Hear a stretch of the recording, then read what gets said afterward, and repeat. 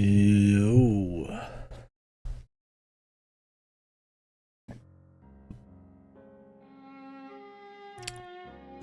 Started pretty late today.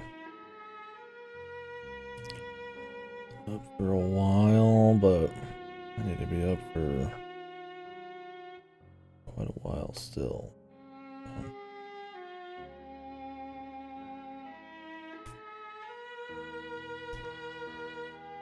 We get a chunky enough stream.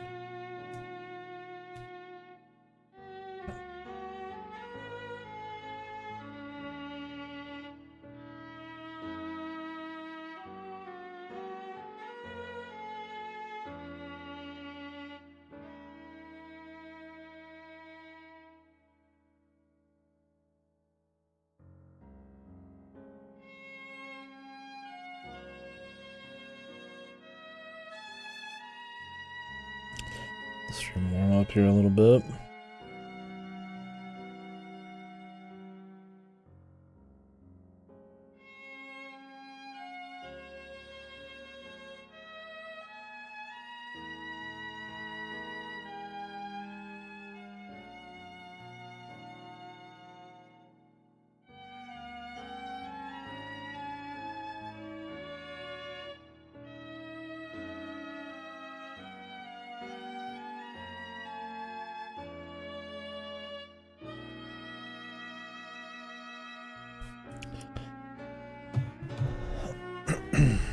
But yeah, so I don't know if we'll finish this today. I assume this episode has some length. Honestly, I kind of feel like just playing something else for a little bit. Not because don't have interest, but yeah, I need some gameplay in me. But Blueprint's coming out maybe tomorrow. I might just do this instead today. Let me be ready for that, see if it's any good. But yeah, so we're on the last season. It's been good. It's been intense. Especially the end of the last season, just all sorts of shit going on. The drama, the deaths. A lot of big deaths, man. So there's stakes now. Leo's back. Zell's back.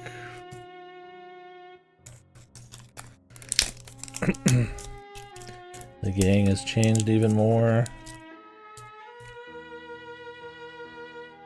It's a lot going on. Pretty heavy. It's been good. So we'll just jump right back into it, I think. I'm gonna over talk about it at the beginning here.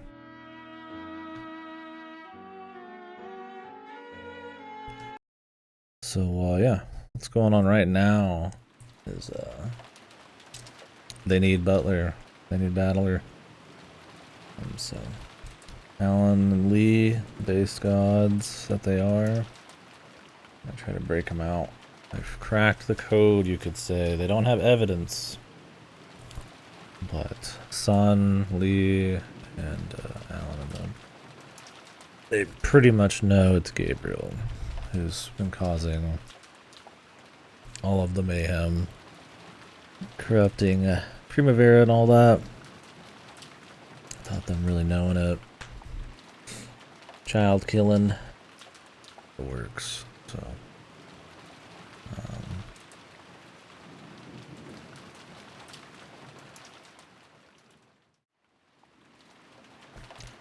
I think right now they're gonna try to break him out. What's going on? Meanwhile, Leo's back. He's met Jean.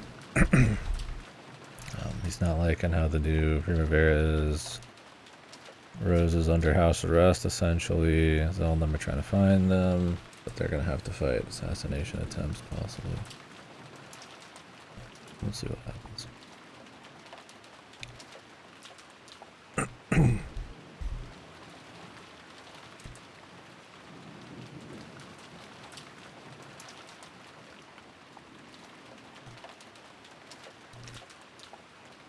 Well, it's pretty good. It's pretty interesting.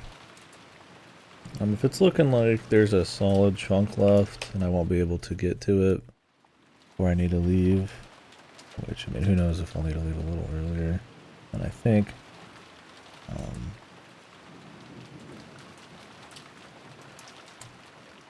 then we'll just stop. But who knows? I mean, maybe there's less than I think left, but I feel like there's probably a sizable chunk. I imagine at least like 10 hours, but which I don't have time for.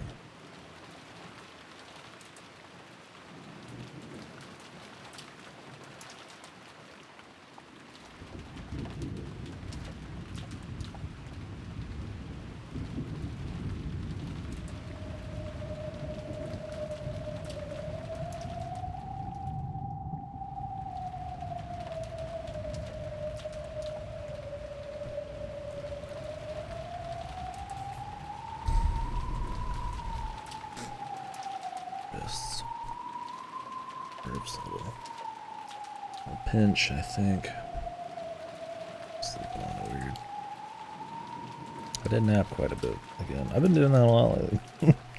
Today's a good one to do though, because I need to be up pretty late today.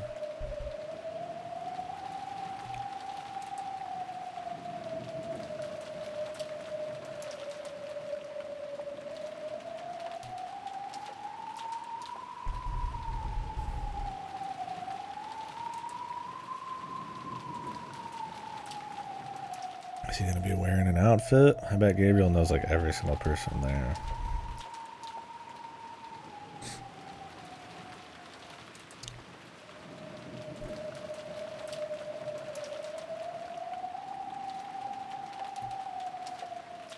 The suicide pill.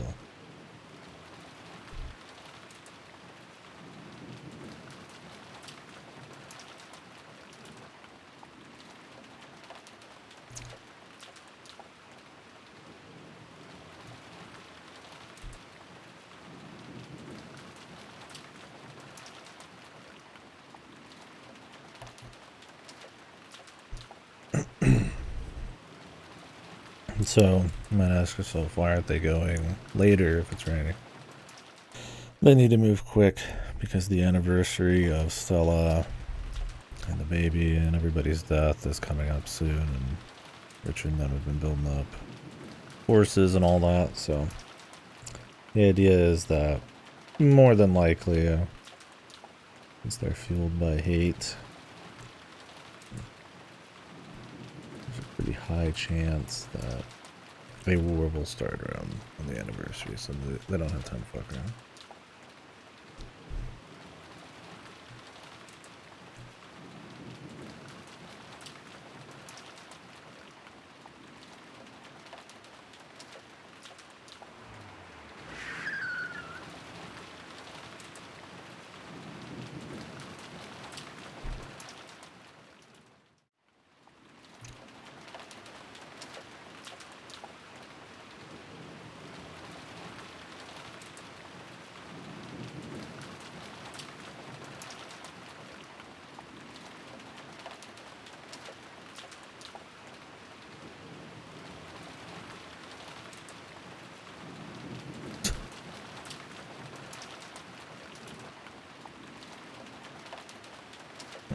Didn't learn any Chinese. I was there for a year.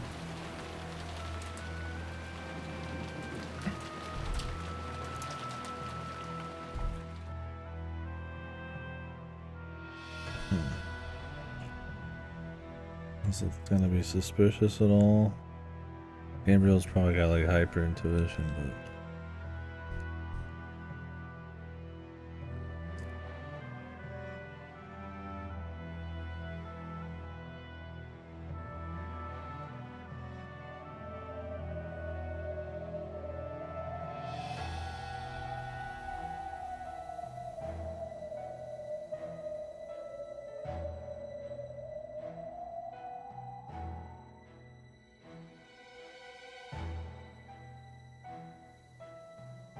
and they didn't give him an outfit, man? Or is there one in here?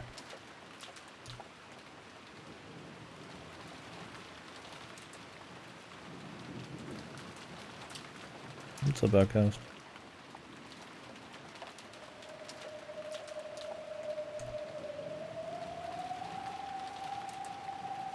Yep. True. Base 10 true.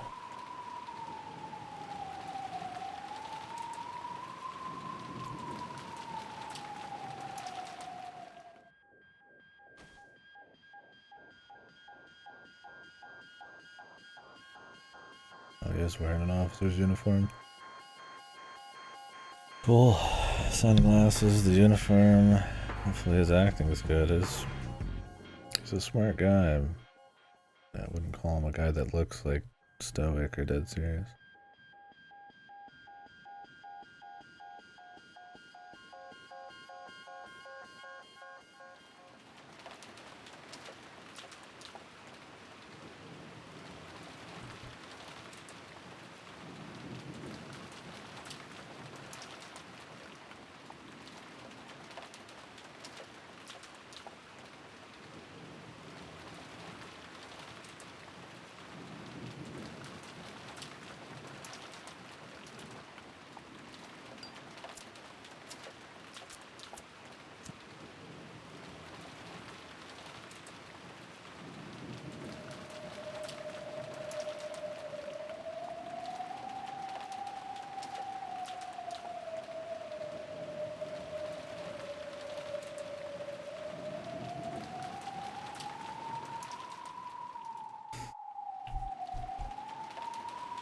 Gabriel.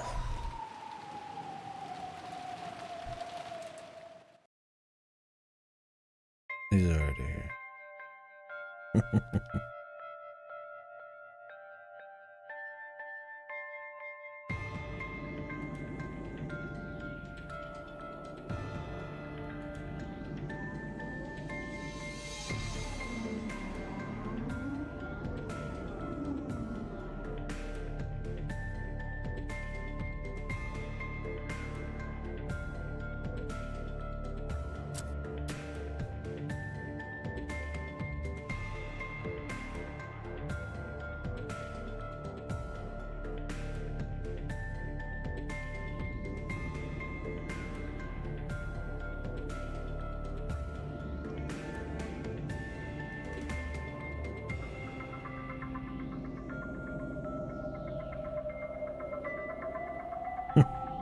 Kinda got him there, man. I think Lee is tipping his hand way too hard here. He immediately opens up with talk about Meijue or whatever. And then, like, right after that, calls him out on not having better. It's like, alright, man.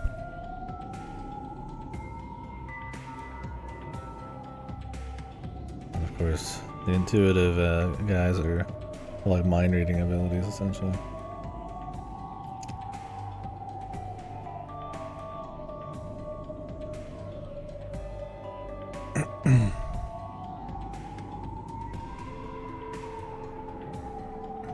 Gabriel already knows, man.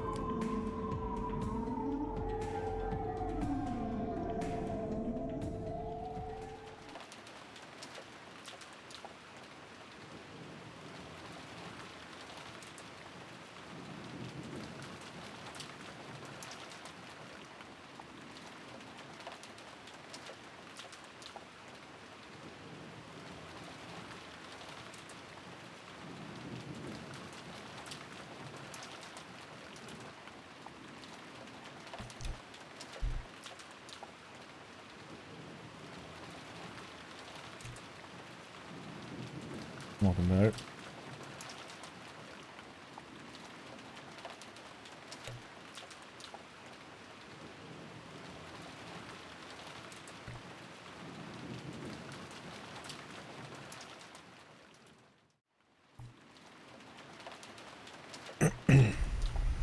But not for long.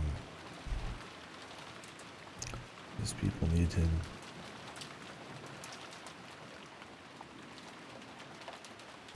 Yeah, I've got a really late work day today. Gotta stay up quite a bit.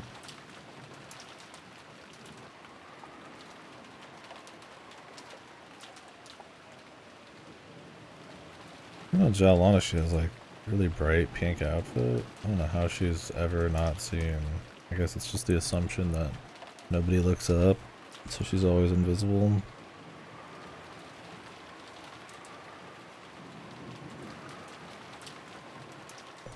I guess.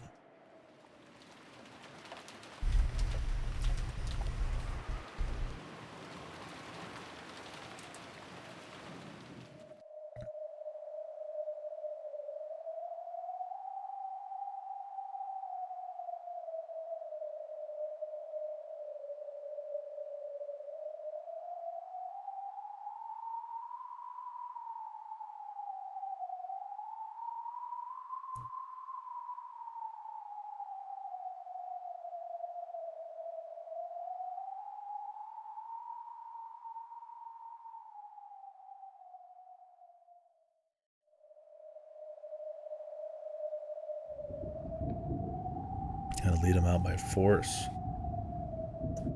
Is he gonna like shoot his way out, or he's gonna knock everyone out? I mean, it's a pretty long trip to get there. I mean, as long as they get him, I guess it's fine. But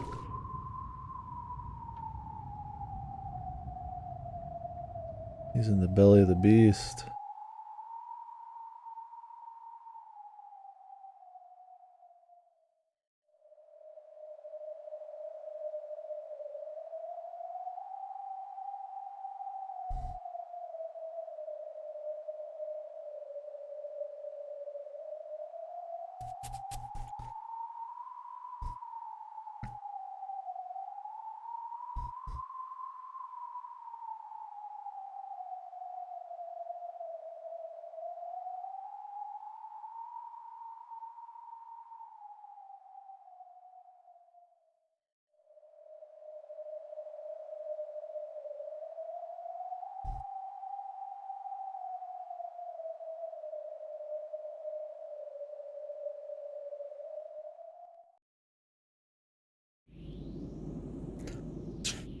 Greetings, fellow soldier.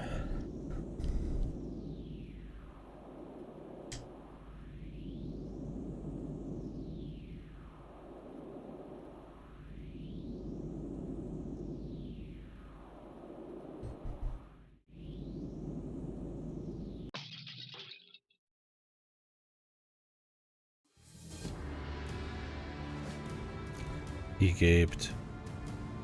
He's gaping.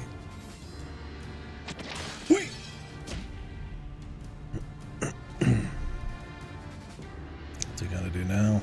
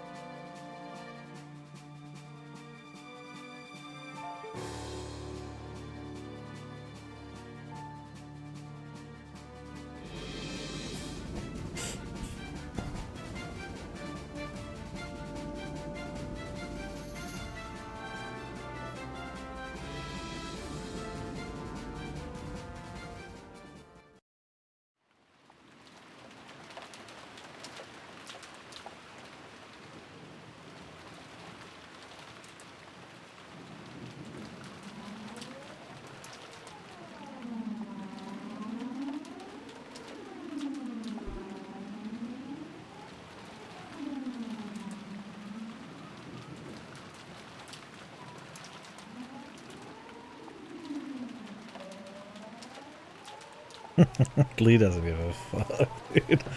He's like, you know what? Yeah, he knows. I know. He knows that I know that we all know. Let's fucking roll it a bit.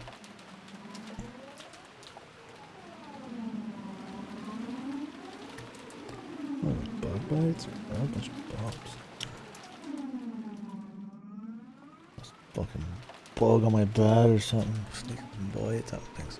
Probably just being outside.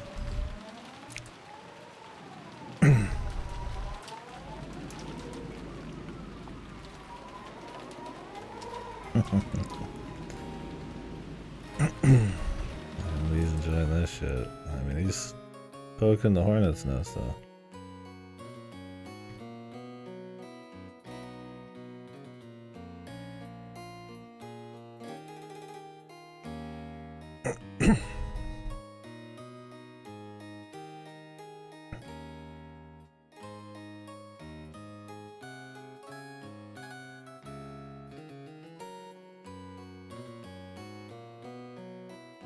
Yeah, I was like, man, he could kill him right now, probably. I'm sure Gabriel's pretty good too, but...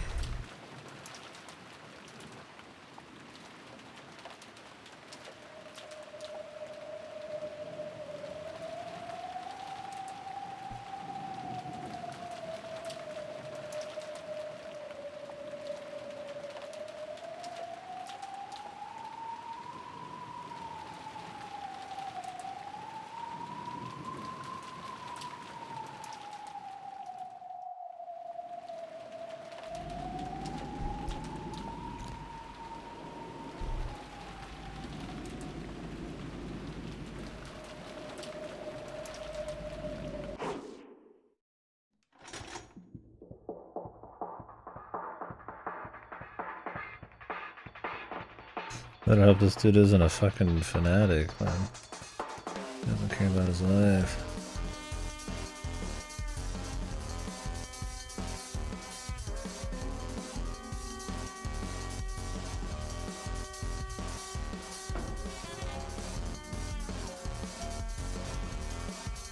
They gaped.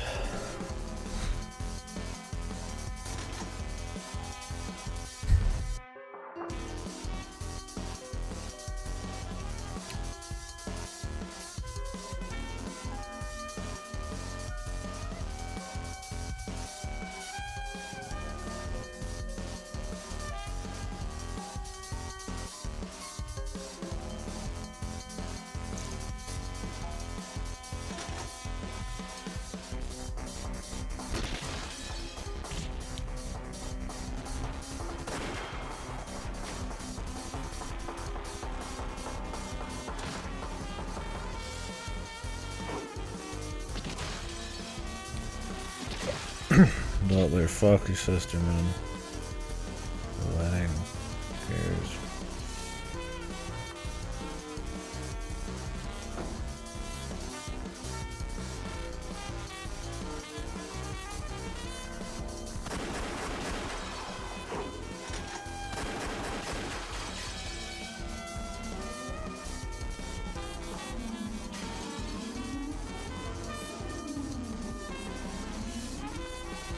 Girl sack. Butler.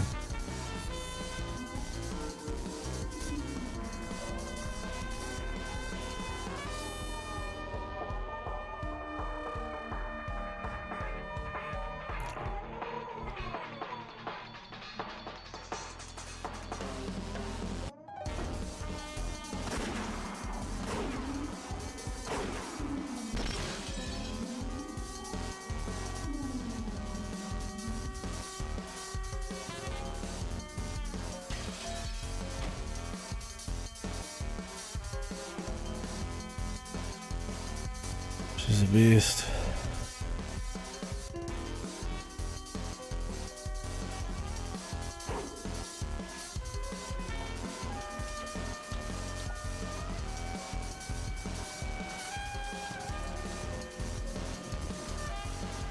Man, wouldn't it already be on high alert? They can see what he is. I mean, his face.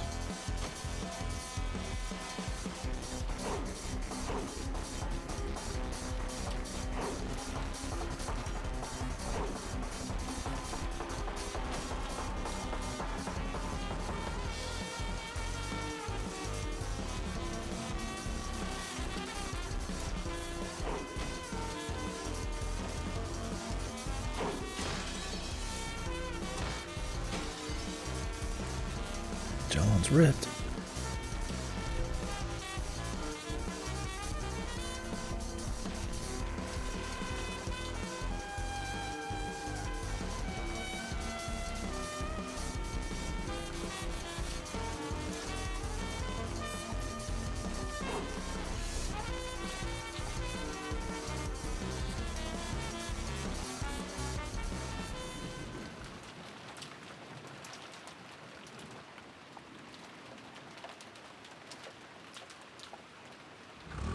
They just met up and left, okay. If you say so.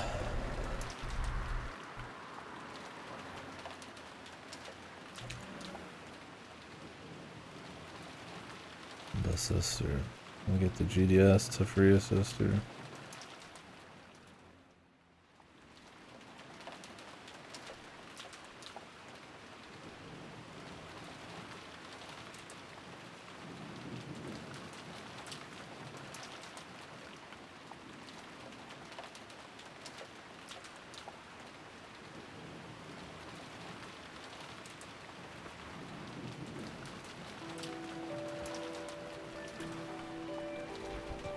If you can free a sister, man, you'll be good.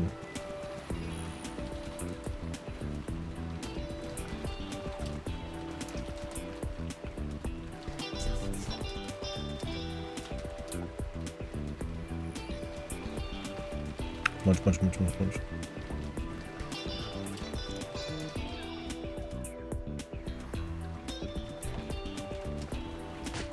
Oof.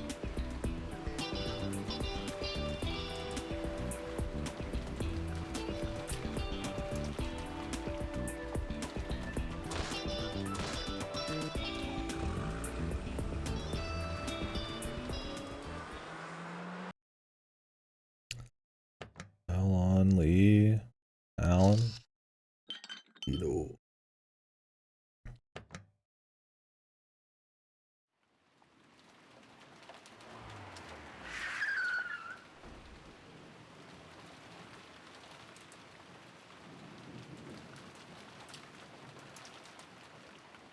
They're gonna assassinate these people, so they can fight that off.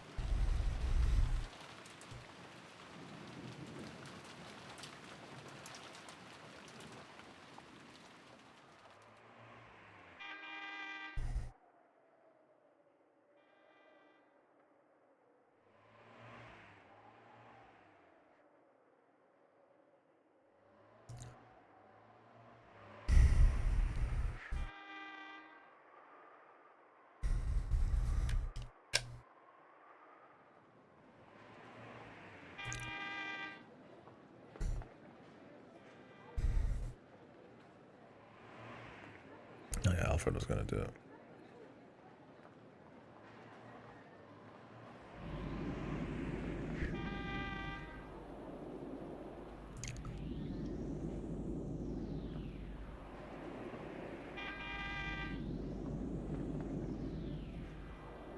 Time for you to actually save a friend this time, Nina.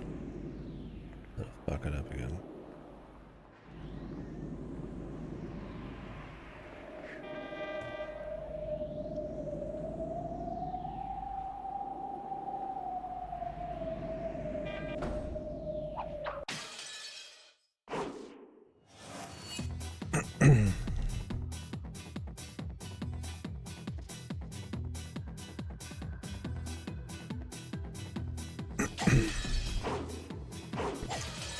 Really should have killed Alfred a long time ago, man. This guy lives through the whole story and all these good guys died on ridiculous one.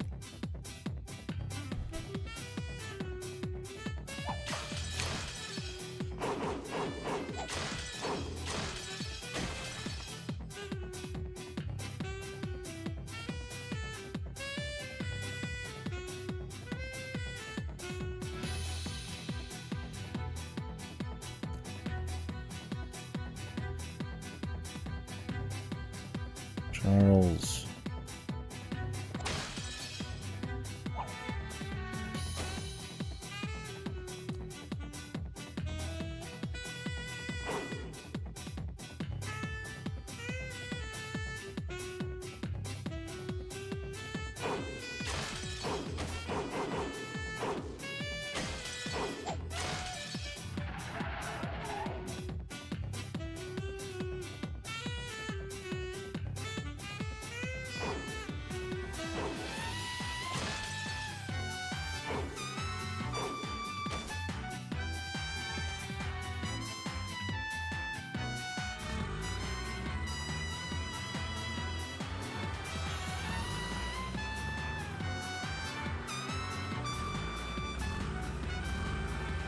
3 car. Bye.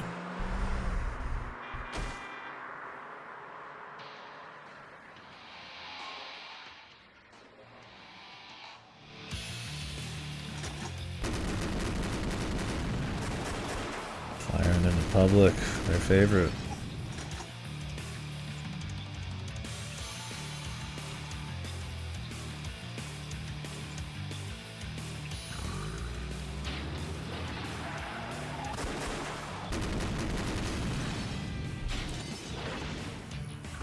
Meatiest gun noises.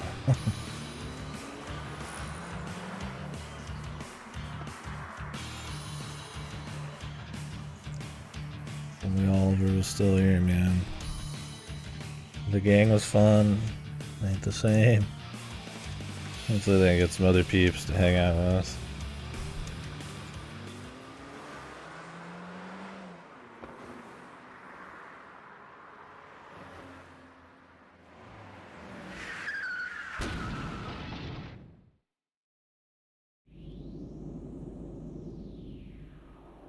Really need it.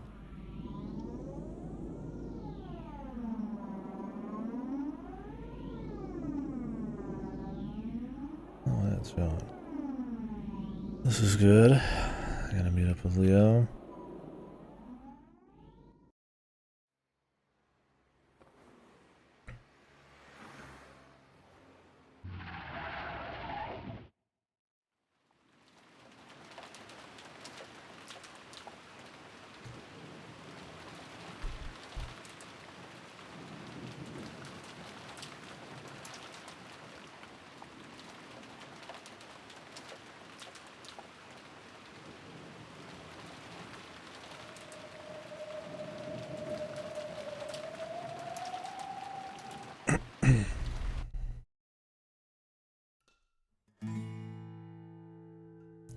Mr. Leo.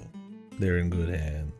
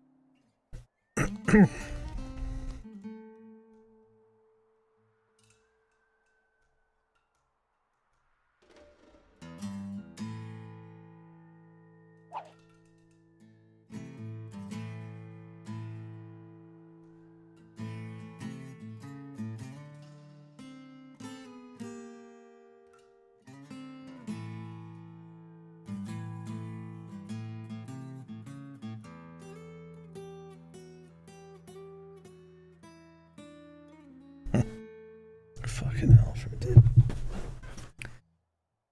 Man, what are the chances they'd just be here, though? Had a few of those situations. Convenient arrivals.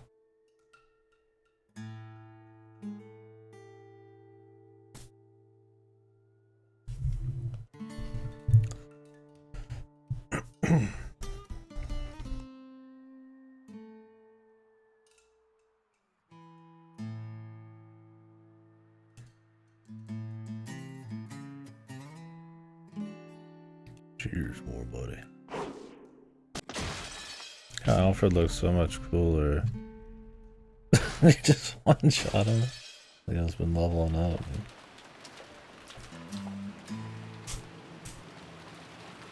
He just wanted to get hit.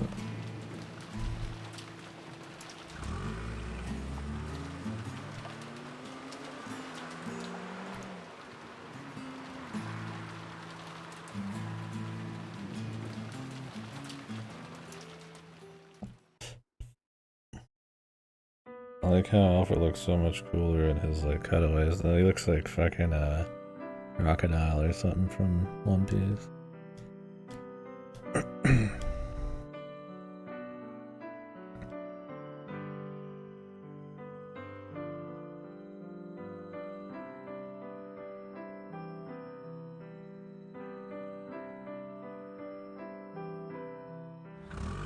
What is she doing? Wrangling people up? She's definitely planning some shit.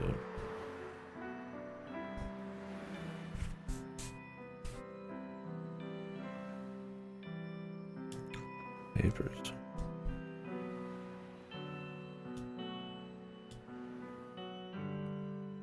Yeah, Leah's just all in on it, man. Man hates injustice. He also probably hates what's happened to his Rose's fucking gang, dude.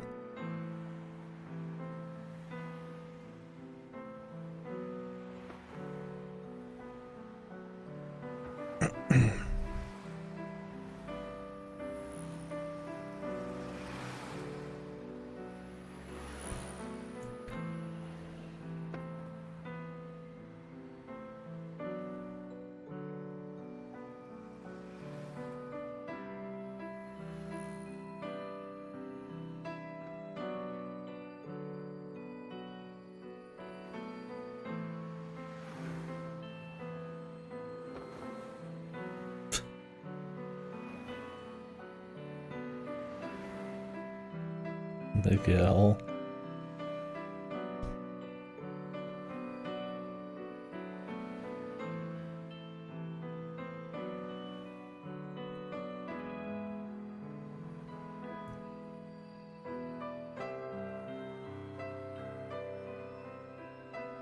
Janu. She's pretty spicy. Back in the 40s, or I guess the 50s now.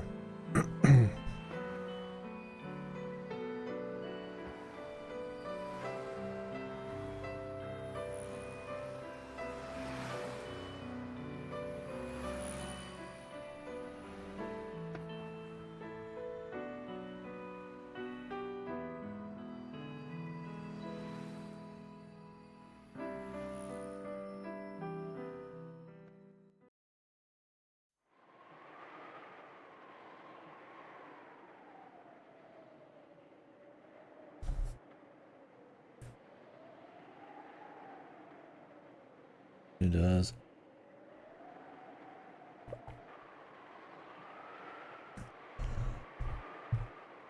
Tequila Sunrise.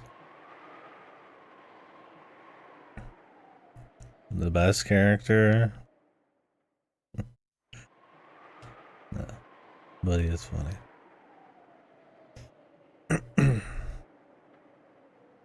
Axl Rose ass motherfucker. Fucking tequila.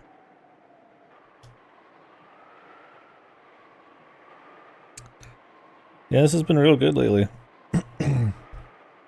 They really went hard once the real stakes started happening. Some Rikushi's probably most brutal shit, man.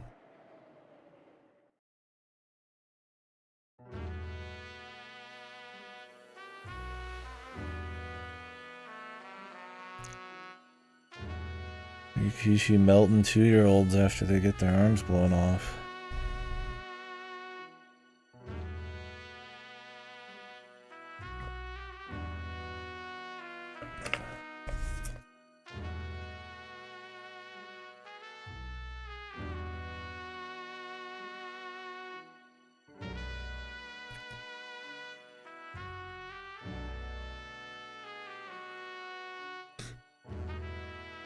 I don't know if I'll finish today, but it's been good stuff.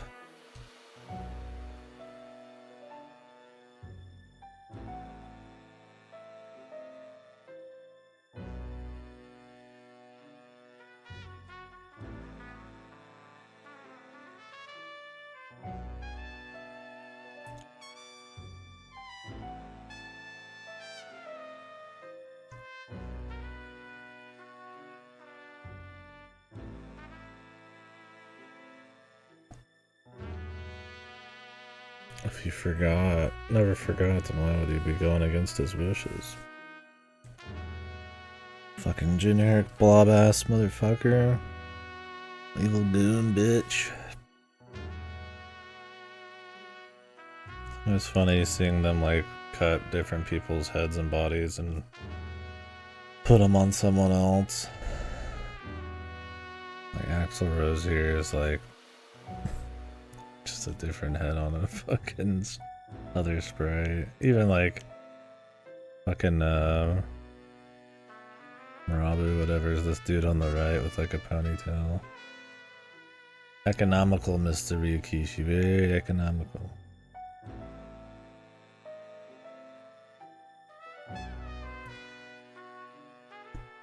James is just this guy with like a fucking sunglasses.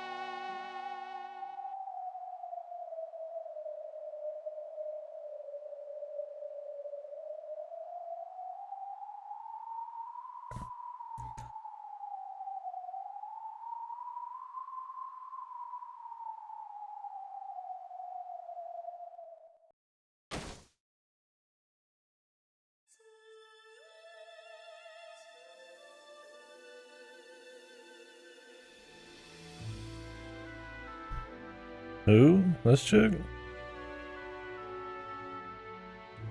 Tried one of the most important characters in the story at this point.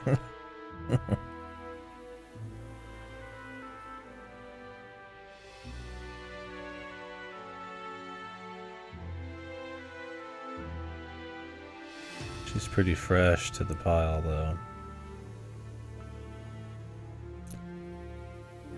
And her personality, I guess, is her biggest thing. Pretty spicy.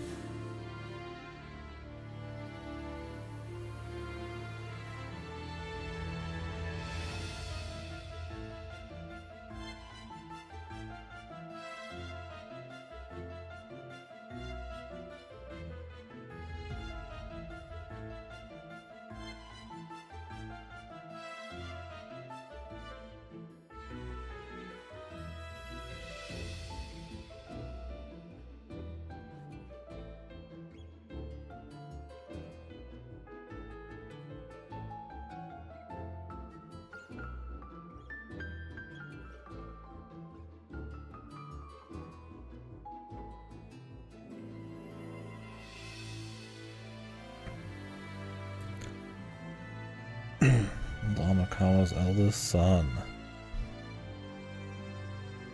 Eek.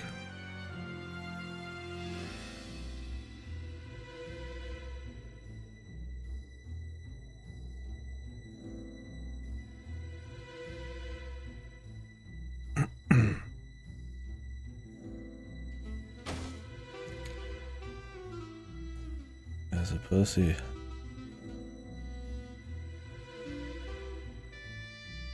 But she got midriff. What do you mean, Janae? Come on now.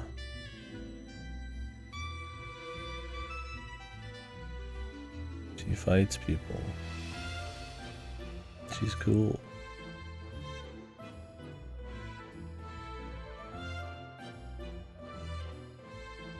She's not as cool when she's a grandma, but she's cool now.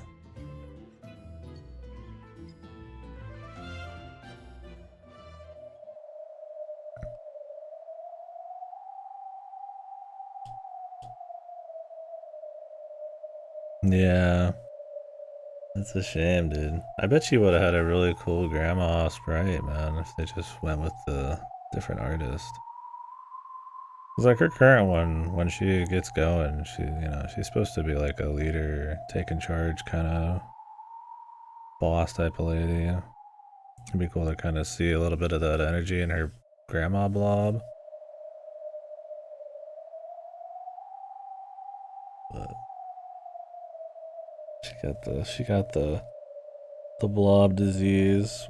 And Wayne looks like fucking Revolver Ocelot. Mixed with a blob. Grandson sucked the Otome right out of him.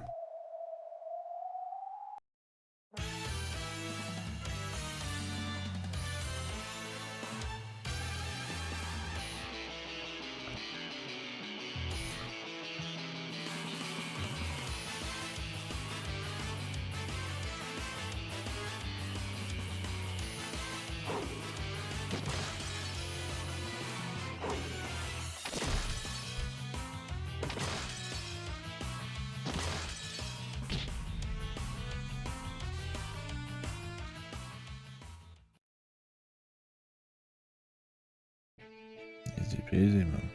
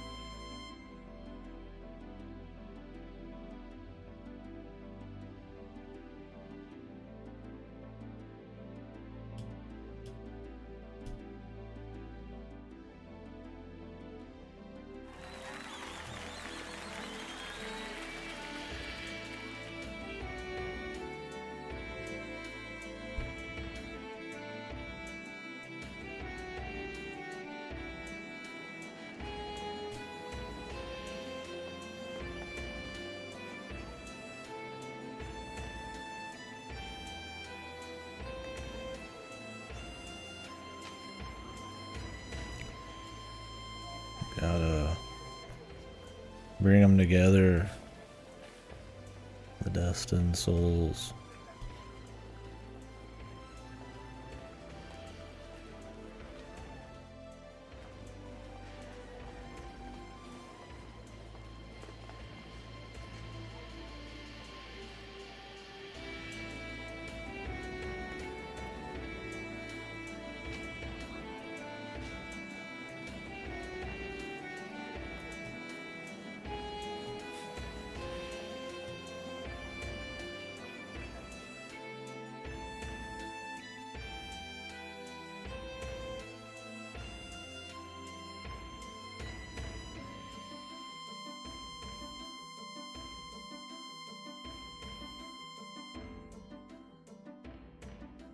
A lot of convenient meetups in this one.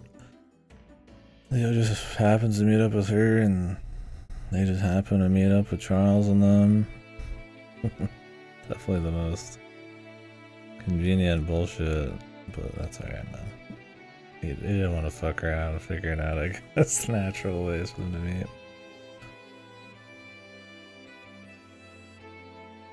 And I mean, not like any of those in a bubble are bad or something. Him meeting up with Jean was totally fine. He's just coming back, walking through the city. Right?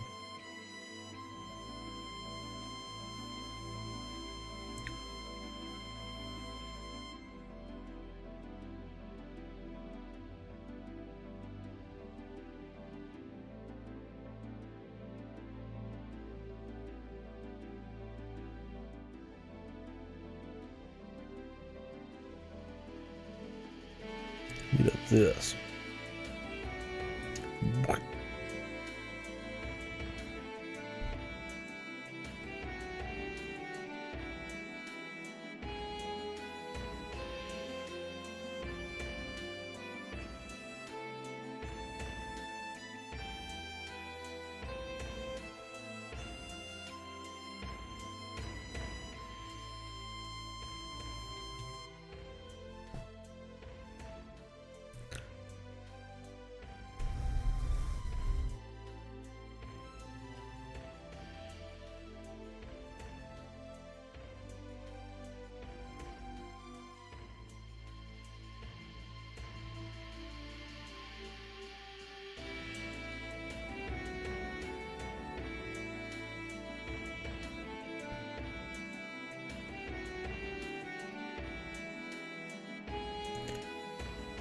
Shizuoka.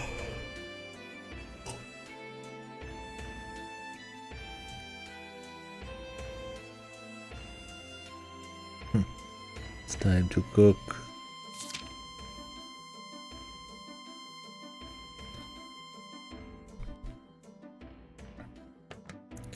Leo, we have to cook.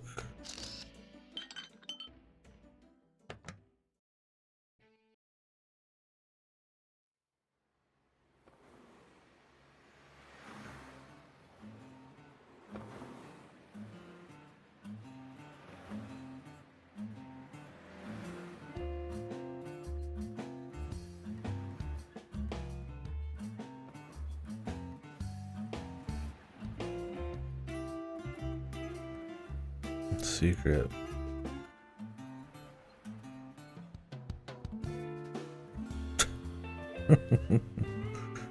Yes.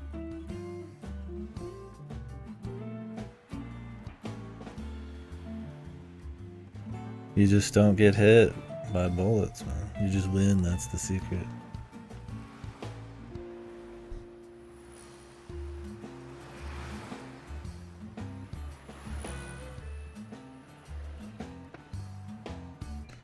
But you need to see all of the fucking lines of sight, man.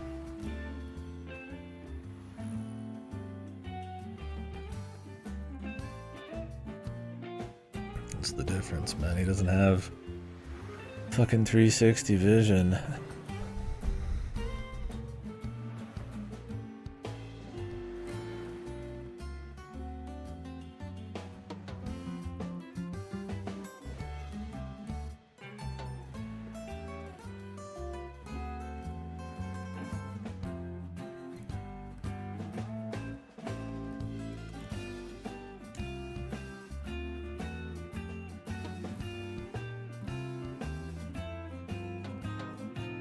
If you can see the bullet inside, it's gonna hit you. How do you see down the gun barrel from 40 dudes from really far away, man?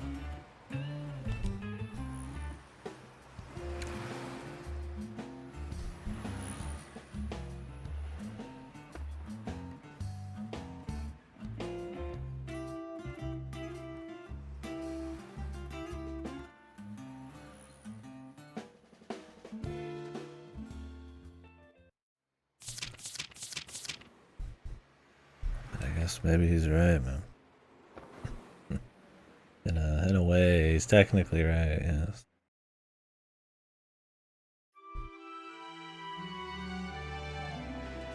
Oh yeah, it was really good.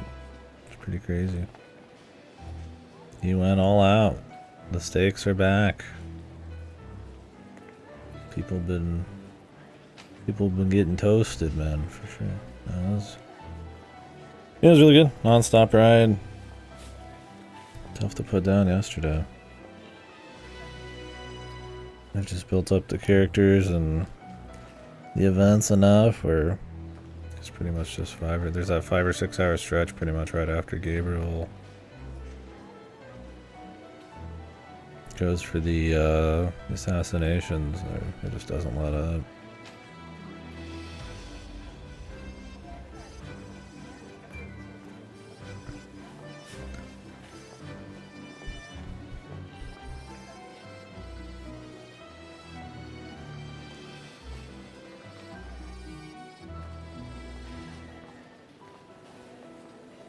Yeah, Oliver definitely got fucked, man. It was ironic.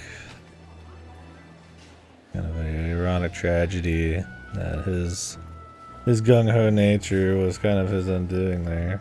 He was essentially saving nobody.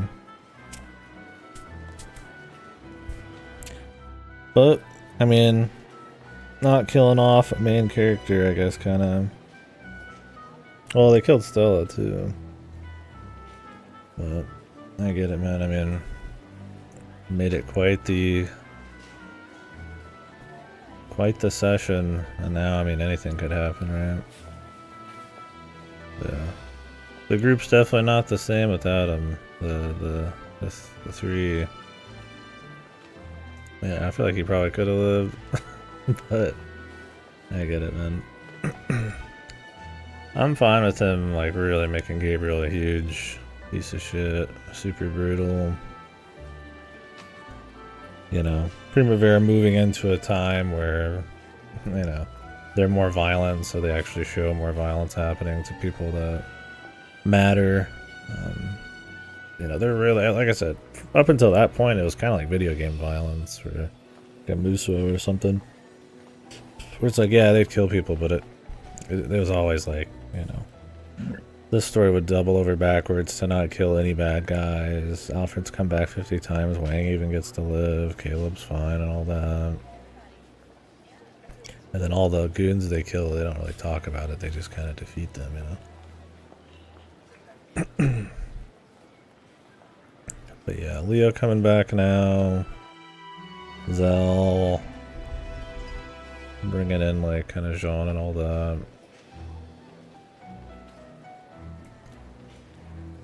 Just seeing how far Primavera's gone and then how Leo reacts to it and shit, it's pretty good. Because he's one of those kind of like infallible like kind of dudes with like principles, and he kind of stands for like what the original Primavera was, so him kind of taking a dip I think was a good call. And him coming back now, you know.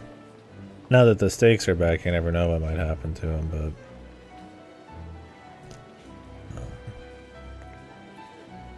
how he reacts to everything is pretty spicy.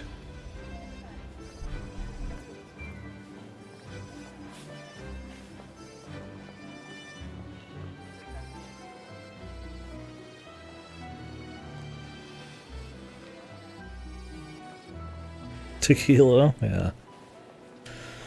Mr. Sunrise, yeah, he's totally the best.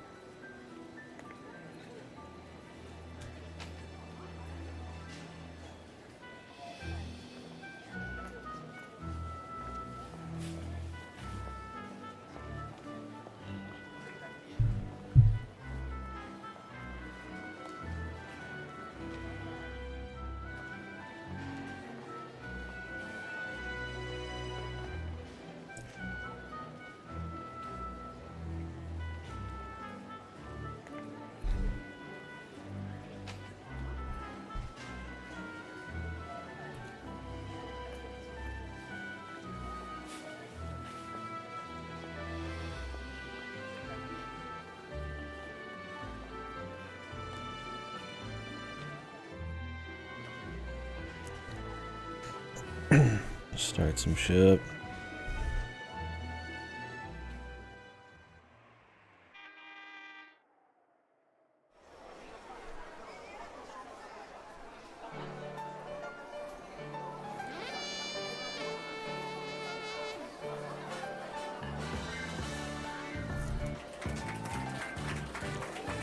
Tequila is essentially just the avatar of all the delinquent fucking scummy fucks they've gotten into Primavera. Later, Outcast. Good luck at work. Adios, nerdo.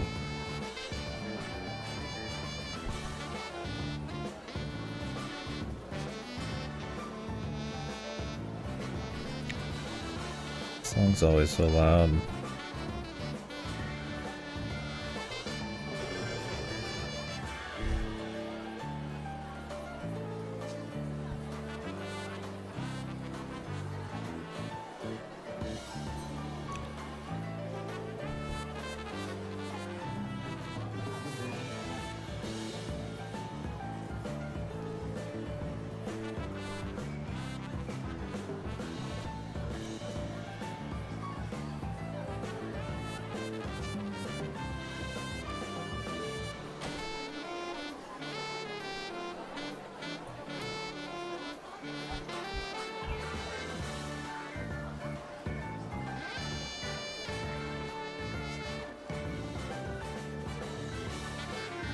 The VIP corner.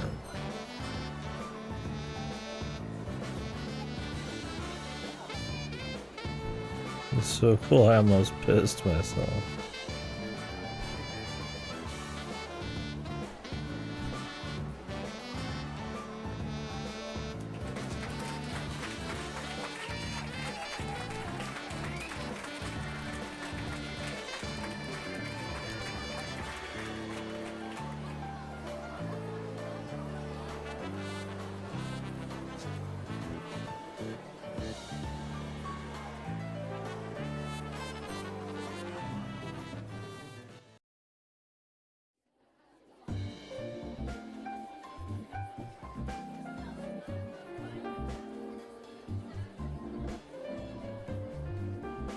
Charles could pull anything off here, bro.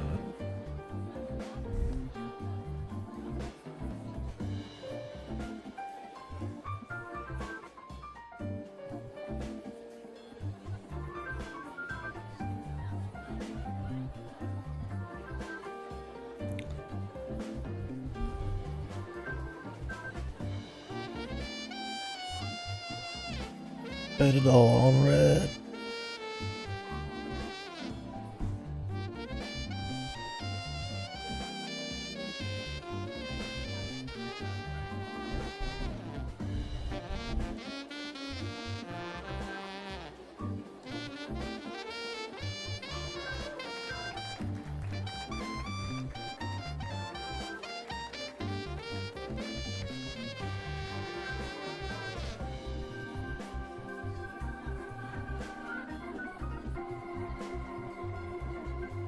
Foul wind is blowing. The miasma creeping in.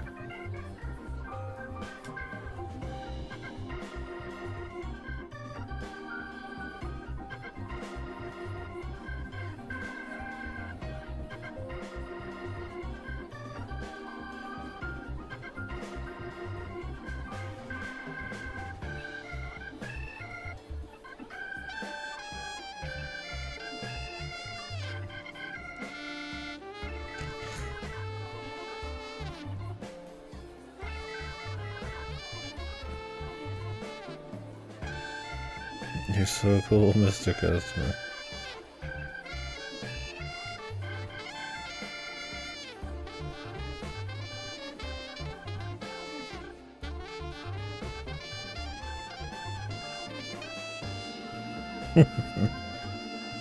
Time for some BL, man.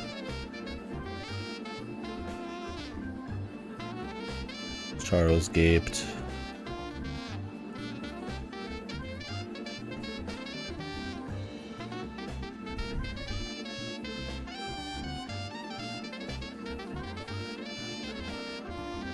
They've said it like 10 times already today. Can't help it.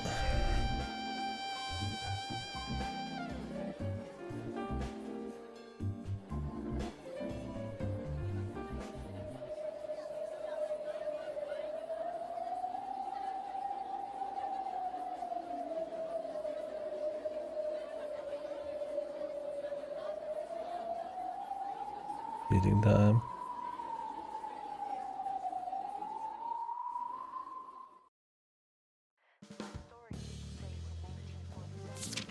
Literally song. Yes.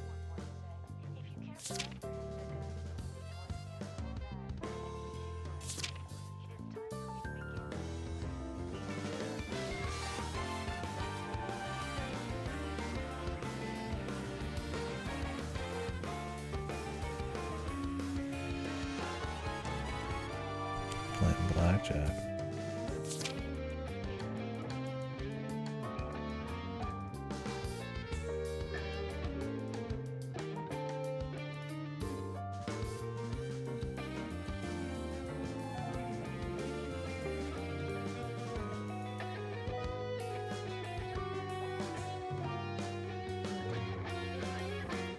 I love the thrill.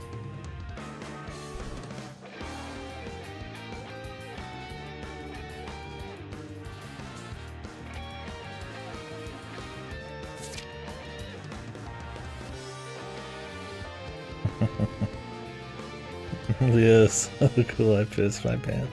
I'm pissing and shitting and call me in. The power of Leo.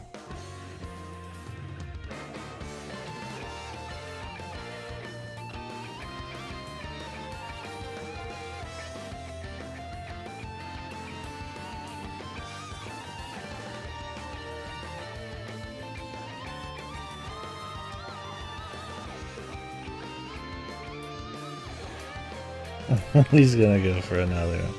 Hit me, man. He's too cool to lose. Or is he? But he wants to lose.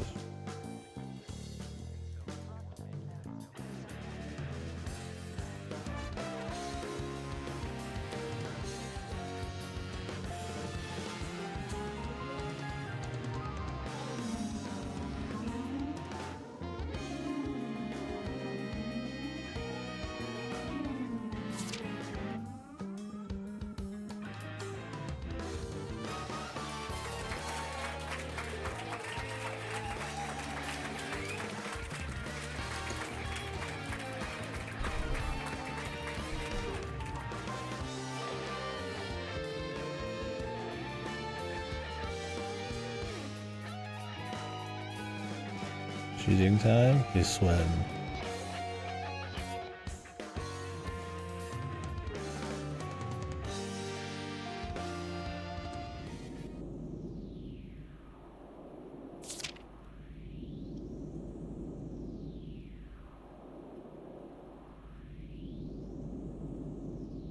Isn't it usually that the house can't hit over like 16 or 18 or some shit? Oh, 17.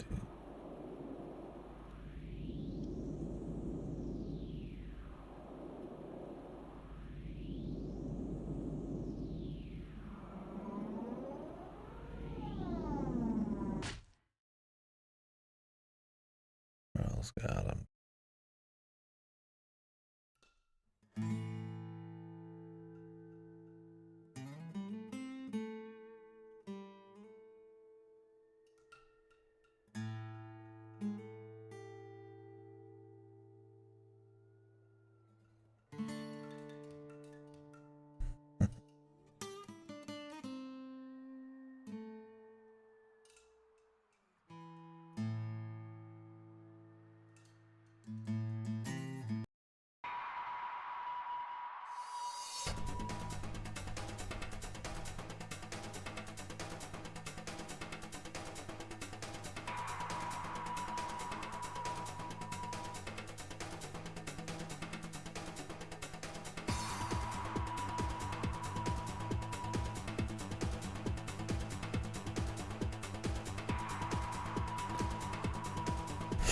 Medical bills.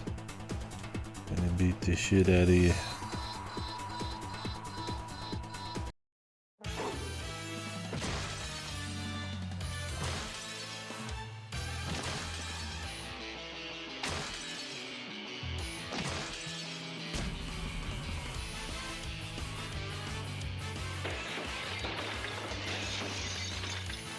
Bar fight.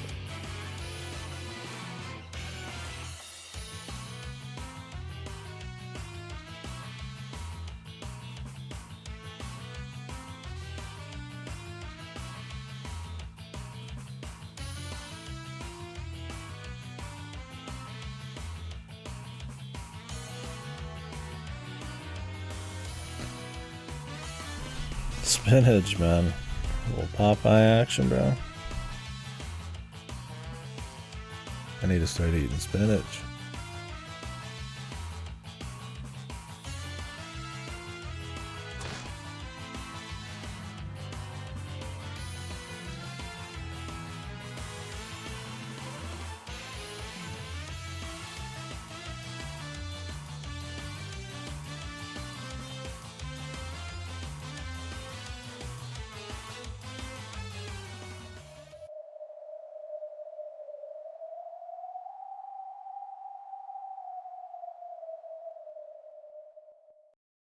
Brush your teeth before you go to bed.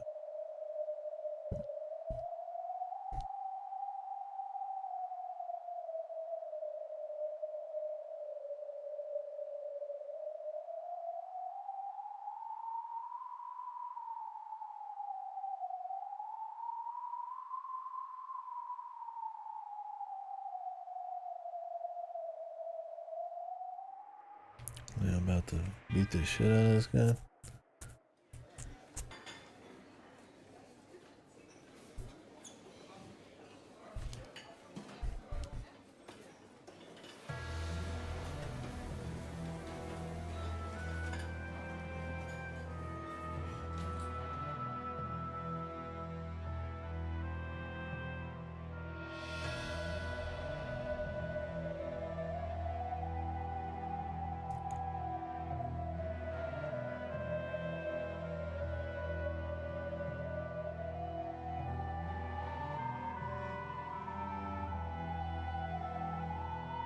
Resolve. He's got actual resolved.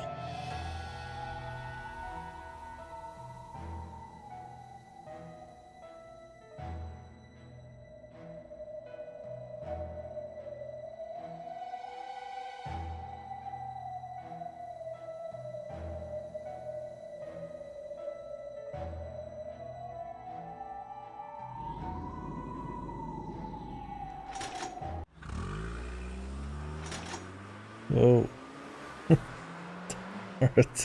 Tortsuga just whips out a fucking knife and gun in the middle of the fucking car. I'll go finish him off. Yeah, what a transition, dude. I like that they're starting to pop up a little bit more because we're kind of nearing the end. Fucking lucky Enrique kicks ass.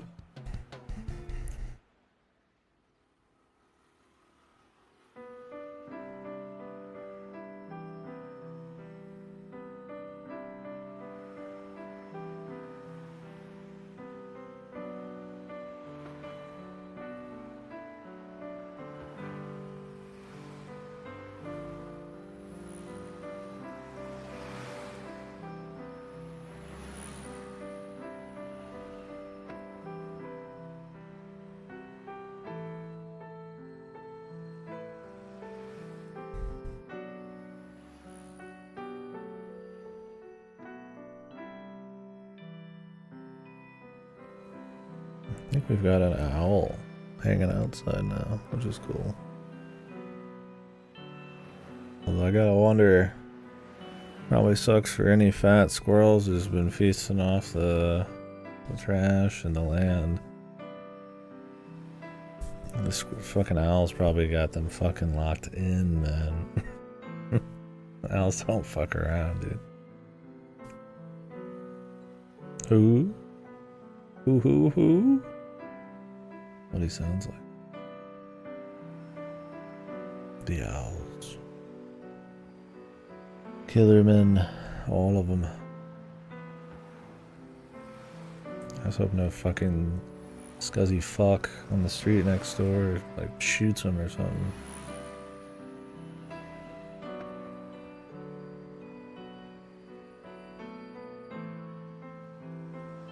There's a fucking rock at him.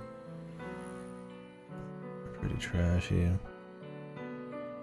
Stop waking me up, man.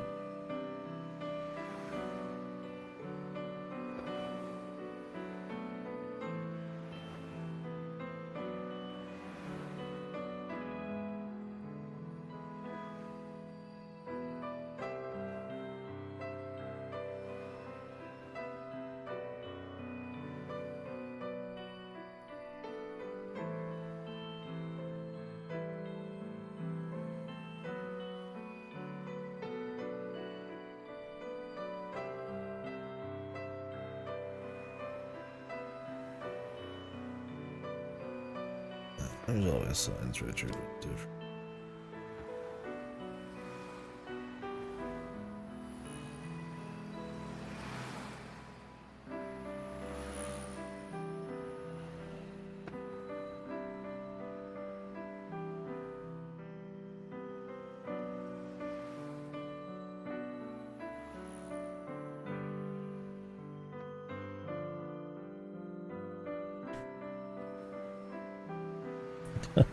Let's be real too. I mean, Gabriel is an extreme outlier situation, man. I mean, they can throw blame on her, and yeah, she definitely could have been better, but I mean, it wasn't just a matter of ideals, man. This kid like melted in front of him, dude. Like, everybody got shot and killed. It's like, it's probably even the strongest of ideals they want to spout off about aren't gonna probably stand up in that.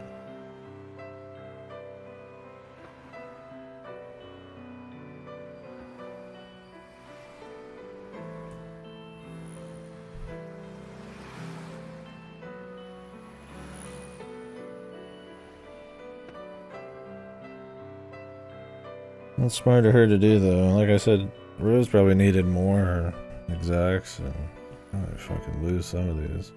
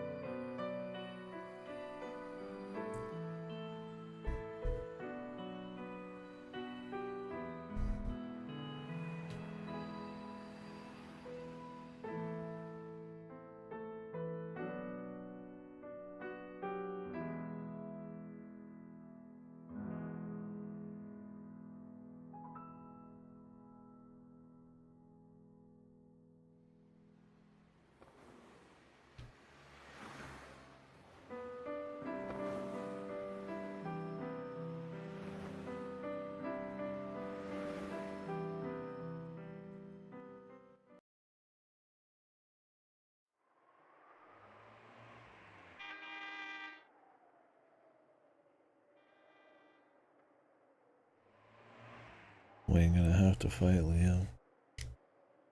We're gonna have a Yakuza fight. Wayne's being a Dumbo.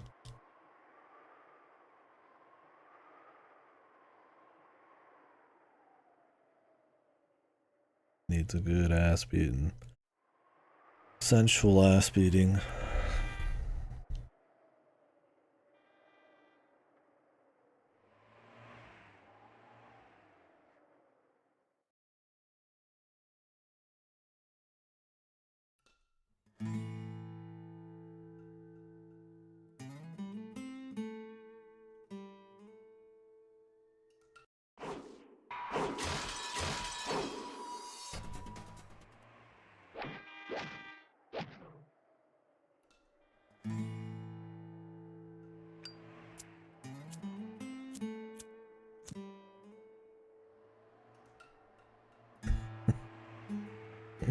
She's too good.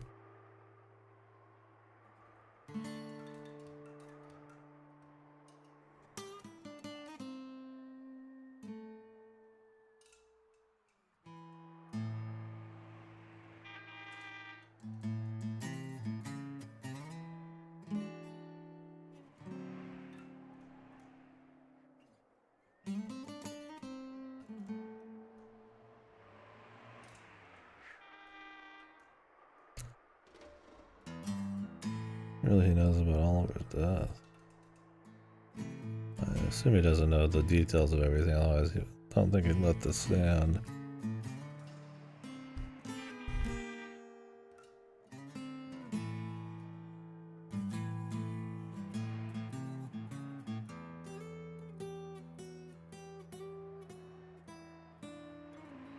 Middle-aged.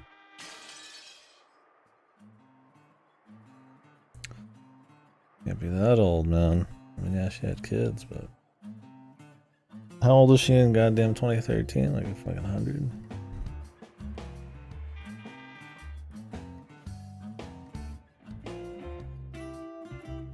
Yeah, Wayne just doesn't get it. Jesus. Wayne. Put his arms around his shoulder. Wayne. Mr. Wayne.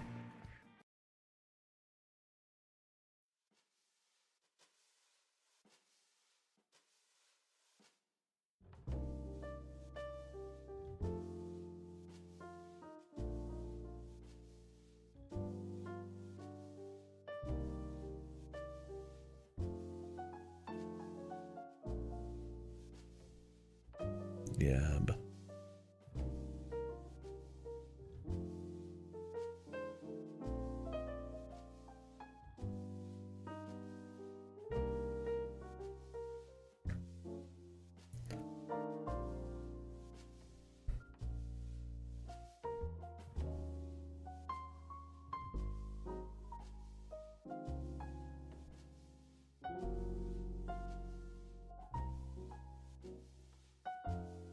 Maybe we'll have a little extra spice he's gonna throw on this one.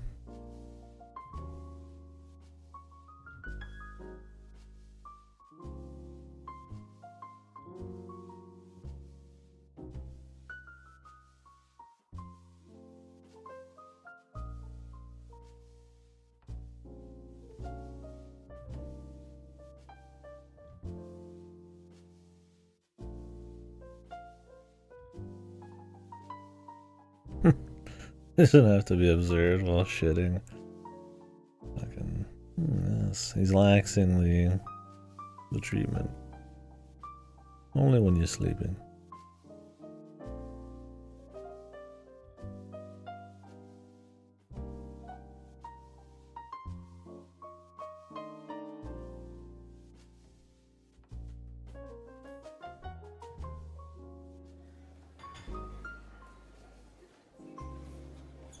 Do they hold chopsticks? Or is it some fancy bullshit?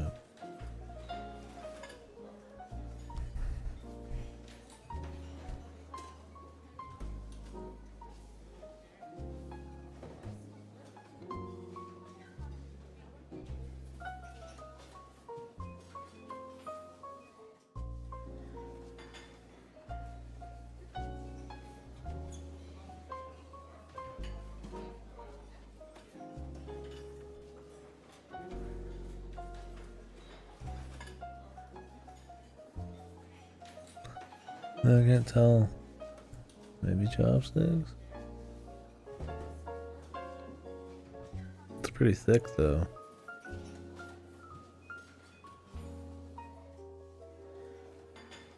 Not napkins. Not towelettes. It's got like corn on the top or something. Some anal beads. Maybe just kind of you suit up before you eat. Who knows? Can't tell.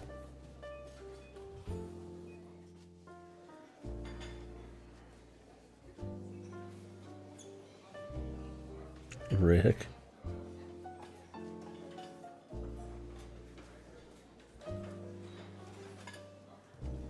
The table's changed.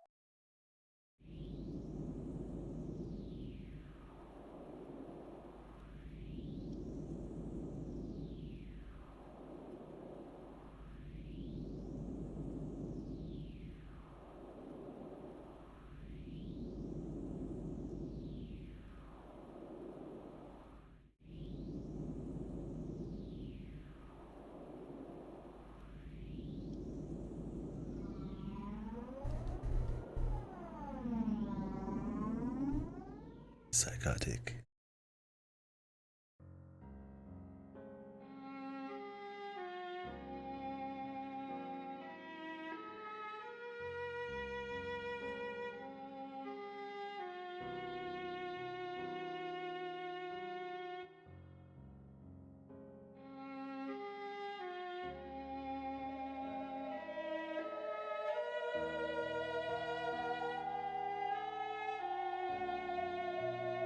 He moaned.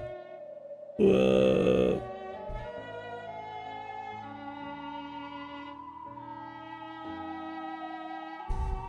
Every last foreigner except Gabriel, right, bro? You're literally having dinner with the American. Yeah.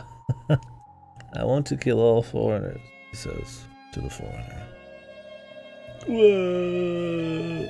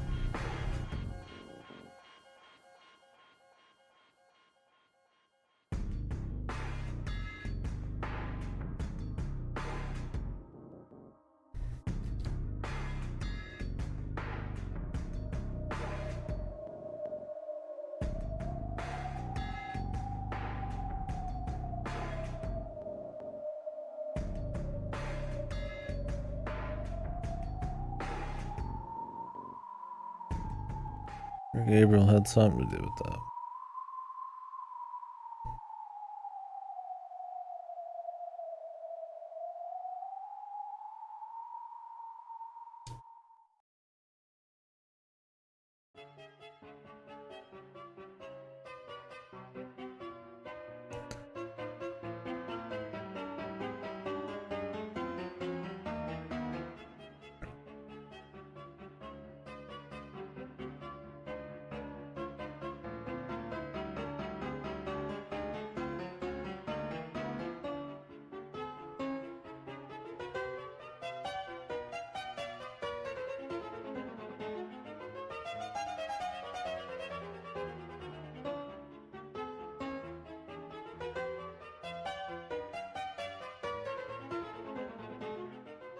Amen.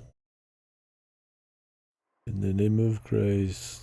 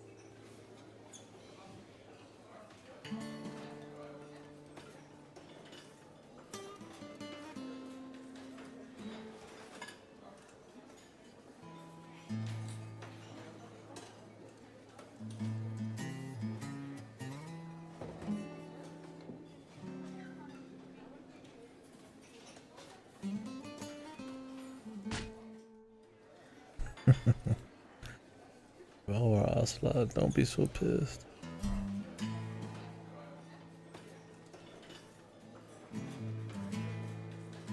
Yeah, he wouldn't have fucking murdered a 2-year-old in front of Richard for fun, painfully. like, like I said, that was the like dumbest play on Gabriel's part. If he was hoping to like not arouse suspicion, but it was so good of like emotionally compromising Richard. I guess it just didn't matter. Everybody else is too stupid, I guess, to realize it. So I guess it's like, might as well be brain dead. It's like, why would you ever even need to?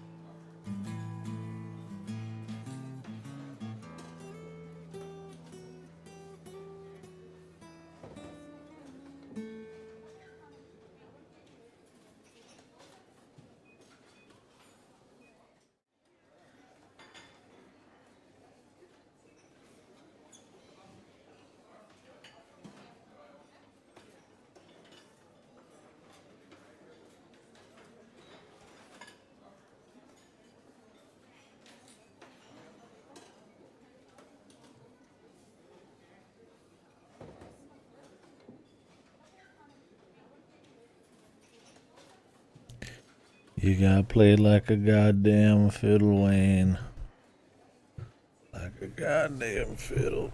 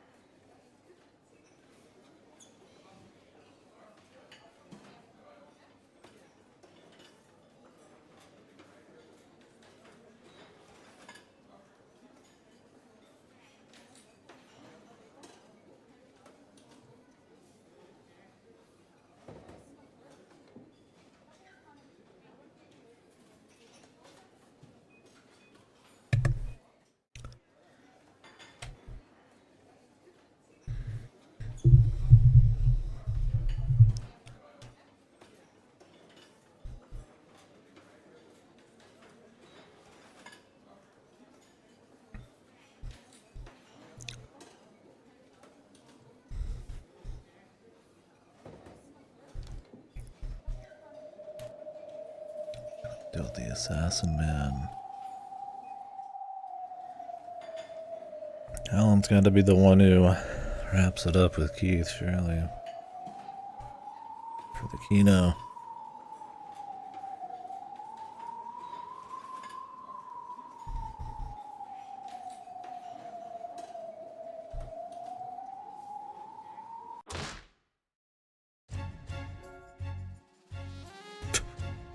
They both fucking smack. Let's just beat the shit out of him.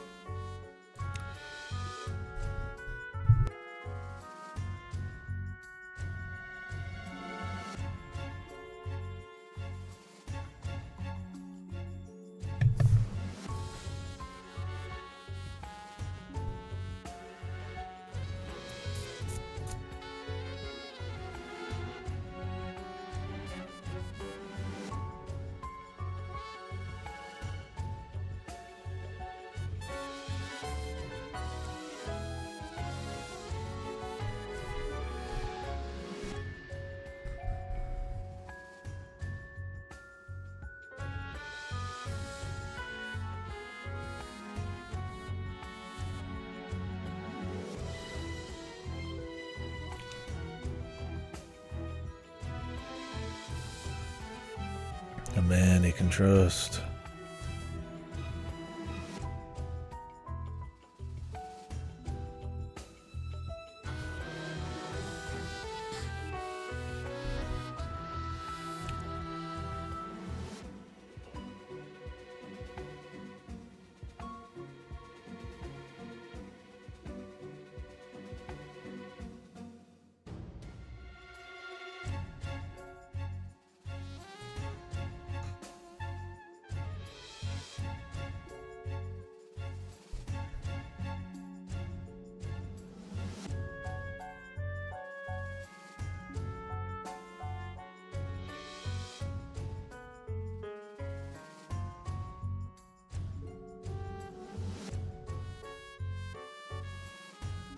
They're just hanging out.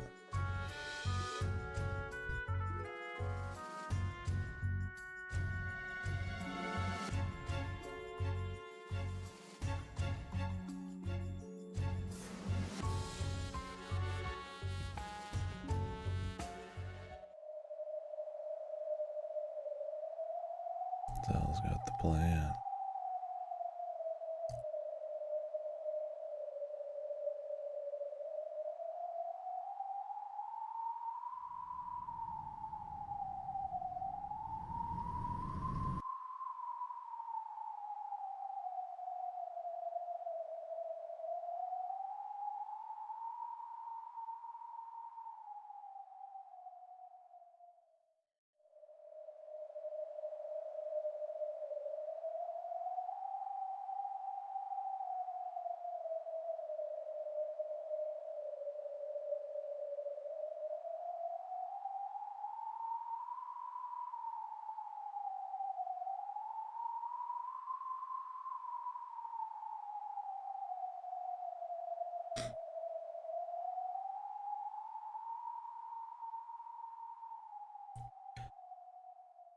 Wonder if they'll have to deal with Keith on the go. I mean, I doubt they're just gonna pass him by. He's gonna show up. I mean, if they just showed up in town and the very same night they're doing this, then... And Keith was called literally this day. I mean, I don't know how long it takes to get here, but... Either just be arriving or had no way to get here in time.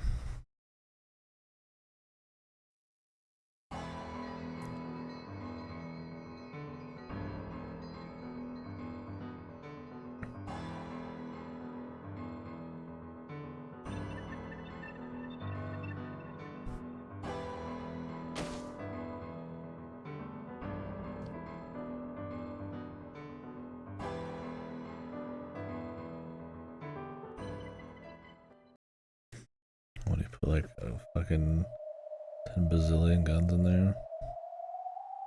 Like an assault rifle or something.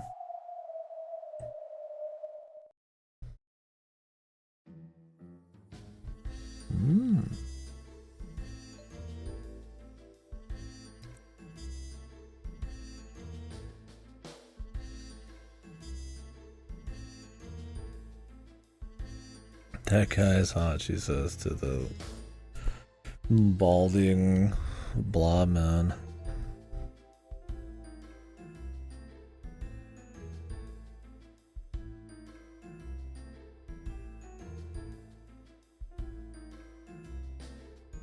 I don't think John has it in her for this shit.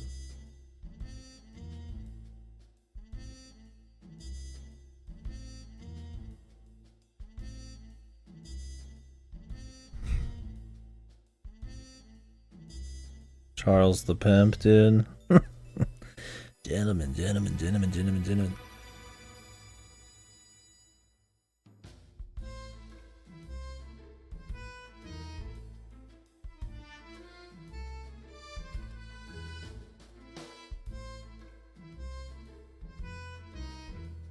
Mature ladies rock.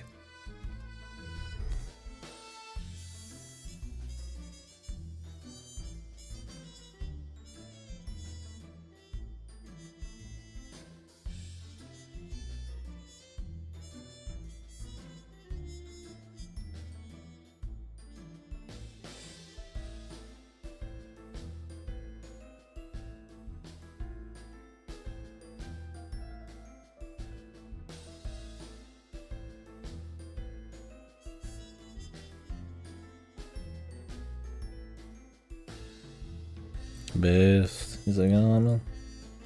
Give me some of Charles. Now we're talking, man. He licks his lips. Like, I don't like women, son. Like, man. Hey, man, the pimp's gotta get in on the action sometimes, too.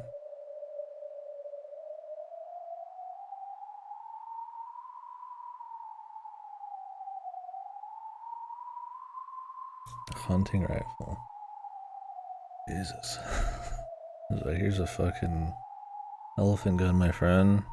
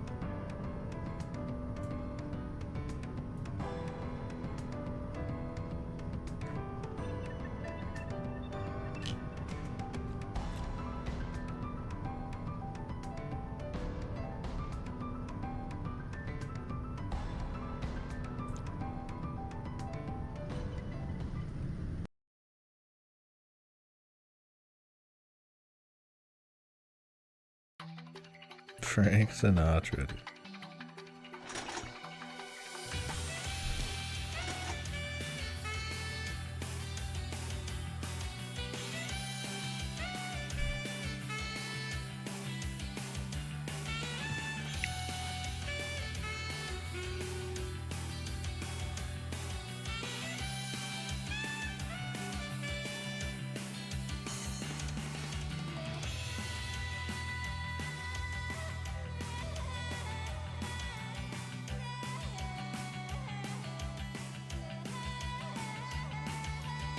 I was trying to remember what they called him. Old Blue Eyes, well, Frank Sinatra. Yeah, I guess Leo got the blue eyes, man. Not the only thing I think he's got in common with Frank Sinatra.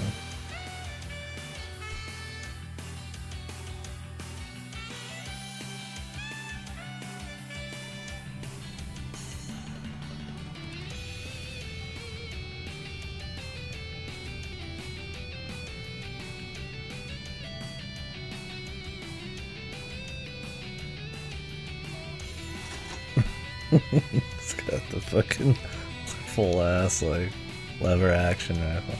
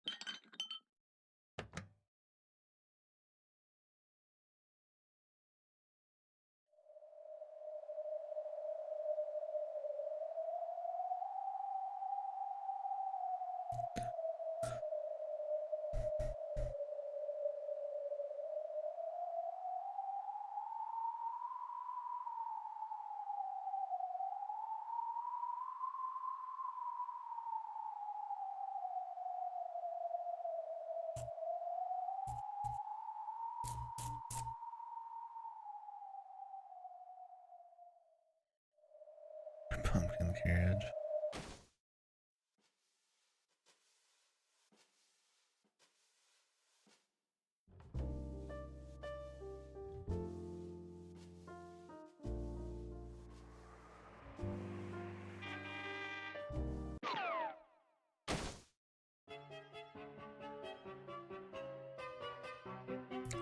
Sniper man here.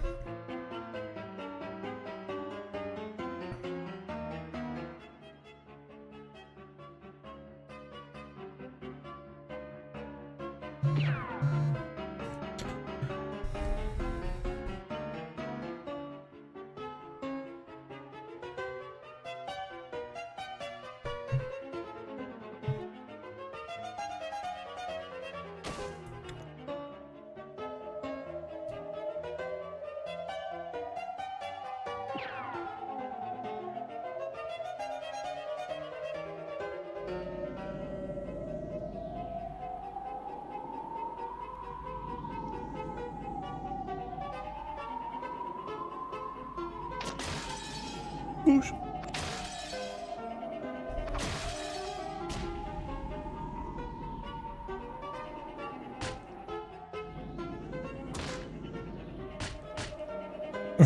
He's like, hell yeah, let's go. That guy just got a fucking good time for free. Better beat the shit out of him.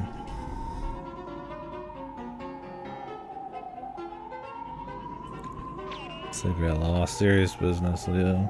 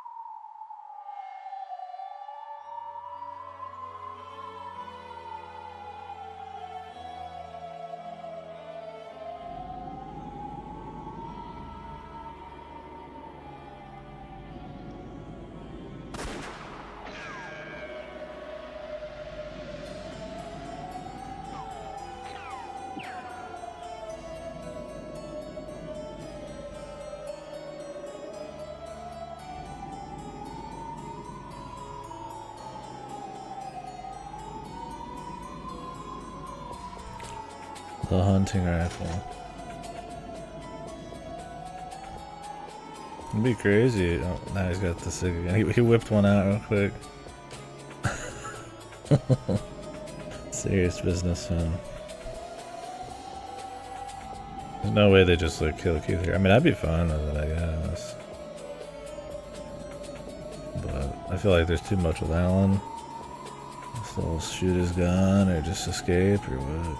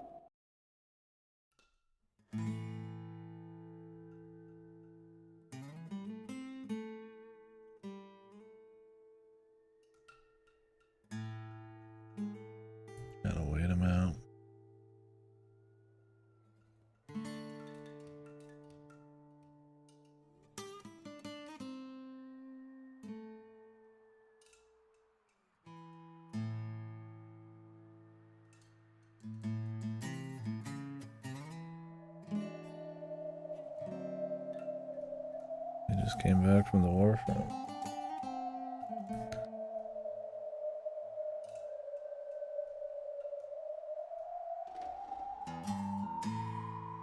And Parasol.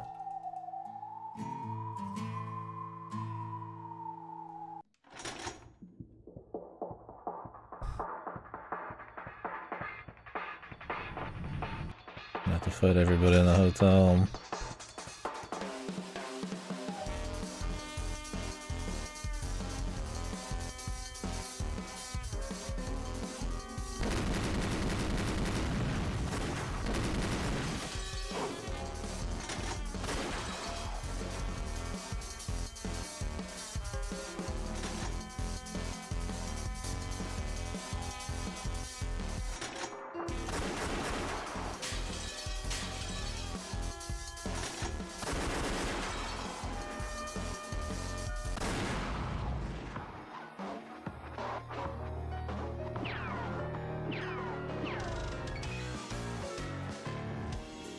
Fuck.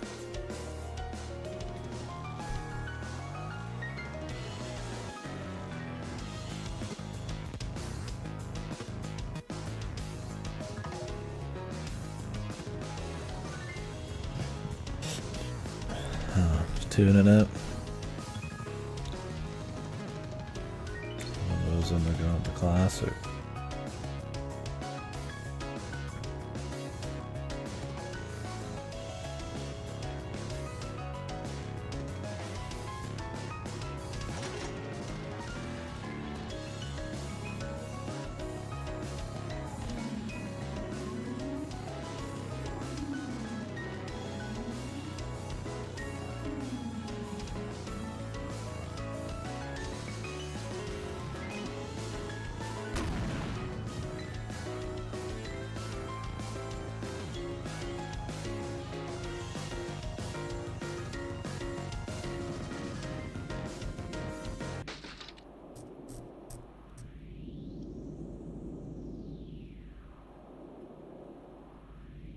Blow it up.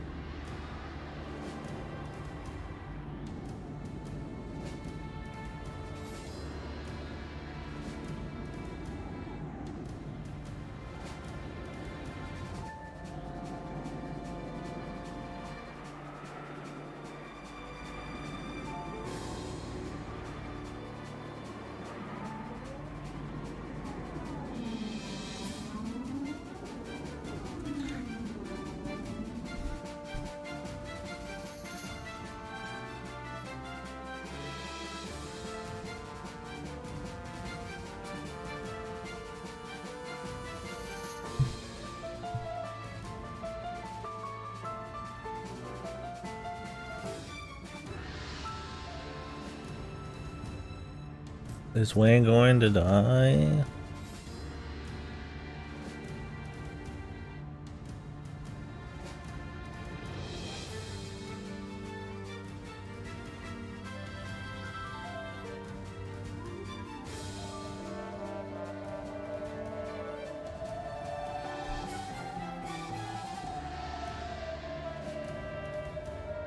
The Blobolia. The thing that resists the blob influence and the blob filter. Once you lose that, if you're even born with it, you become like them.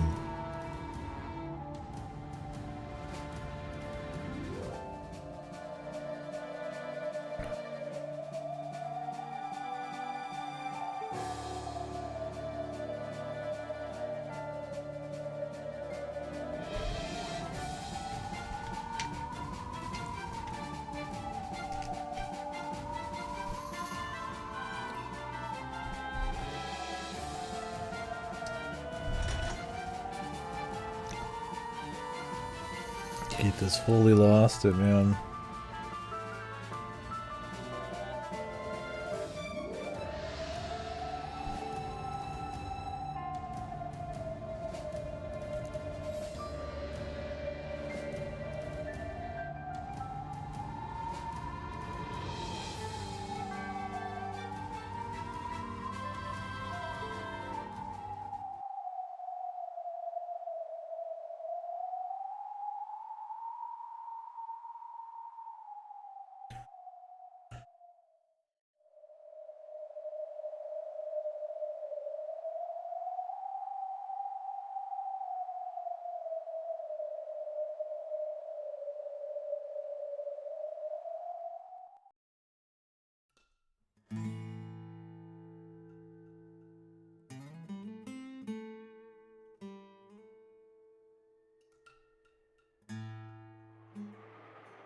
watching.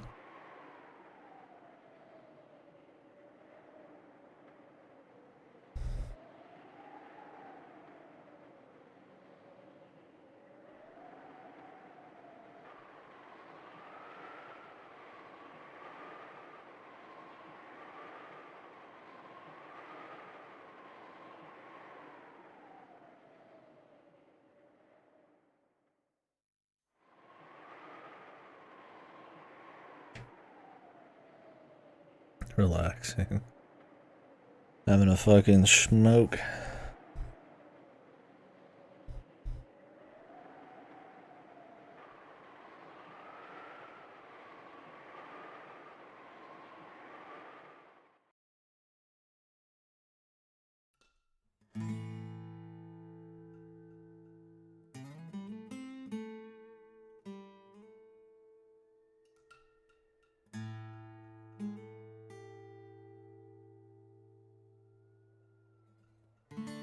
The fucking calming effect of Leo therapeutic.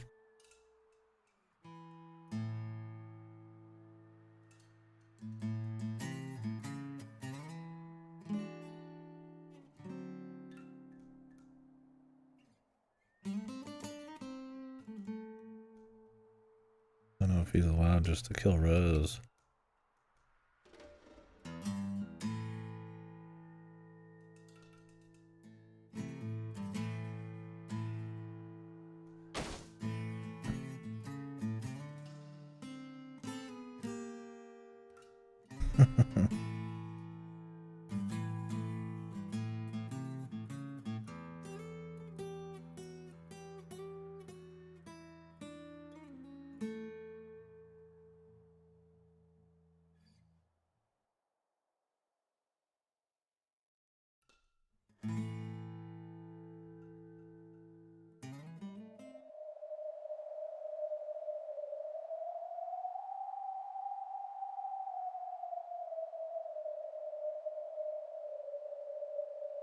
Some people are.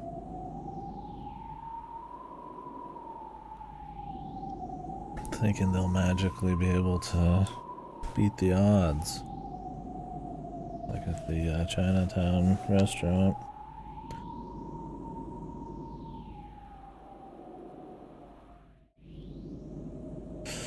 Yeah, I'm fine with it. It would be different if they were just fighting some third party, but because they've fallen and Leo stands for like the old style,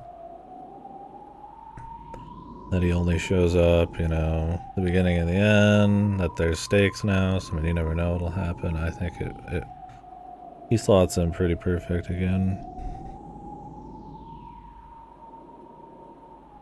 It's good that he wasn't there for most of it. Returning with his values and, you know, the most important guy of the founding of it, next to Rose, you know, not liking the way it is and all that. And interacting with all these new crew members and shit, it's cool. And you're always popping off when he's being cool. But like I said, I think because of the deaths and stuff, you're like, okay, something still could happen with him. Probably not here, but I mean, by the end of it. Like, I mean, they're clearly writing Keith right now to be like out of his gourd, flustered, being like mentally dominated, right? You know?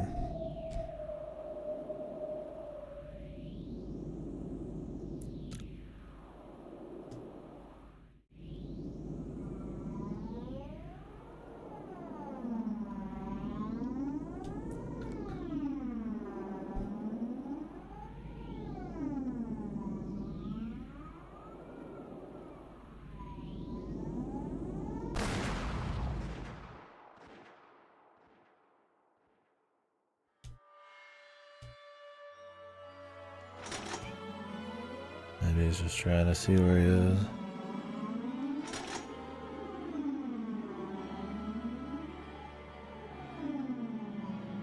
Maybe the sun was coming in at a moment when he ejected the shell. Leo like saw it somehow.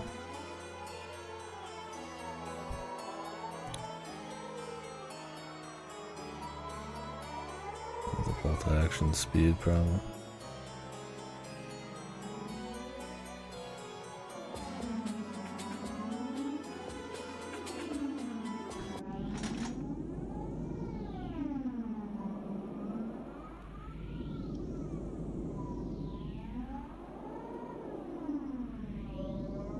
The handgun. You're supposed to have a scoped handgun.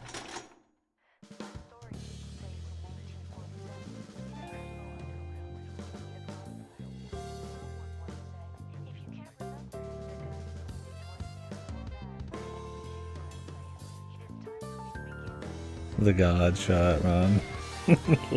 Okay. This might be his most crazy move yet, man. Perfect.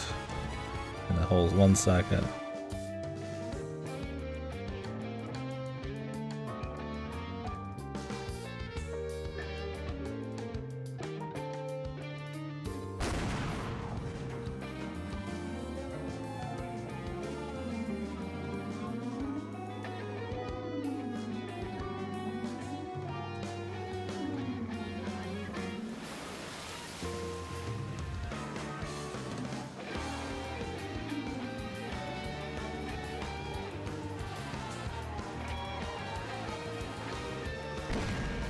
Hope he loses his eye.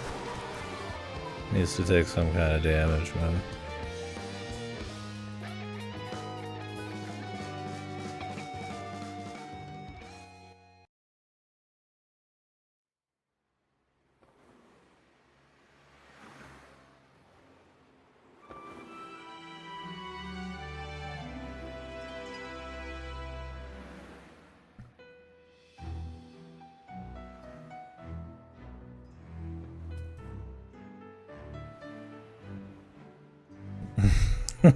Yeah, the perfect lineup, dude. I mean, you better hope that that fucking parasol didn't move at all, but I mean, I guess it wouldn't. Bullet would fly right through it.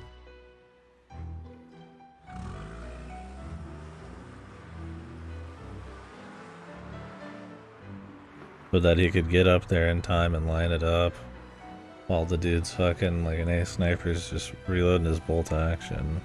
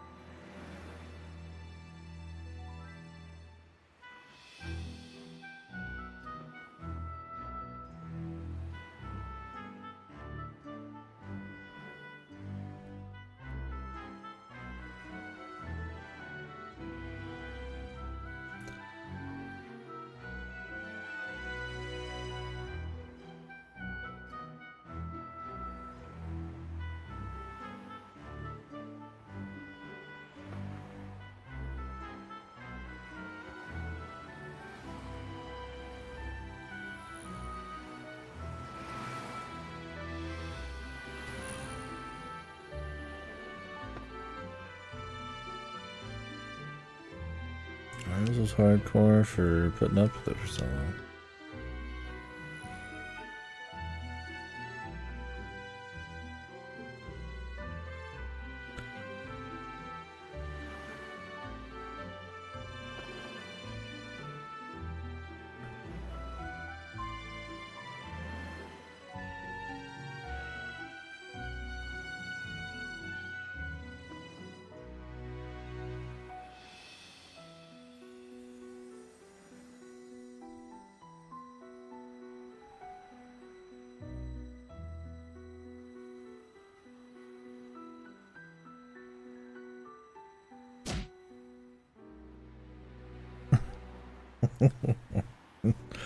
Love this fucking dude, man.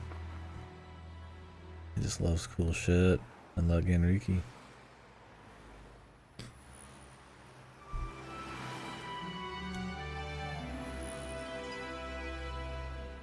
Oh yeah, mobile games too. He's out here playing Brown Dust too.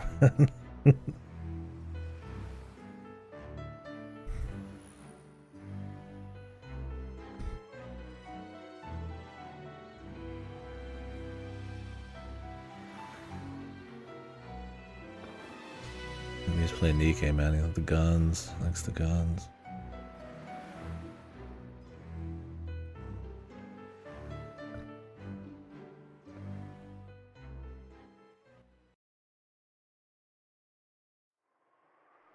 Yeah, dude. I love seeing the slow creep of degeneracy and gotcha. Like, who's gonna keep pushing the bar, man?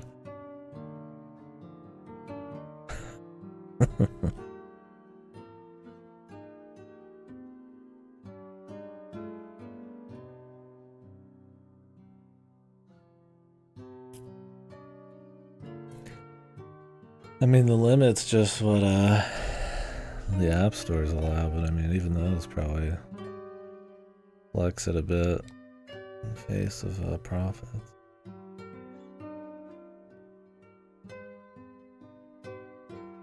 Oh yeah, for sure. They're not on app stores though, right?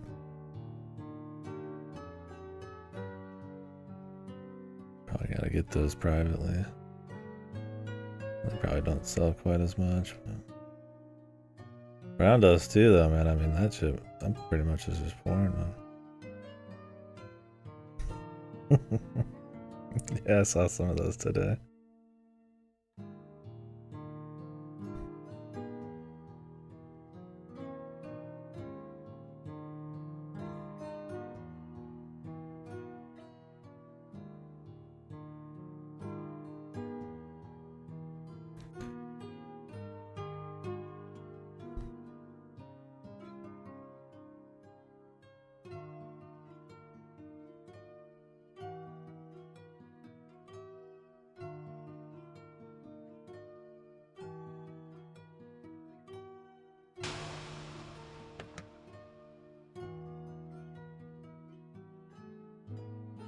Well, that's as far as the backlog goes. What a horrible backlog.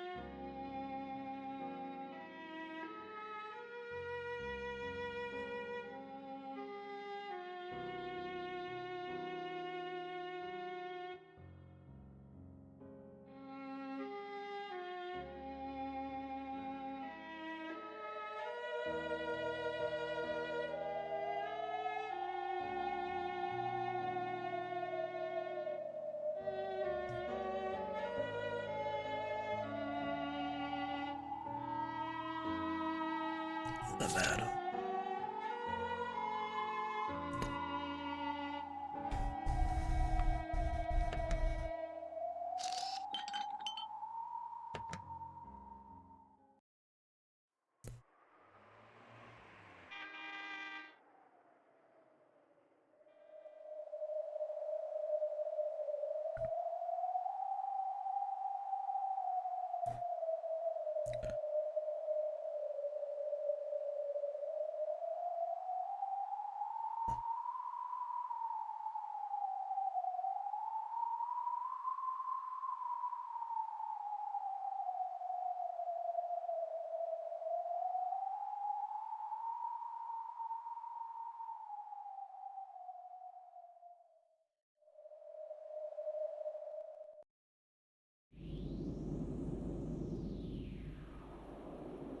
Him that Cyrus ended up a loser.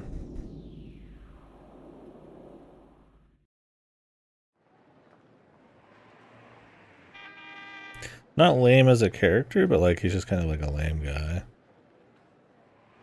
Like, he always just resorts to being a mindless soldier and spouting off about that, even if his intuition knows kind of what's going on. Yeah, he just old dog the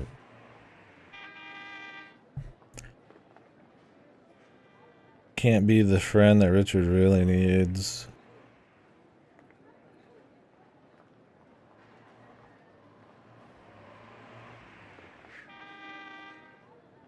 That's why he's just kind of like a lame person, sadly.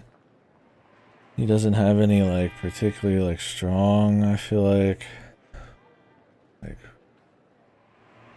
morals enough to like just decide he's gonna do something, except to be like a soldier, which doesn't mean shit, really. He's just the mafia.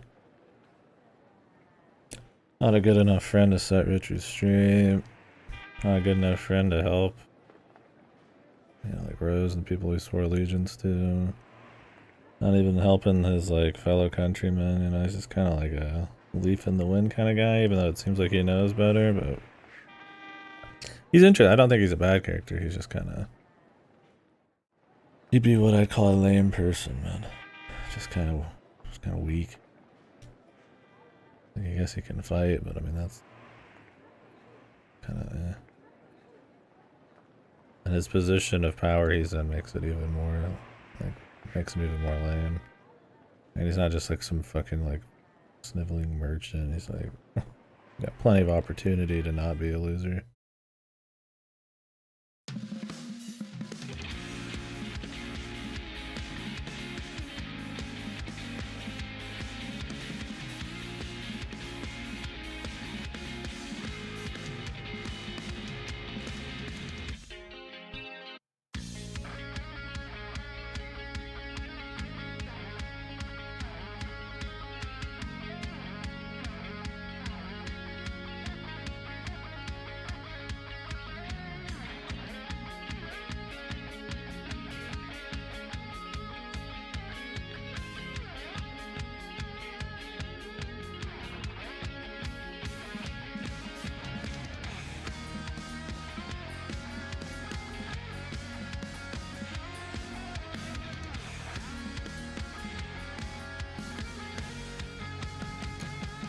My Nakama, lend me your strength.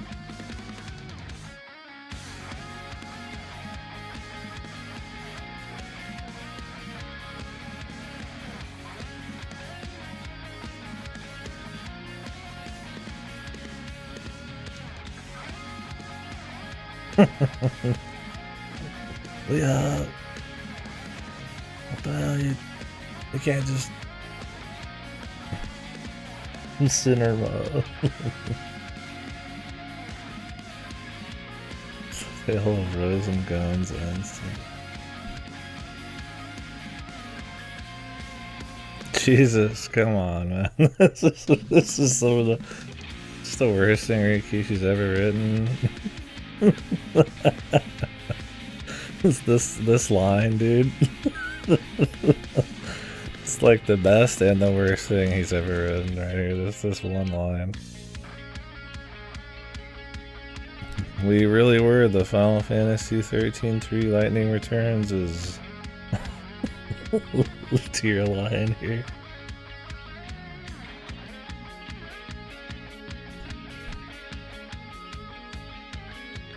Those Rose Guns days and talking about herself and yeah, I mean that was disgusting, man. Maybe in Japanese it flowed a little better, but I mean that was fucking nasty, man. That might be one of the worst title drops I've ever seen, dude. I mean, this VN's great, but holy fuck, dude, that was disgusting, man. Rikishi should have just let that one. I don't even think that one was fit for consumption, dude. No amount of cooking could have saved that. Best to put it in the bin.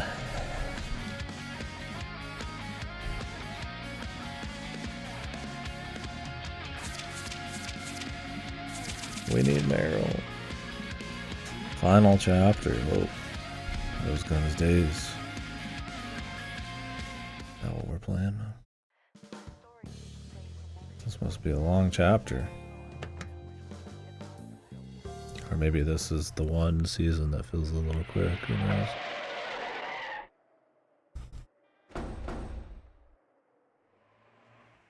Maurice. We need Alan. We need the Chinese. We gotta see Butler kick it in the ass a little.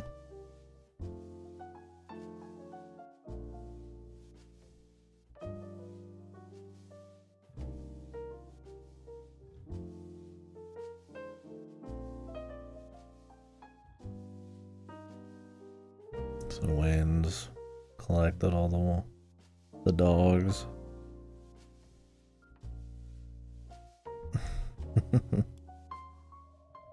How could Maurice be a bad guy?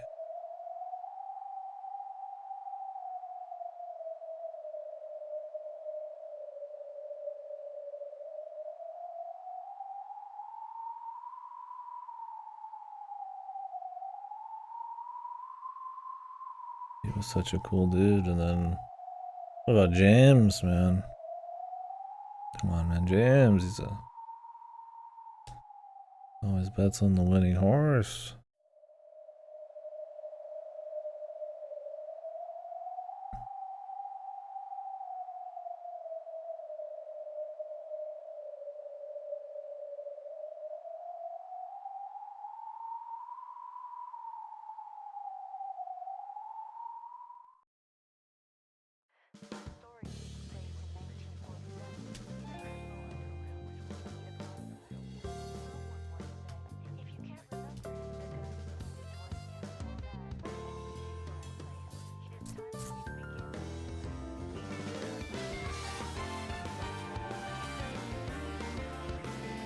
Yeah, Wayne has that much charisma, dude. They're supposed to be like young gutter rats, but they're just like generic goons. Couldn't get a couple extra models on those either. Yeah, like it'd be a lot easier to buy if they were like young blob teenagers. Or like, you know, skinnier, like less muscle bound gun dudes. Like these guys just like generic trash.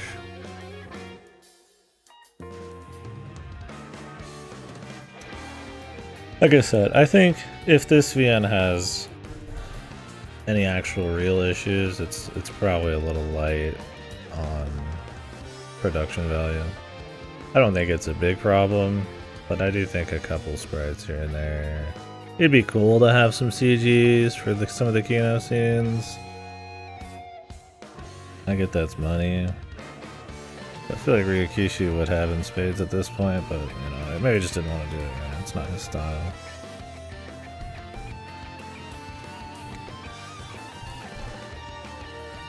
The sprites, the Otome sprites are great. There's a lot of facial animations, and they really capture the charisma and the feel of everyone. I mean, Ryukishi's art sucks, but luckily it's mostly goons and bad guys. I think the future people being blobs is kind of lame.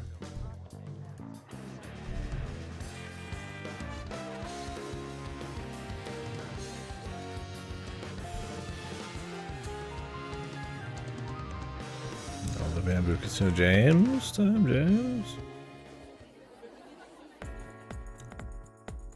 What's James?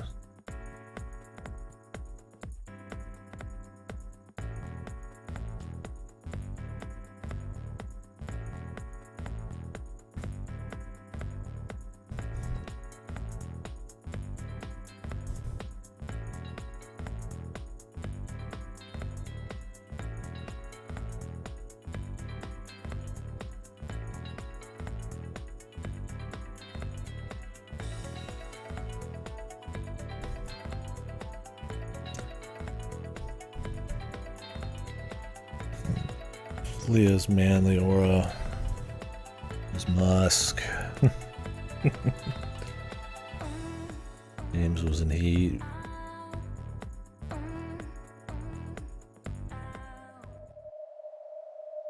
Fucking James, dude.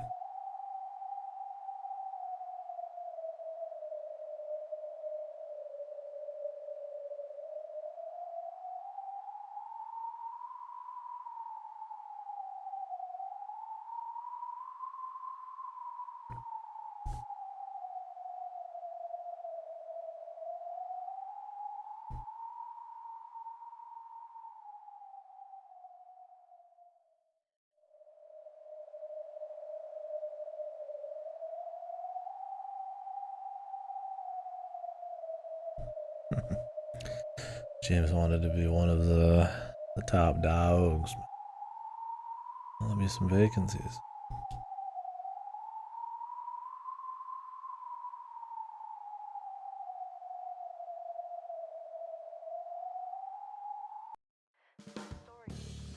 The next grand boss. The James grand boss arc. And whatever, dude.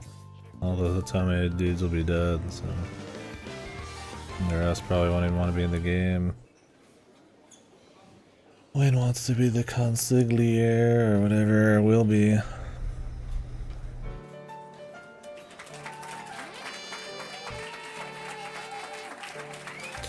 Man, Meryl really didn't get much, huh?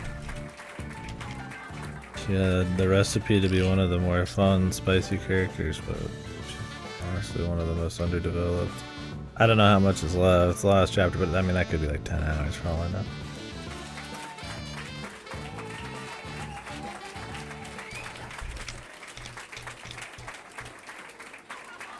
Maybe she'll get one really good scene here.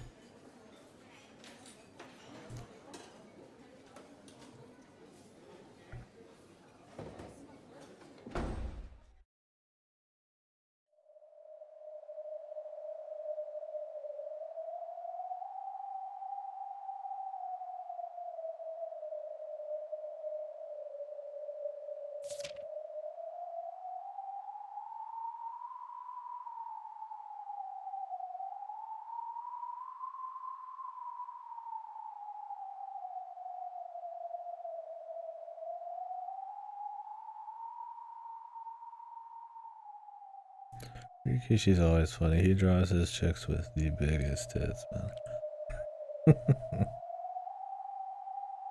Like, holy hell, this man loves big titties. Umineko is that way too, man. And even then, like, if he's contracting sprites, man, he's all in still, dude.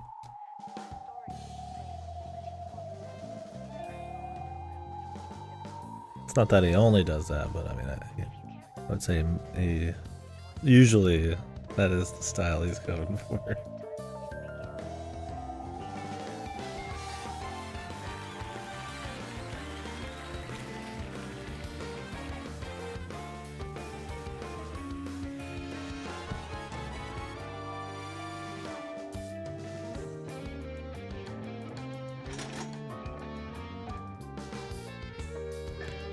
Poor Meryl, man. Such a fun character, so little actual anything going on.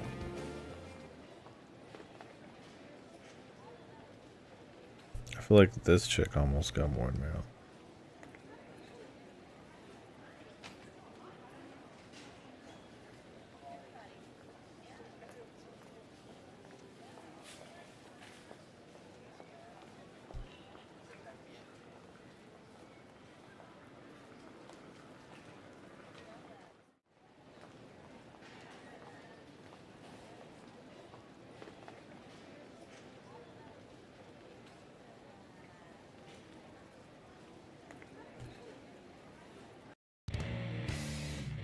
Tequila.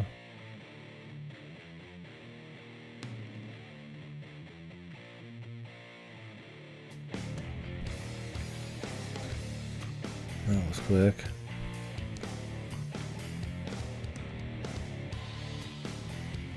The president's funny.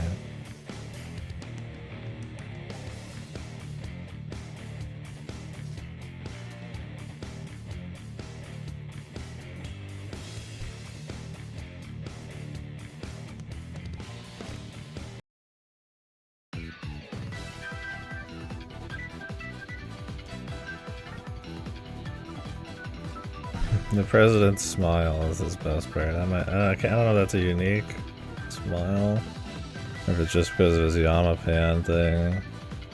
It's funny. Just looks goofy.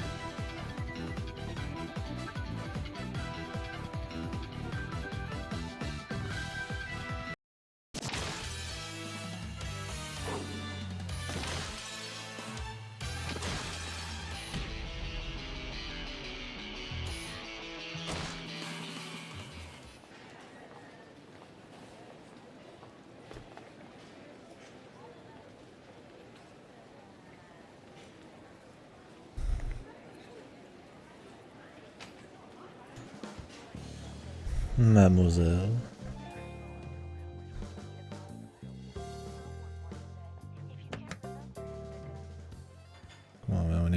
go. We need Alan. Complete the trifecta of Ultra Kino motherfuckers. Wait, Caleb, is everybody here?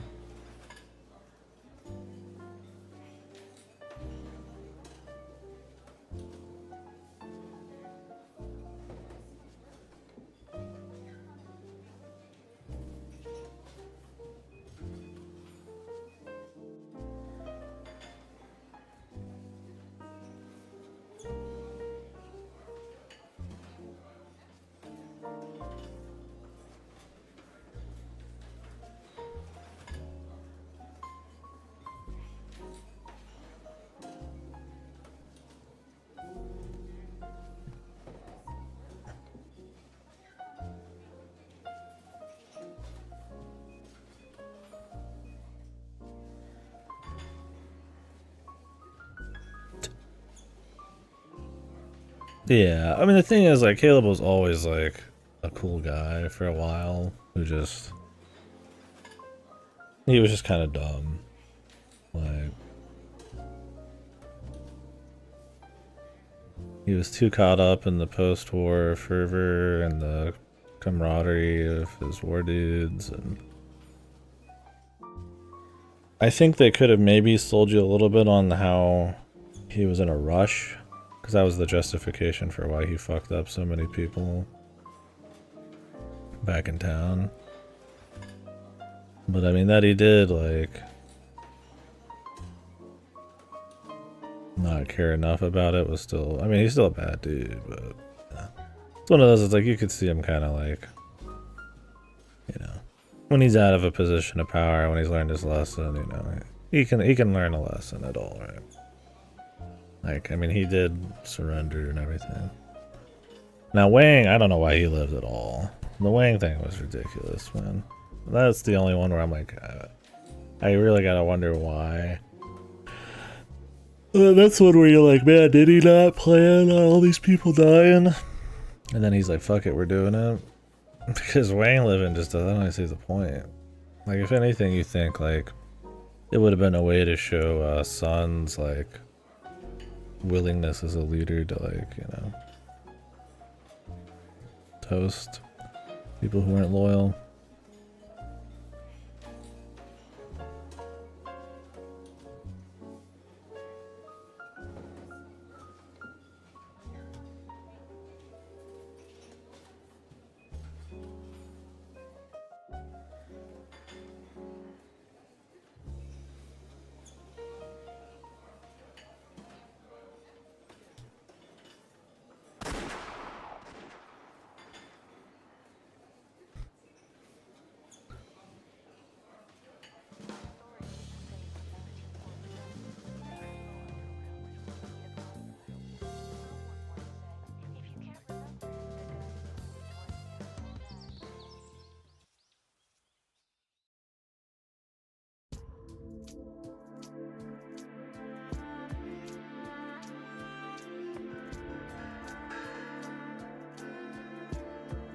Okay, they are made it.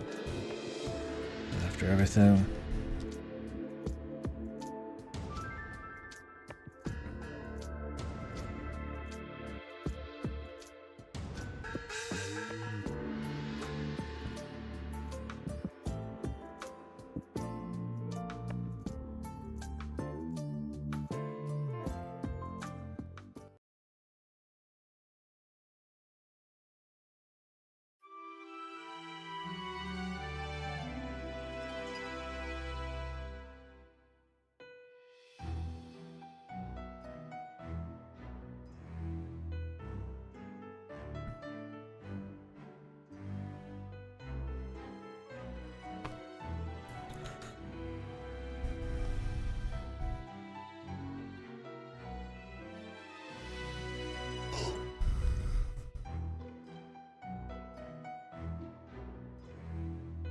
Here he goes again, man.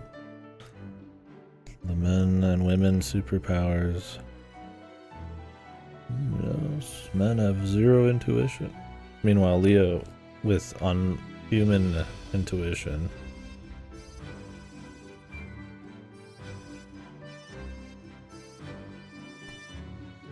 And then he'll he'll say something about women, and then like, you know, only men can do this thing, and then they'll have chicks who are doing it. It's just like, I don't know why Rikishi goes on these weird like like fucking man and woman like tirades, superpower fucking bullshit. Men are not simply capable of intuition. Women can't focus. I think that's what he said earlier, right? They don't have the laser focus or some shit. It's like, alright, brother. Fuck are you right? These really were the Rose Guns days.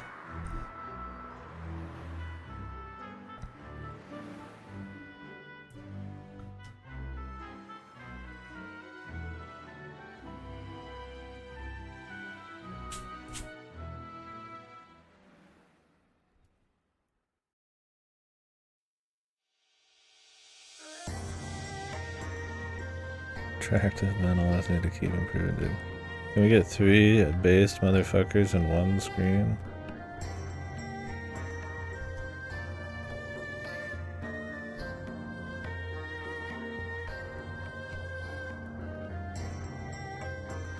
Alan, get over here, Alan, get over here.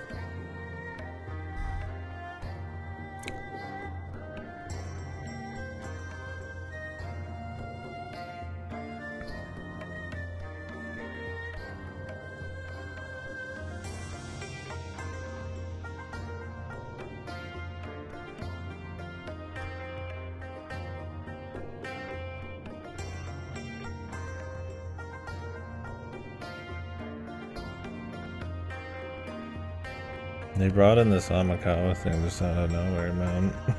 Just like what is even, it's just like the nobles or something of back in the day. Who cares? I mean, I get what he's going for, but I feel like he hasn't really like cemented what that really means. I think her strength of character is more than enough to get you interested, but...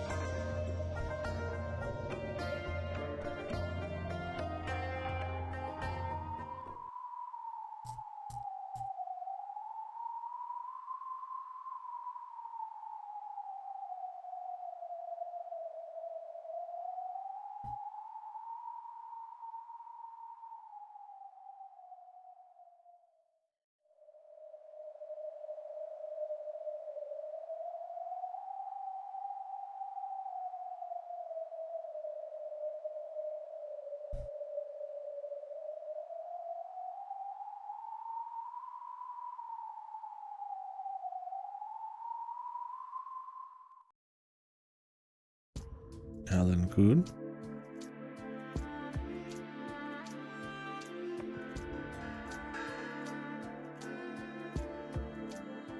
Shit. Put them all on the same panel, man. It's close. 8 bowls of udon for lunch.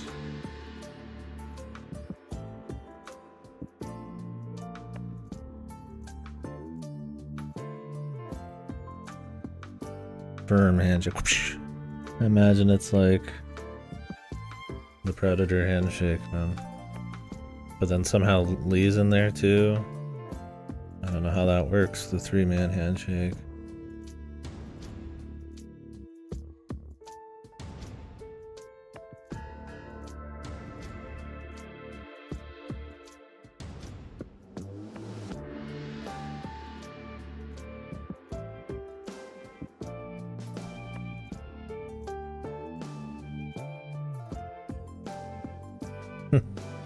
Still this fucking mooncake.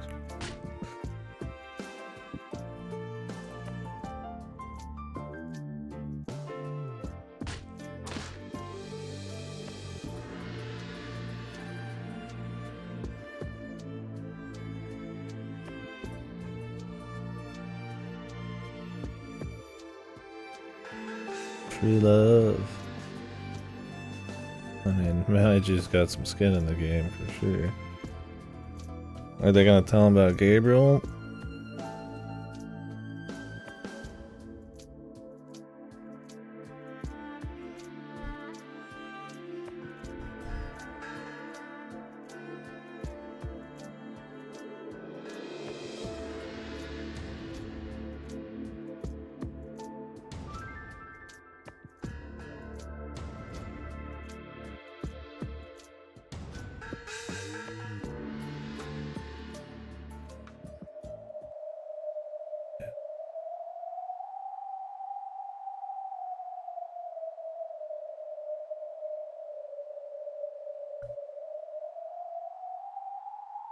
Wonder if Maurice will be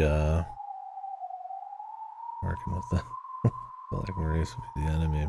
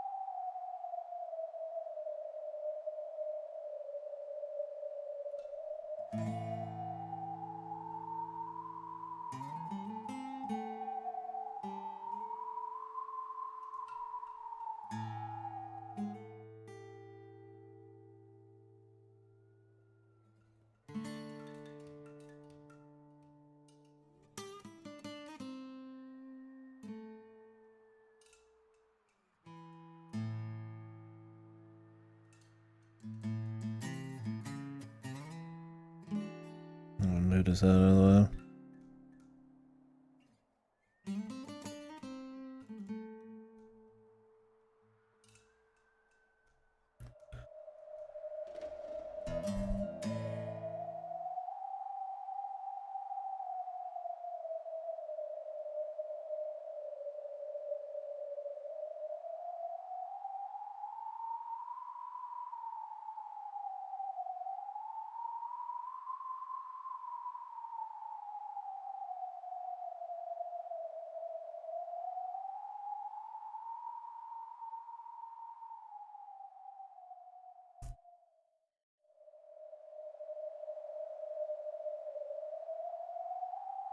feel like James is about to get shot, man.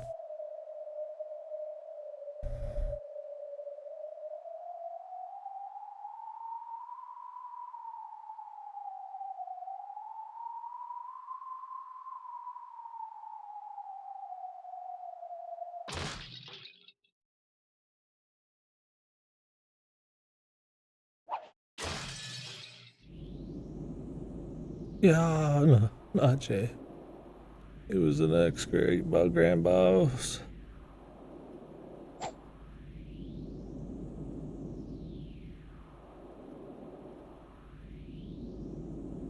Definitely overplayed, man.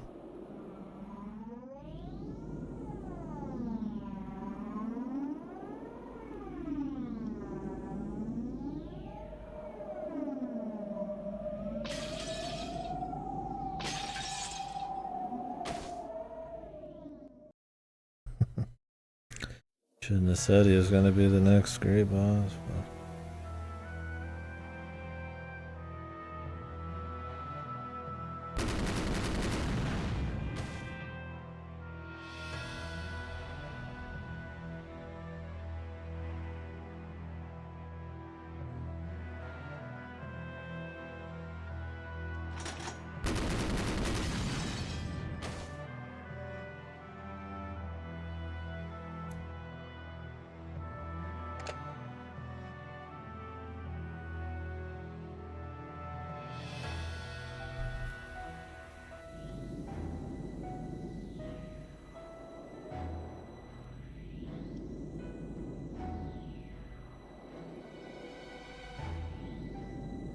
Really, Meryl will get away, man. That'd be doing her super dirty. She would be the most... what's the word I'm looking for? Fucking brain fog lately, man.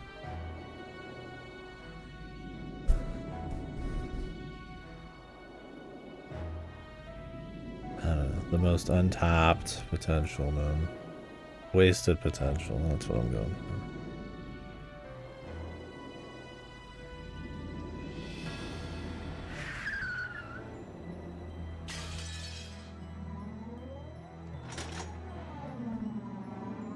Not about tequila.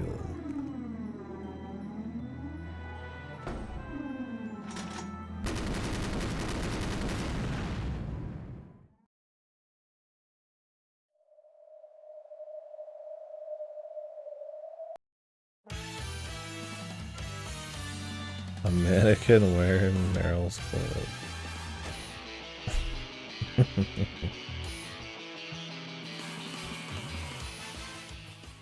You know. Got the same outfit. Meryl Chan Sama.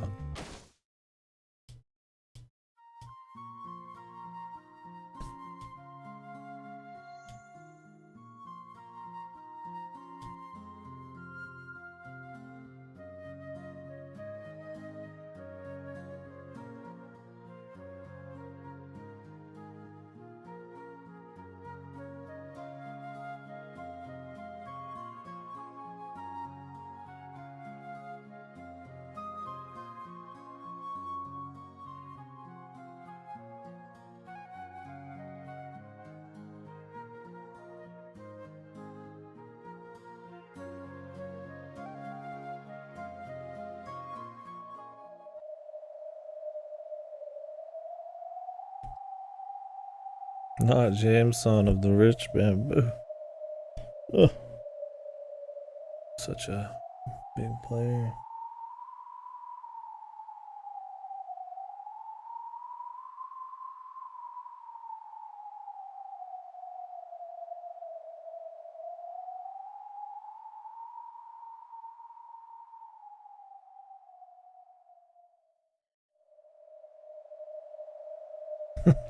He was one of the fellas, man.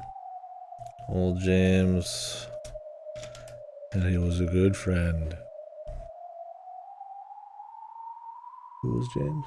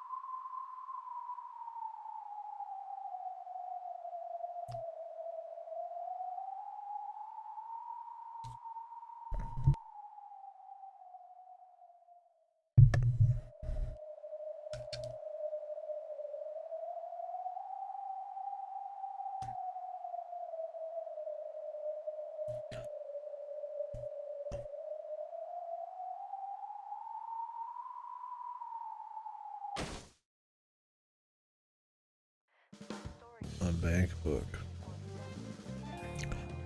What the? Meryl. Money woman.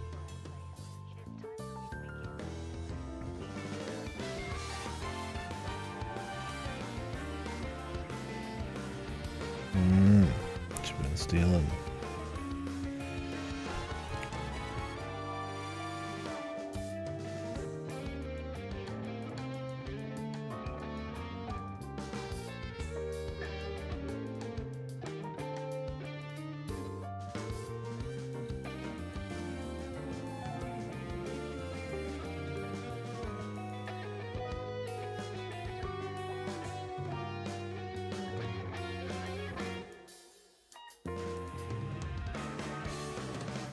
Bunch.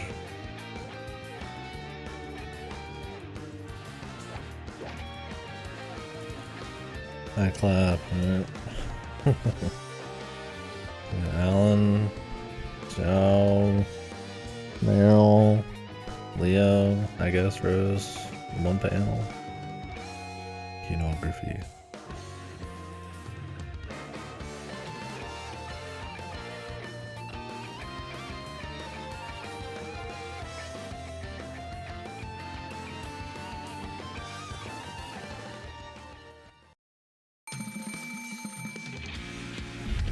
What about Gabriel?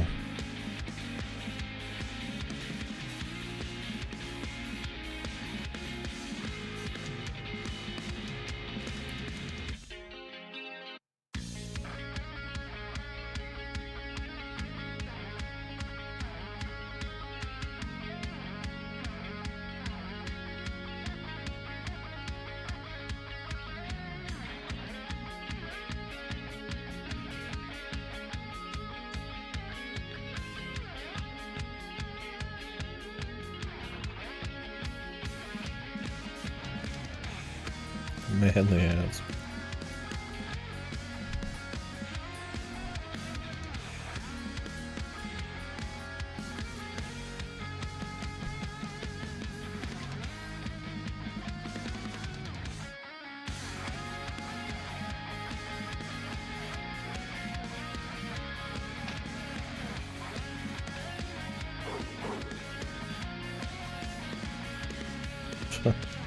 They're good.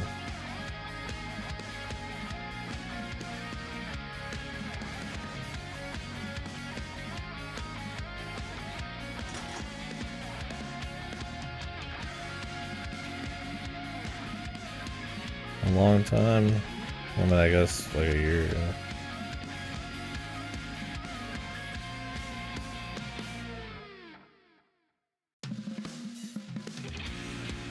Two gun.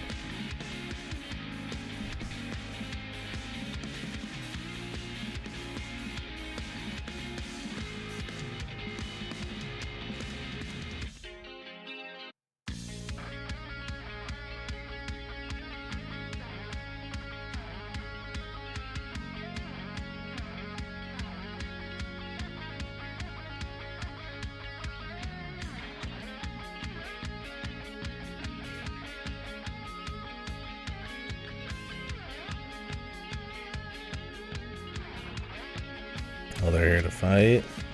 Yes.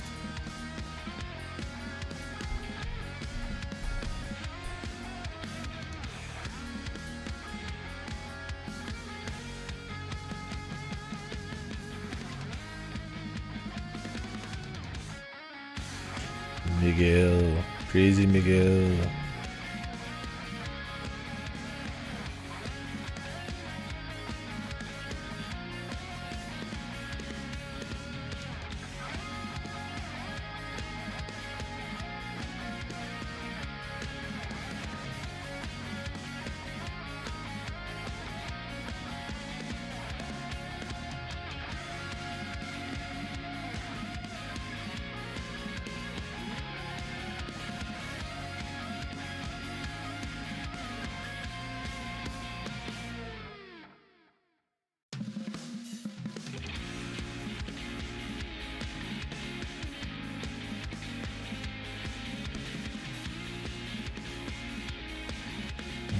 definitely doesn't have a moral code anymore.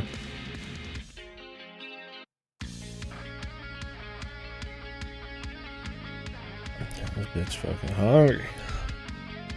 Yeah.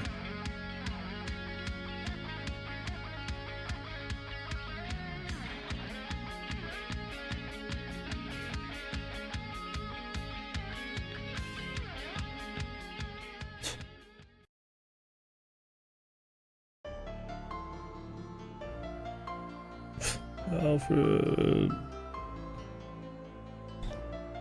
If Alfred doesn't, if Oliver got killed and Alfred lives through this whole VN, Ryukishi's fucking with him now. And they played it just for Alfred.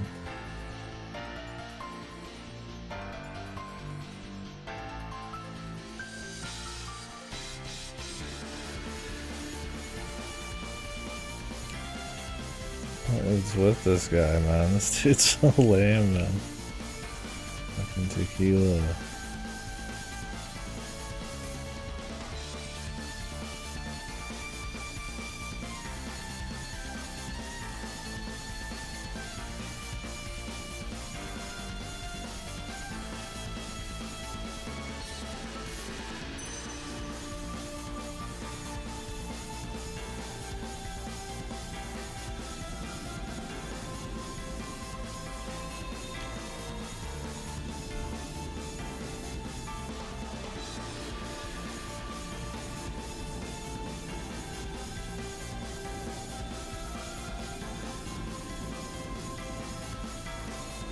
That's how he's gonna get wrapped up and he's gonna be there.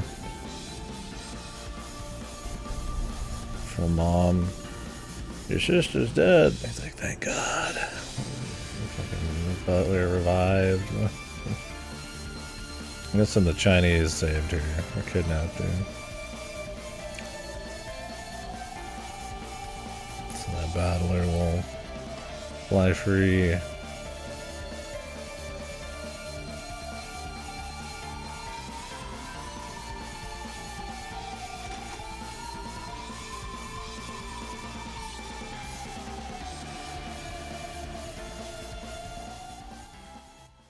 I mean, he would be the best pick. He's been pretty fucked over by him. I mean, it'd be cool to give it to, like, people who actually got fucked over by him, but most of them who got fucked the hardest are bad guys, man.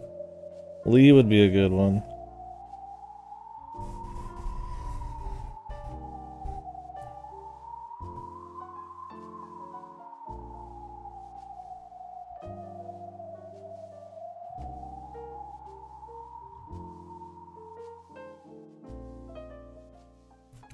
A shootout in a graveyard's a pretty mafia movie thing to do.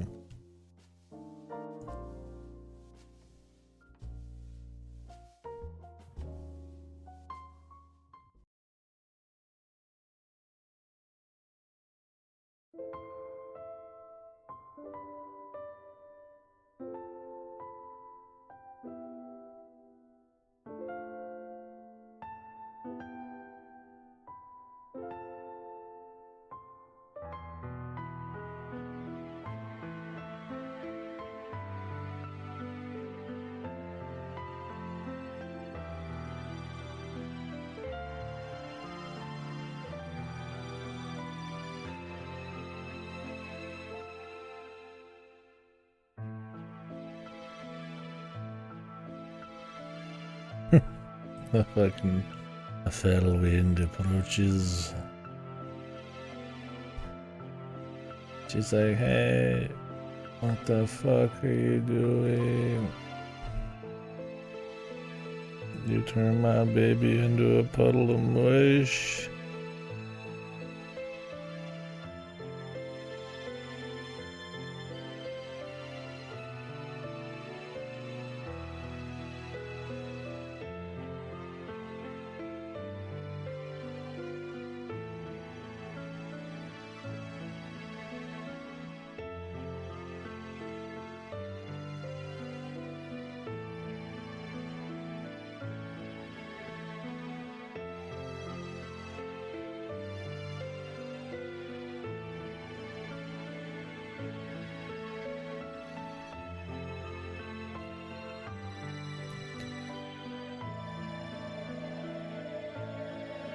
Like you can tell Cyrus knows better, man. But he just doesn't have the gonads, man. The backbone, the moral compass, well, the collection of all of it.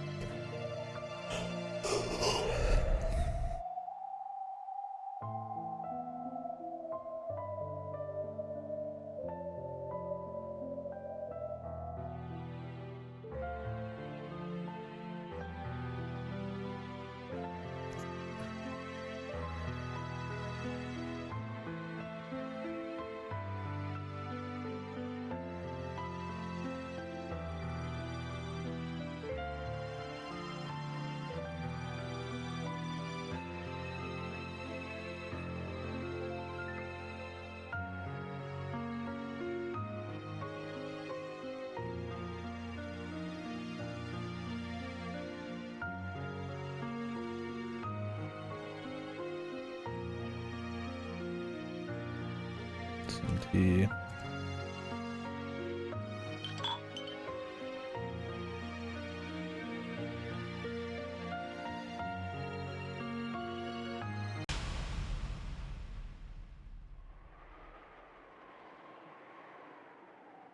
Cyrus needed to make some more friends, man.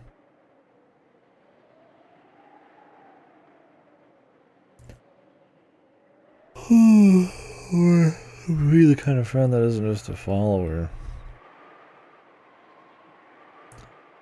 We got the temperatures, the sky, the outlook for the weather. It's great. Overcast.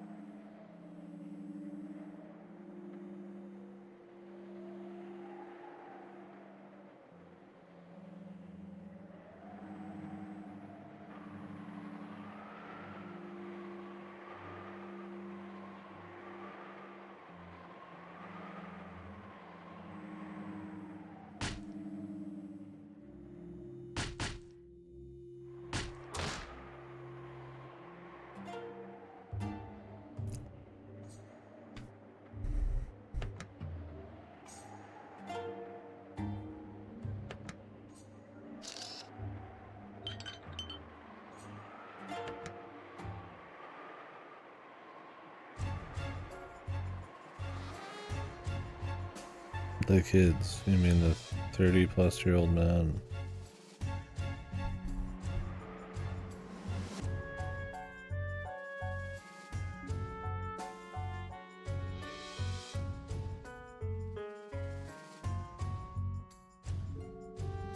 This? A teenage man. A young gutter rat. Fresh Stars in his eyes. Full of gusto. He's not a blob, 30-plus-year-old generic goon at all. He's gonna make his mark right now. An up-and-comer. This is that up-and-comer I was telling you about. This broken fucking blob hand, this forearm the size of a fucking trunk.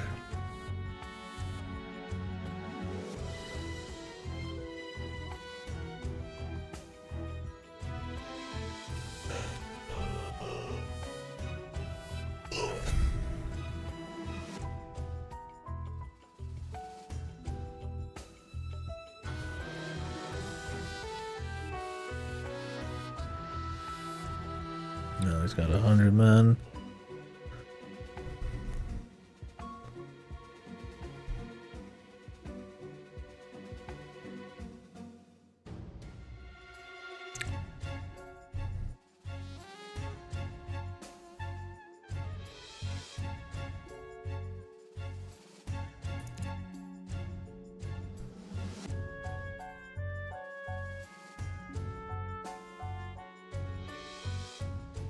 Alan's doing some sniping.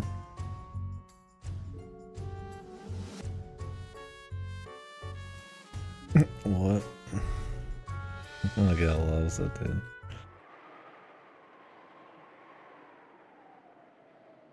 Now, where's Keith? That's probably the person you'd be most worried about. It'd be tough to avoid a sniper picking off VIPs.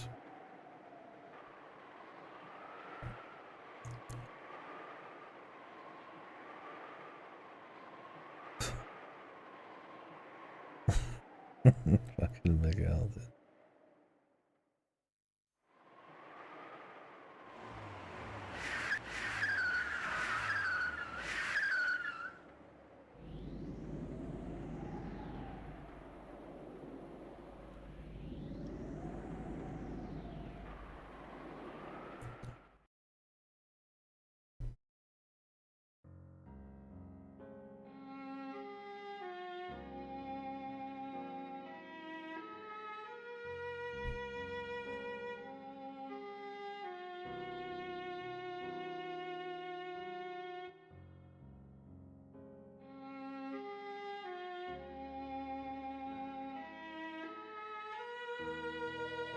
Tarkin. I wonder if something happened to his sister anyways.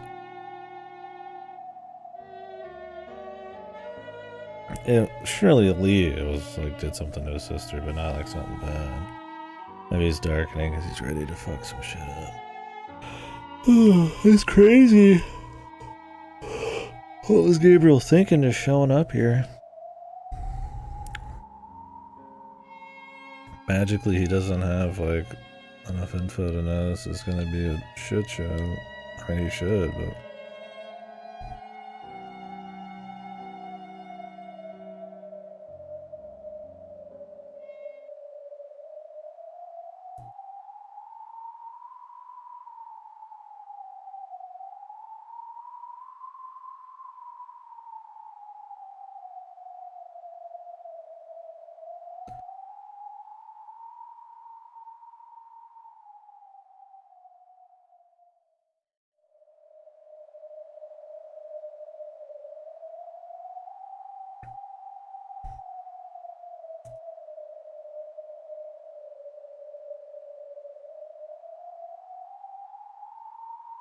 Oh yeah.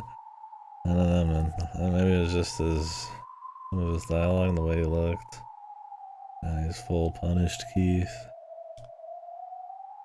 Lost his goddamn mind.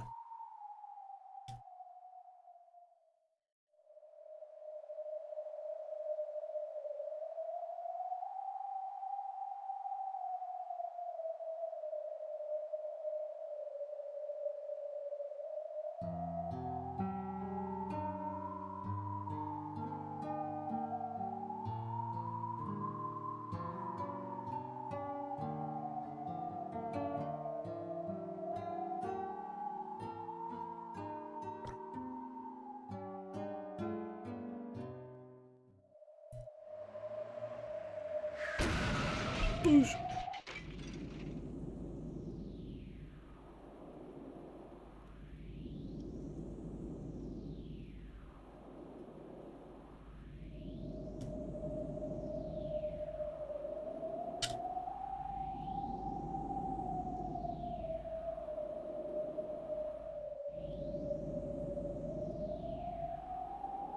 I get a single battler action CG? Like a cutaway?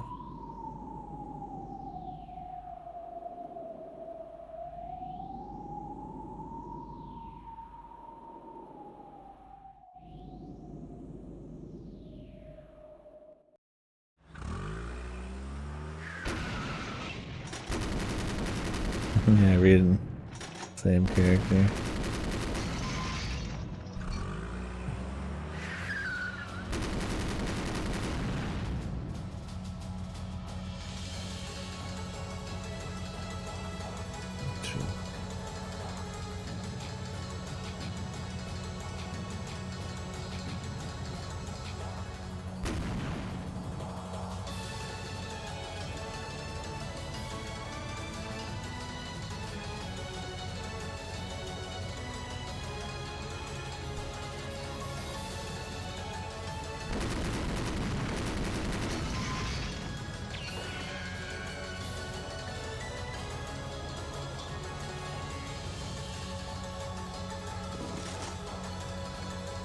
The super cannon. Like Caleb with like the full on armored trucks with giant cannons.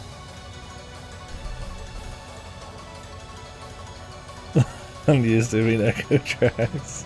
Hey man, it gets the job done, dude.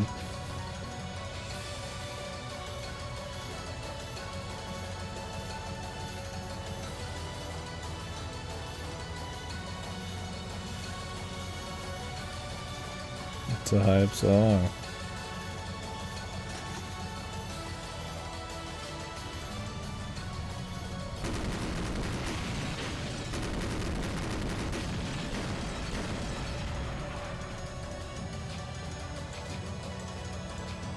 The auto cannons.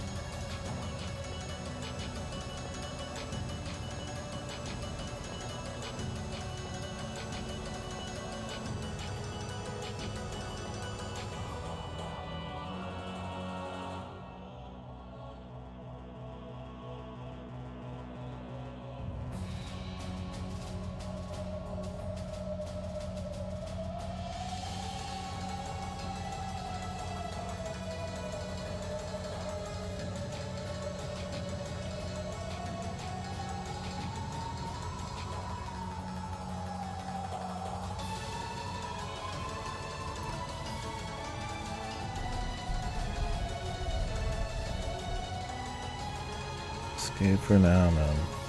Surely this guy will be killed, but then again, maybe I don't know, Balor wants to get him fucking court-martialed or some shit. It'd be better if Balor just killed him himself.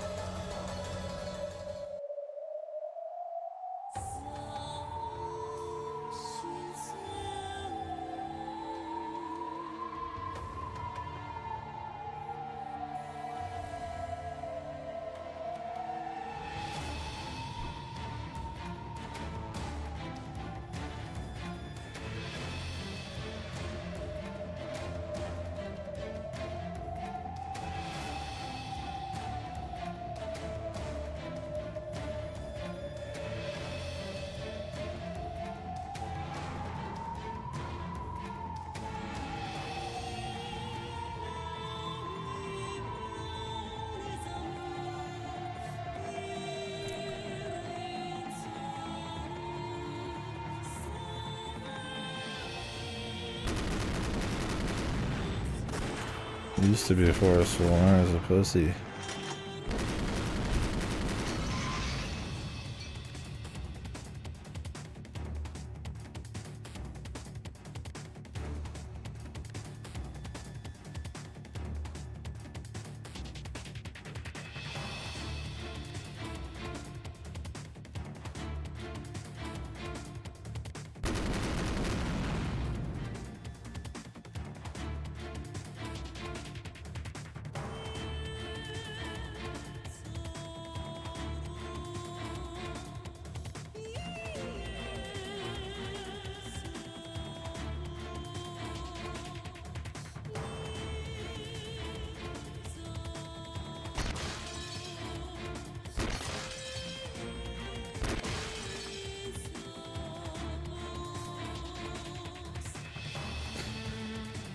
That fucking pistol, man.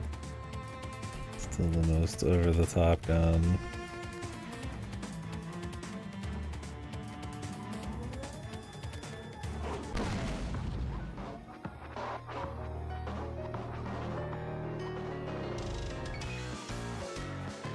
The sniper. Yeah, I was like, Keith's gonna be the biggest problem here.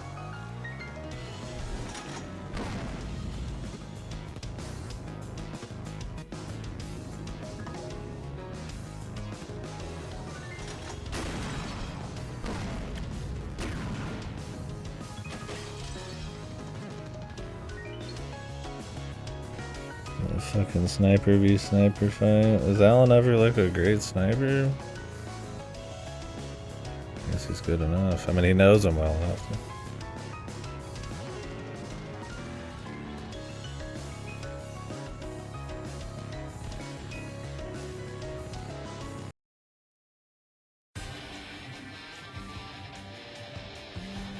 Tequila has arrived. The hero.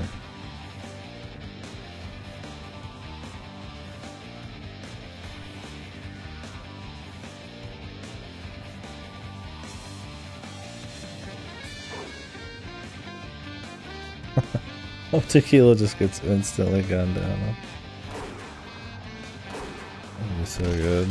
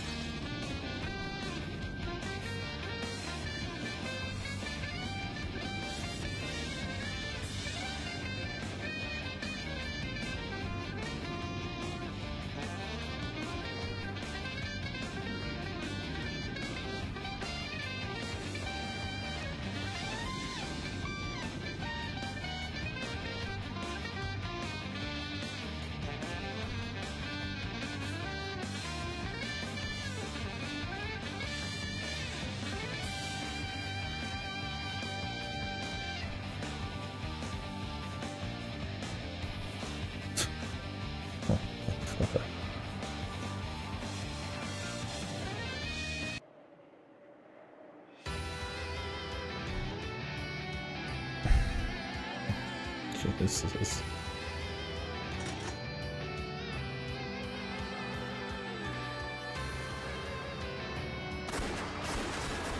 Could have been helping already.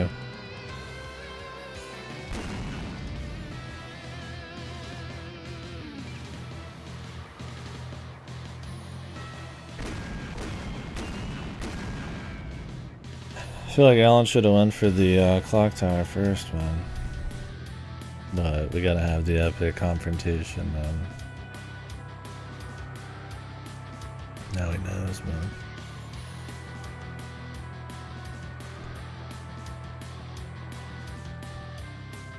This isn't a gun for shooting people, bro. They're gonna die, man.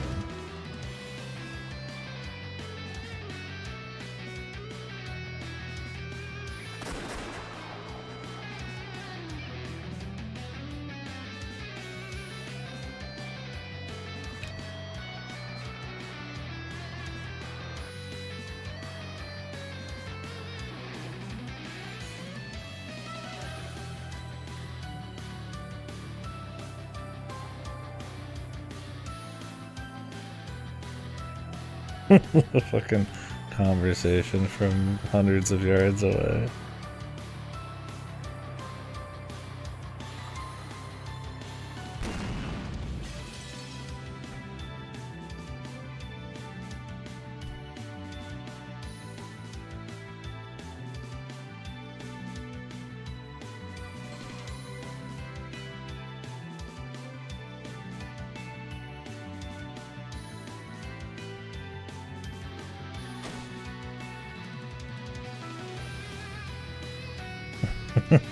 Yeah. The tough love, man. Between the two romantiques.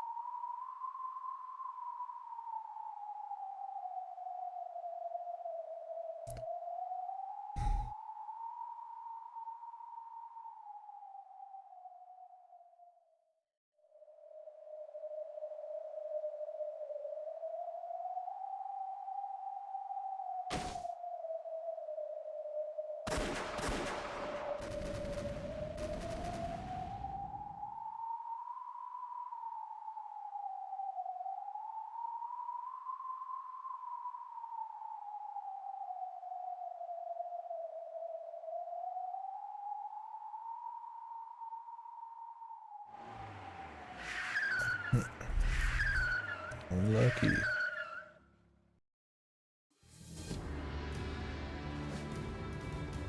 But it wasn't back up at all.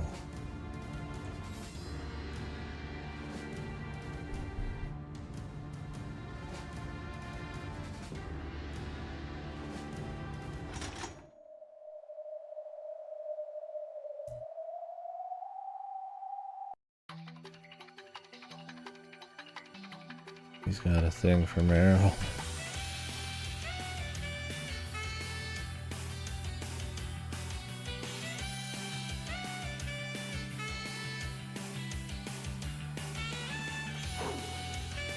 Good old Terry, man.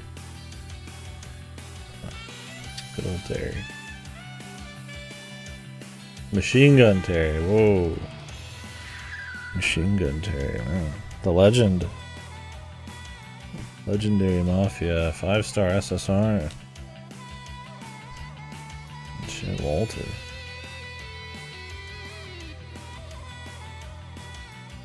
Wackadoodle Walter. The crazy or something.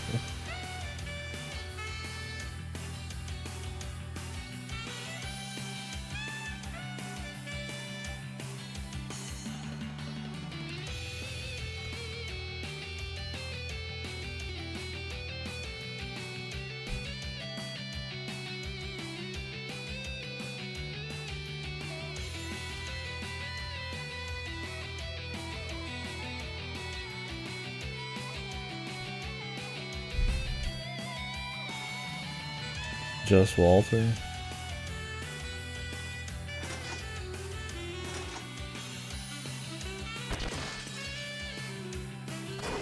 Walter.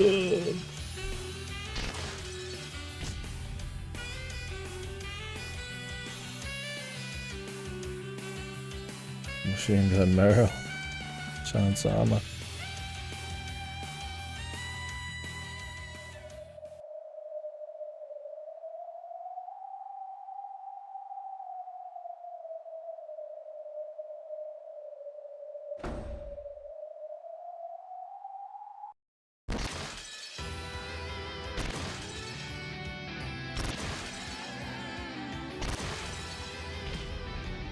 Shit. Double guns, John.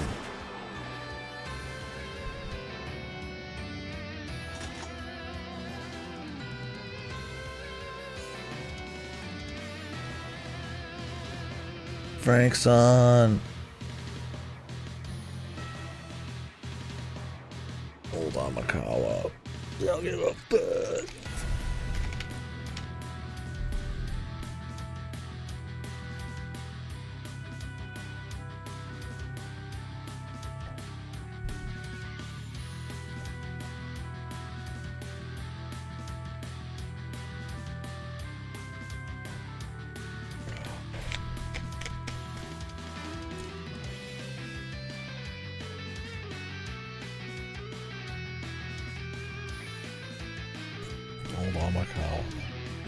Who?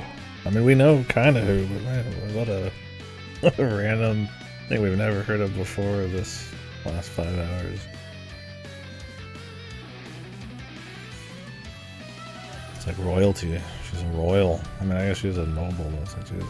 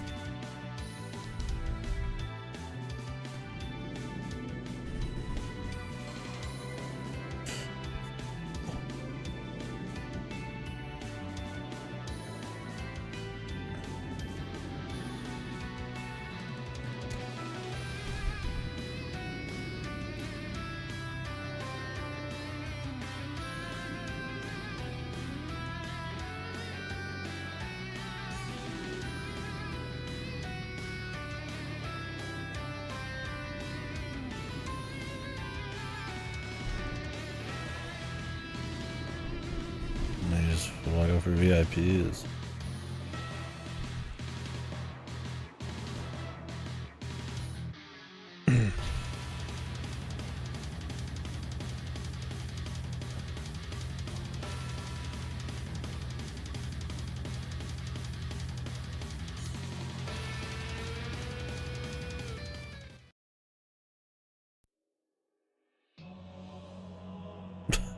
Charge. The fuck? Just run in. We'll be fine.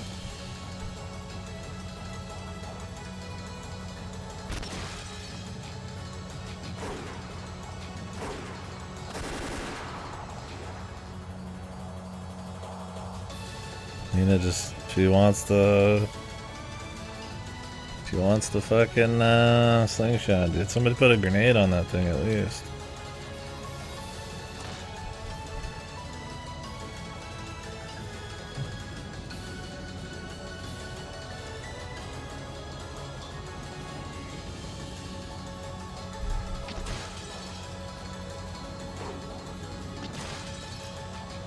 Surely Maurice won't live through this one. Don't go back to having nobody die again, man.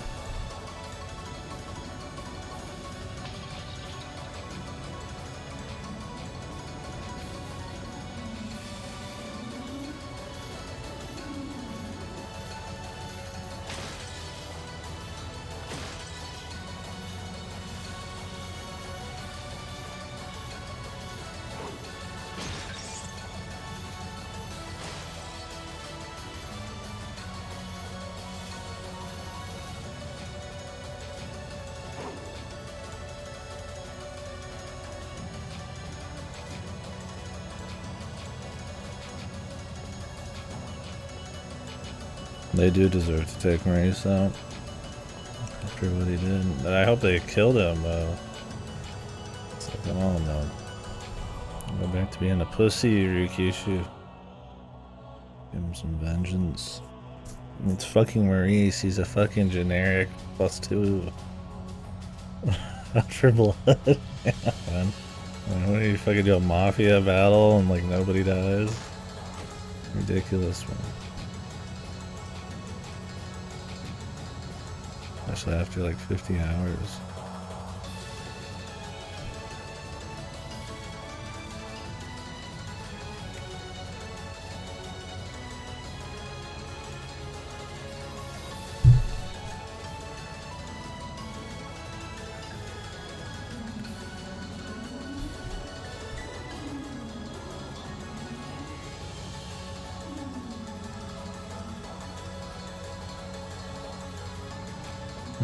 It is sick, man.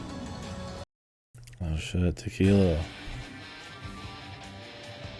I'm gonna have jokes everywhere, man.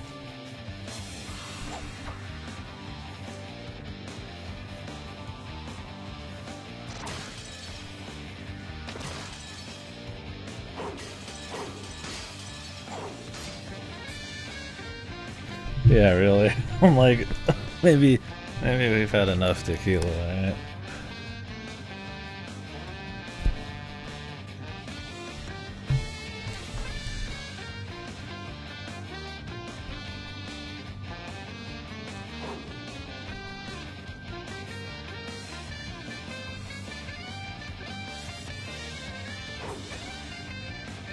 Shit. Come on, the beast.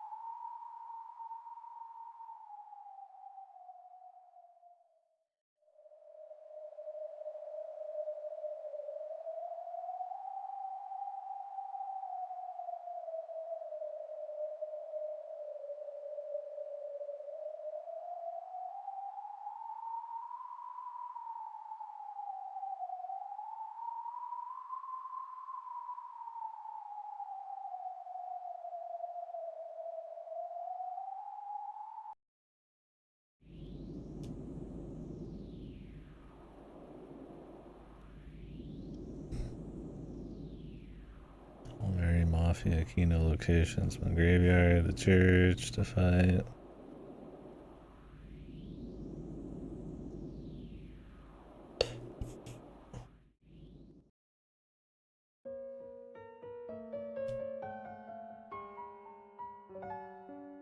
Soda's killing me.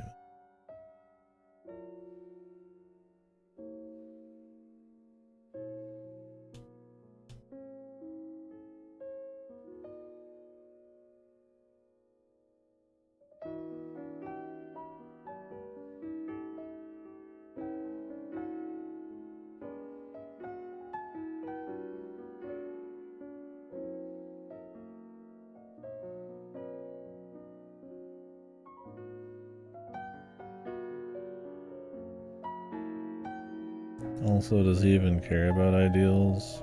His vengeance.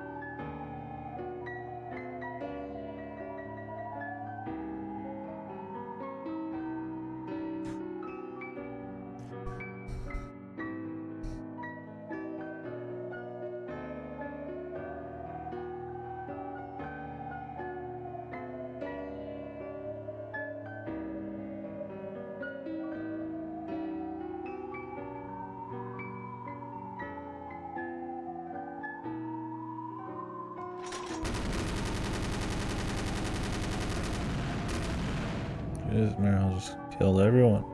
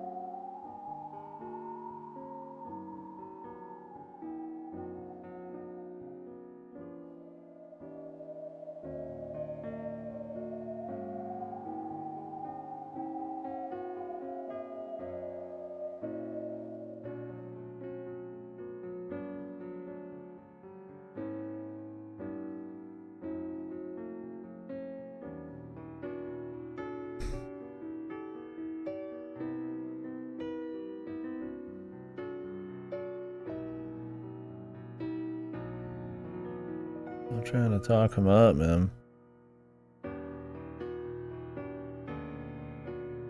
He's a dumbass.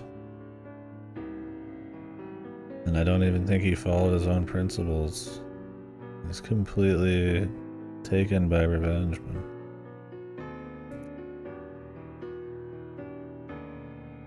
Even gonna find out.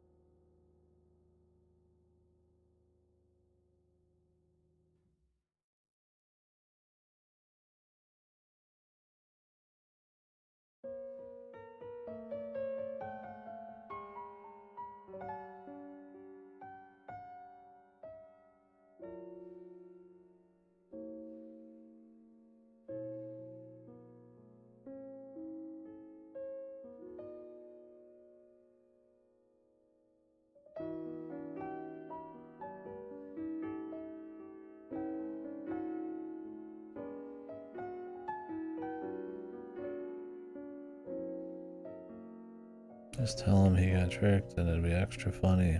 He's an idiot. Well, is not having really the principles he says.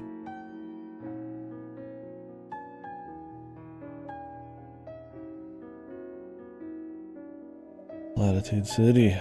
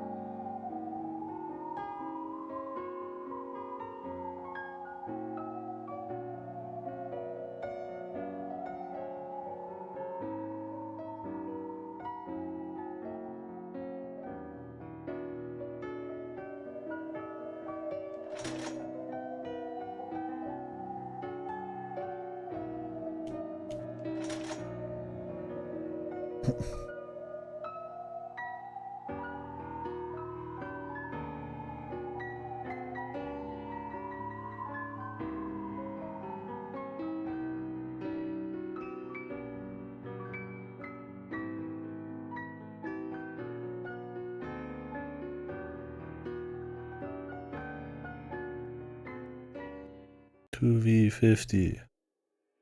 God's will.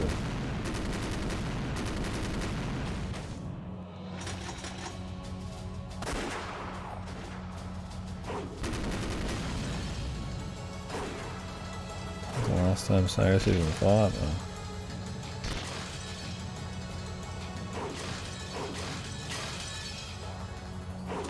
Fight.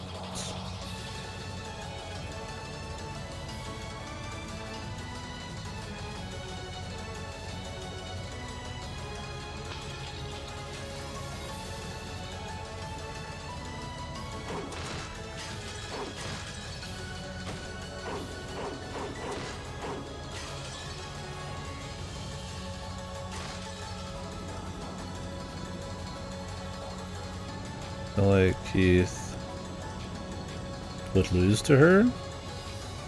He even said he's not really like super hardcore. And she's pretty crazy and has knives. She's gotta be like ripped from the amount of fucking like climbing she does. Keith, let's go.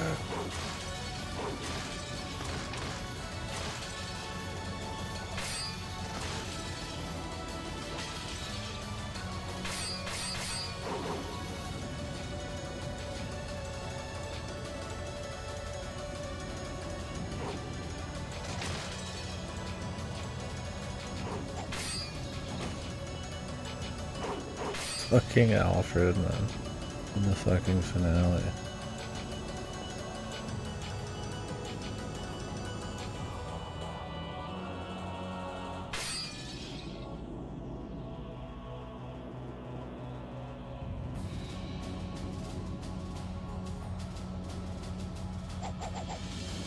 Why is Tequila still here, man?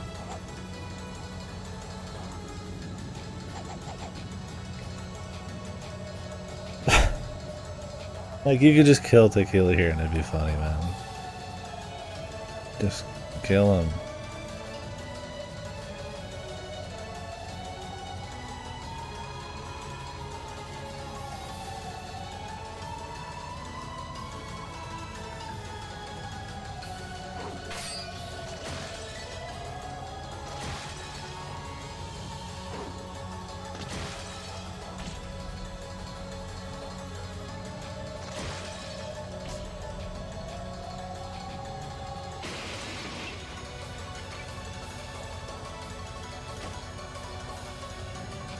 I don't think he's dead.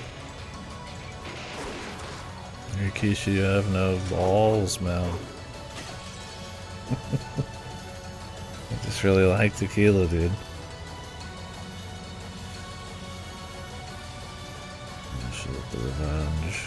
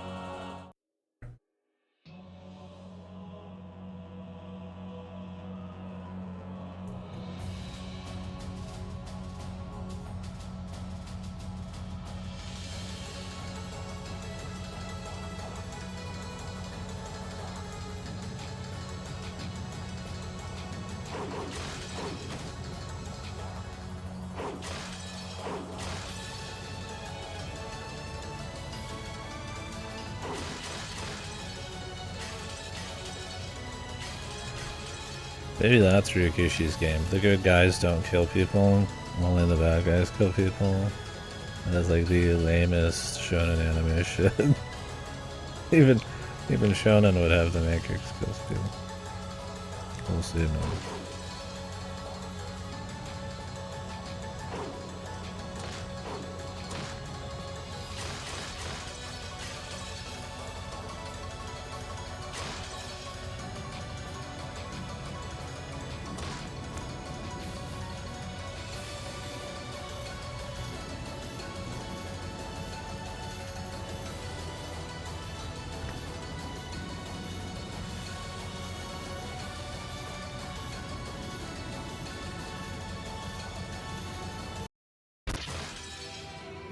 Too good.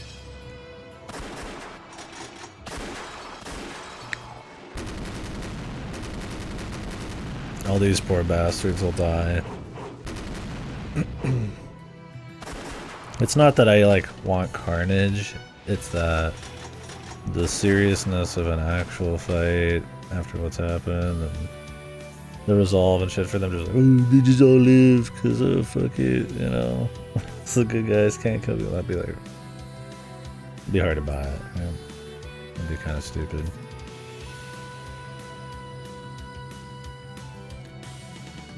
Surely like one person will do it.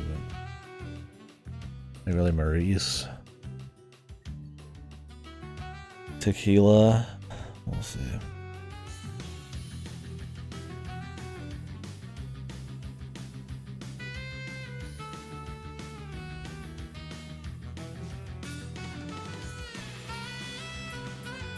I feel like it would even make sense for Cyrus to die for his friend above everything.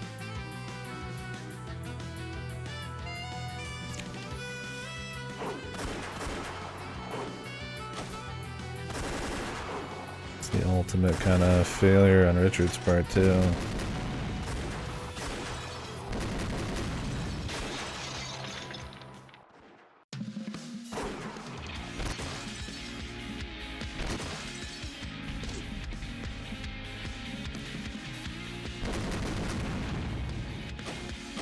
KO. I've been knocked out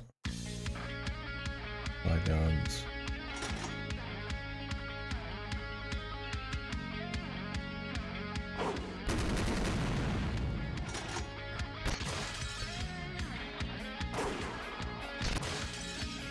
It's my hand.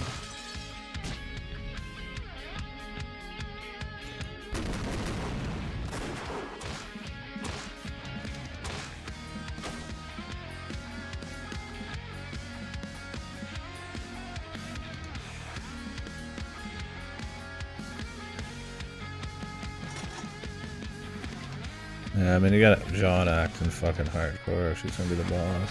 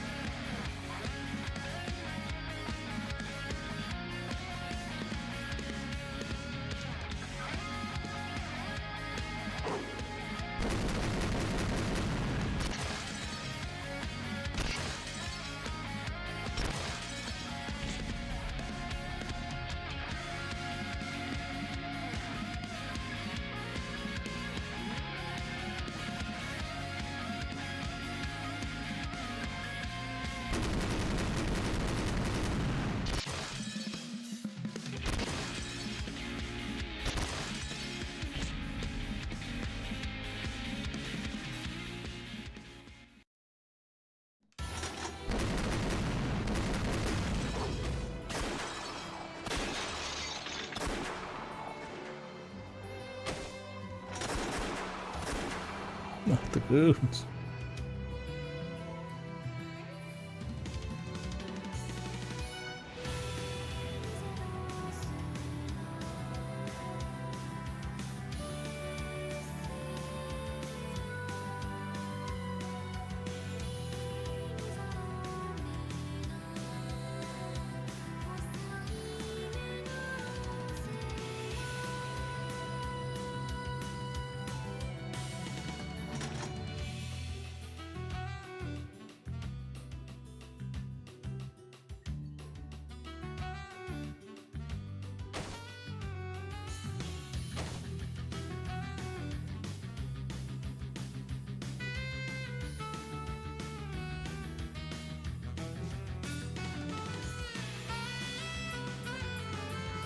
Oh, metamorphosis.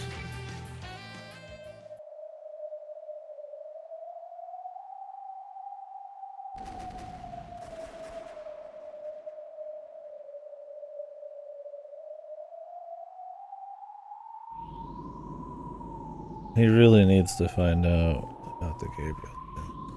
And then eat shit.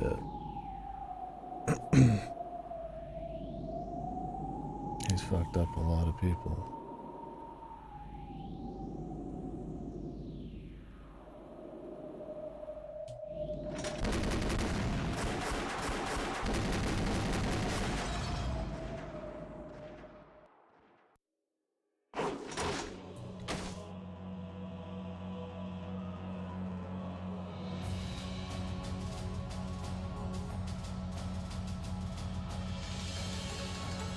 Maurice.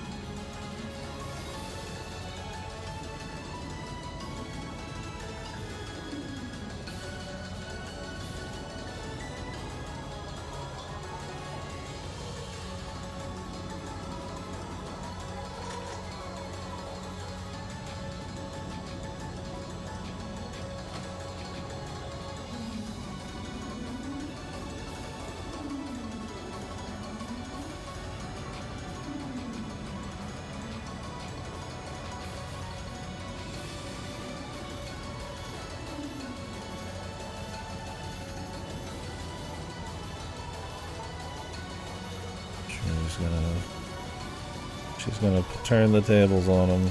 Trickery.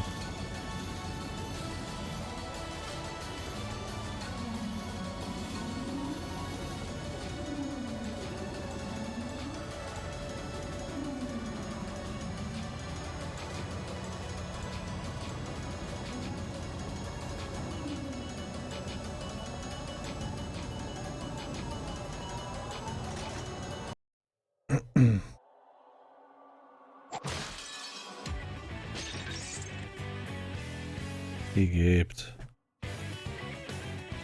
Straight through his ass, out his mouth. What the? The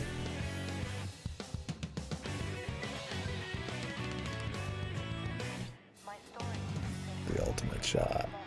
Just bouncing around in his intestines. Whoosh, it goes flying out.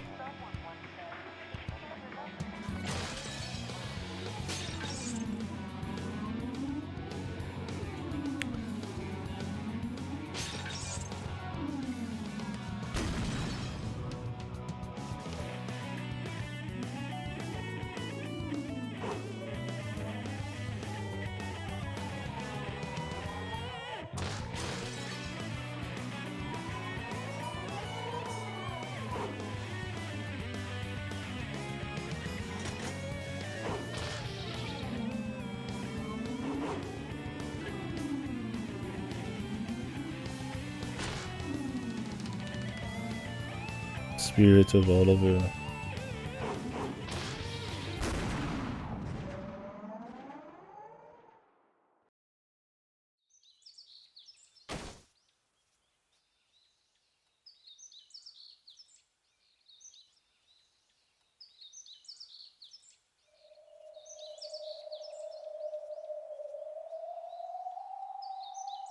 Keto, man.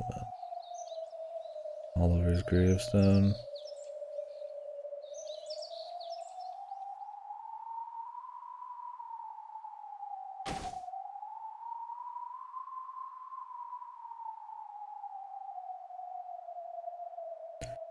They had his CG cutaway, didn't they? Wasn't that what that was in the action scene? Or was that just her? It was hard to tell real quick. On the auto.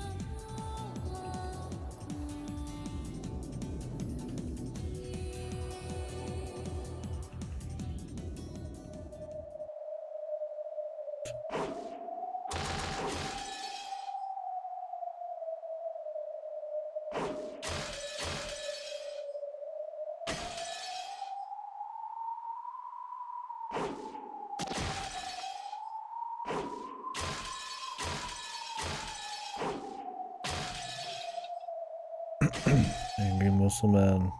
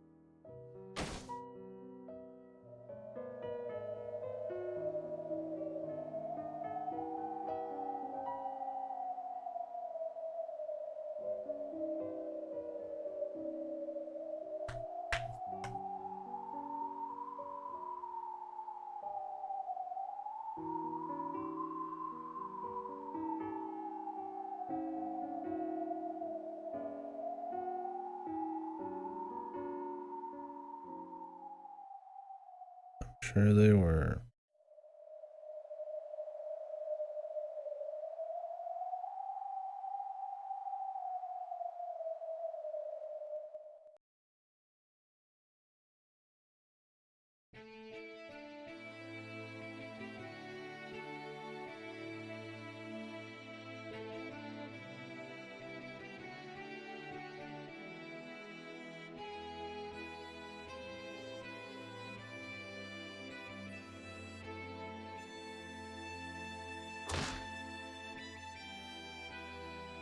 Tequila still alive. Alfred's still alive.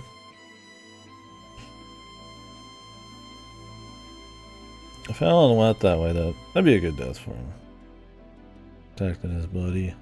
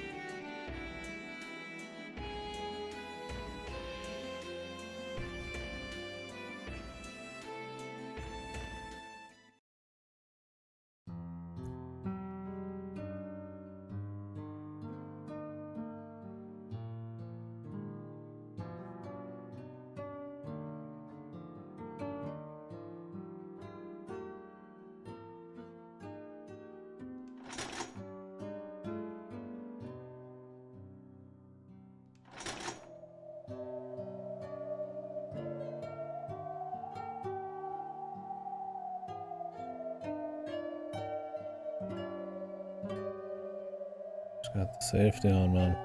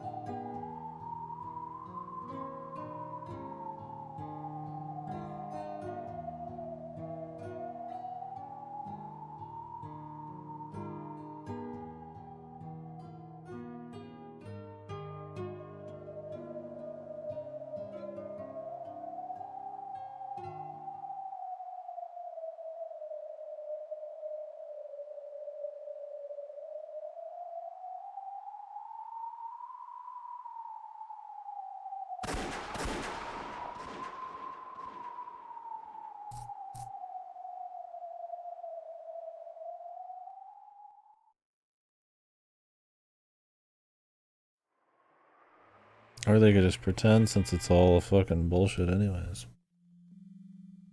She could just leave with Leo. Which, I mean, what happened anyways.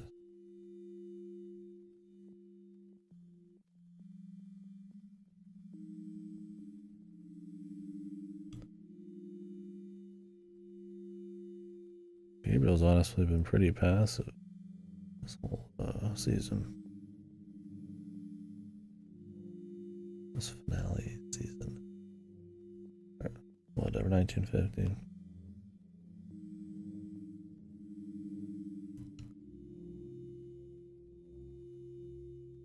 I mean, obviously he's gonna like lose, but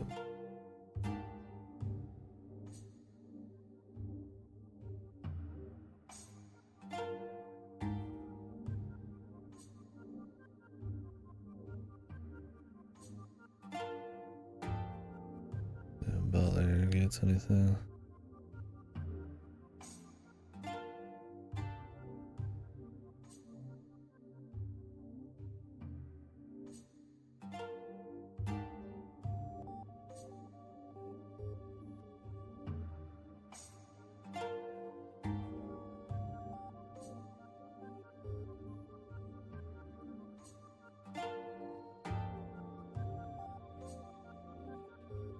Ricard's corpse?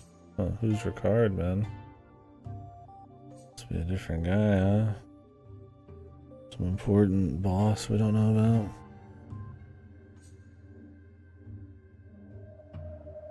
The body double? Oh shit.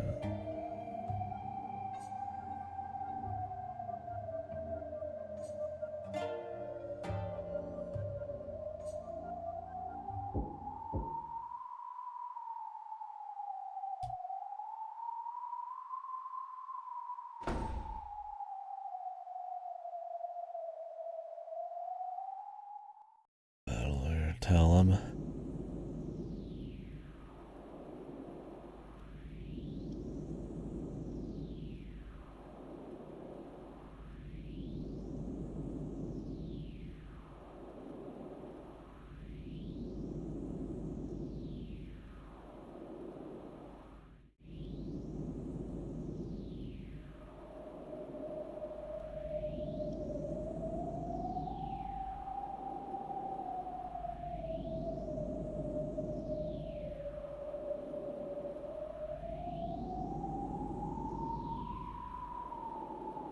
Whoops, Richard. Turns out you were a fucking dumbass. Whoopsie daisy.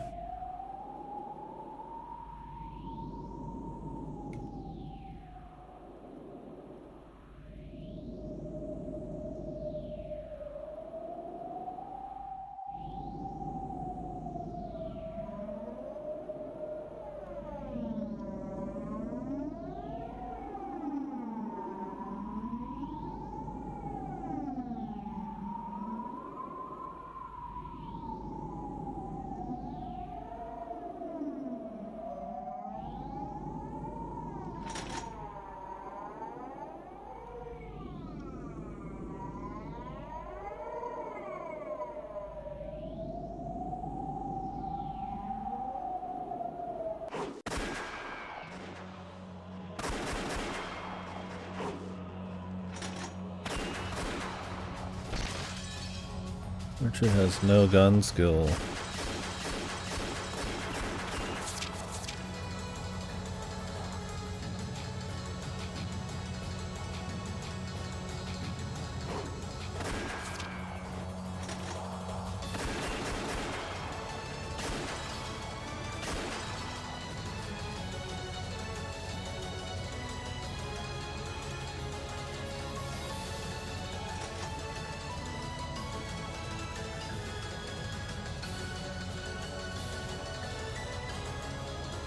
It'd be cool if Gabriel killed him and then Butler came in and fucking totaled him though.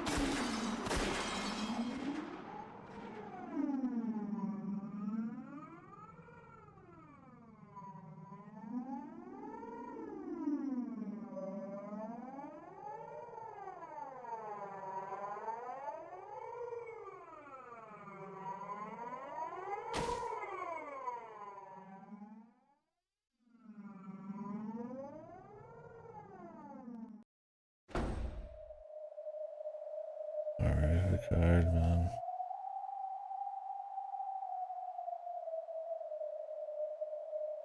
Where's the Butler? Fucking coup de grace.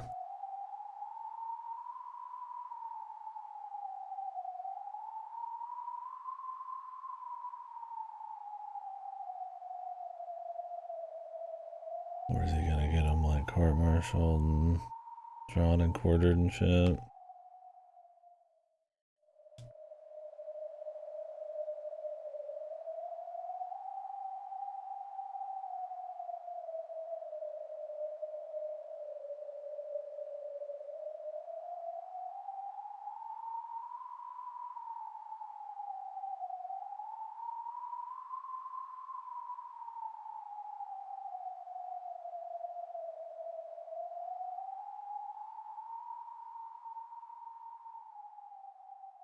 Grab his gun.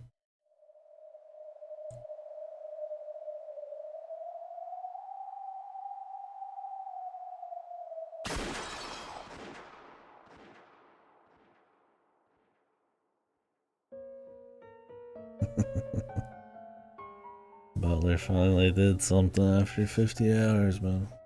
You know.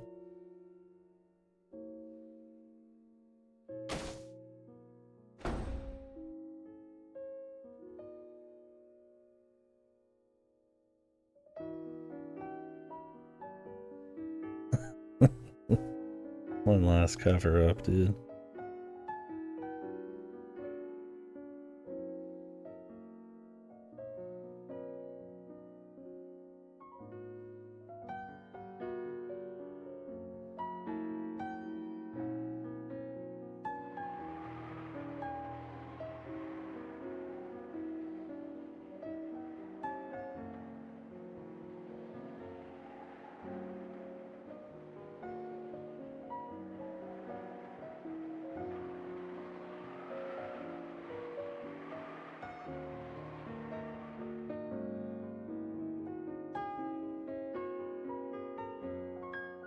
The Rose Guns days.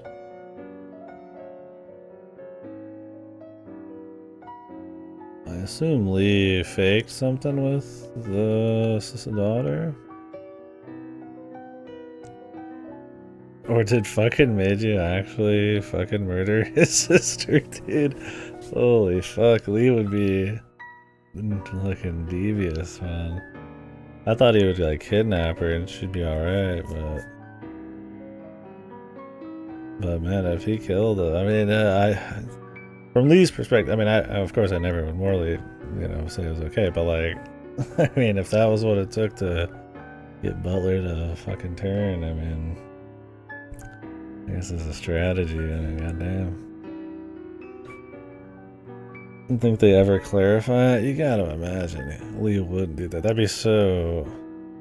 Thing is, that's the problem with making all the characters be like nice guy, bad guys. It's like you just don't see Lee doing it, right? Yeah. Like, they weren't buddies, but I mean, Lee has a respect for, like, people. I mean, like, Butler was never, like, gonna fuck up his countrymen.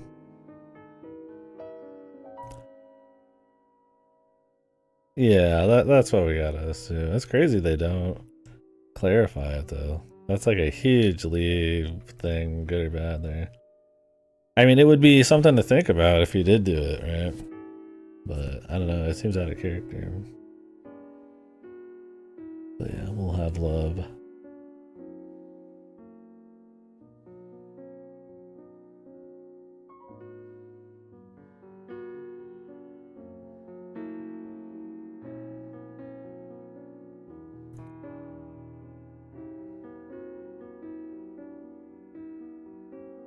Just all the sisters dead.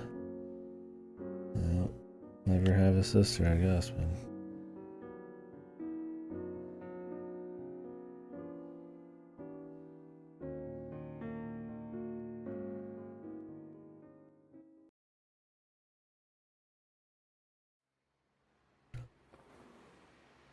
I'm gonna say it. I think Gabriel had a lot more potential as a villain.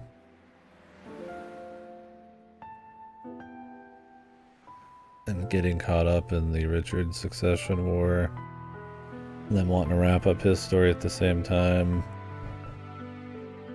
I don't think he got as crazy of a focus as he could have had.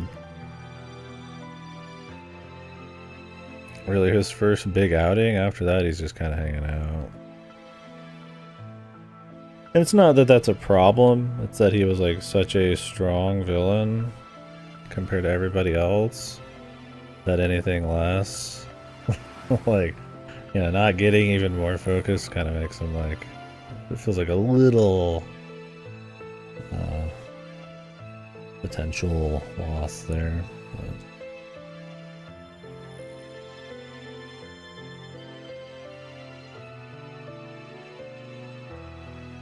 Yeah.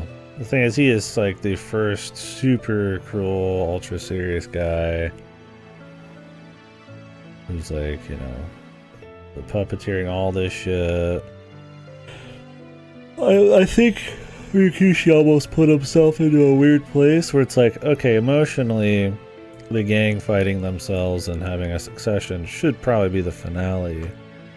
But he'd be created with such a strong villain that had so many more emotionally huge moments because of him that it almost feels like he should be the finale, which doesn't quite fit with the trajectory of the thing. I'm also gonna say it, this chapter was worse than the last chapter by a good margin. It's still good, but yeah, Tequila and like Alfred and the jokes, I mean, yeah, some people died and shit, but I think the Alan thing was pretty hardcore. It was nice, some revenge. It moved a little quick.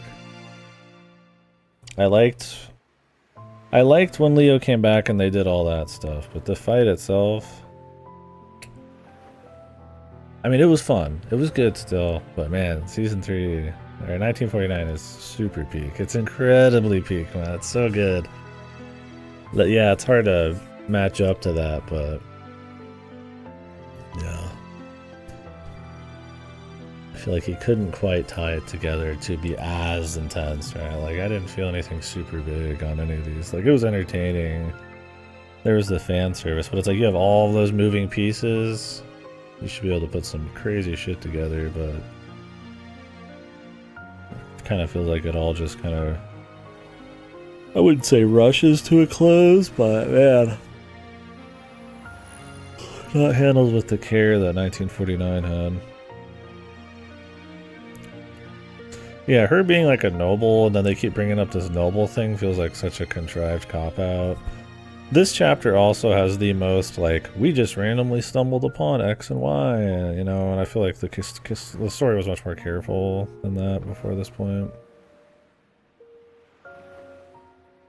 Don't get me wrong, it's still good, I still like it, I'm still into it, but... yeah, 1949 was crazy. And I think he made too good of a villain for the the kind of story he was setting up here. I mean, it was good that, you know, Richard and Battler, you know, got there sort of at the end, but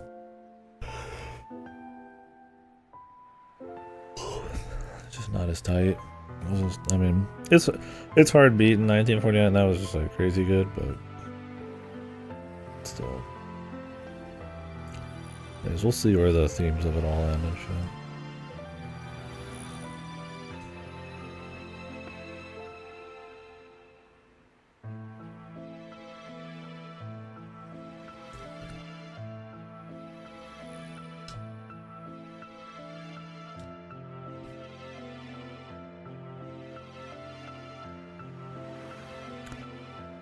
They're trying to pull a lot together at the same time. A lot of different plot threads. The theme of it all, of Rose and Primavera, and Succession, and the trickery, and the revenge. And it's a lot to do in one fight, which is possible, but you have so much strong stuff going in. And like I said, I feel like the Gabriel, the Primavera shit are like two plot threads that probably needed their own big chunks of stuff. I feel like having them all end in one fight, especially with like comedy breaking pace bullshit.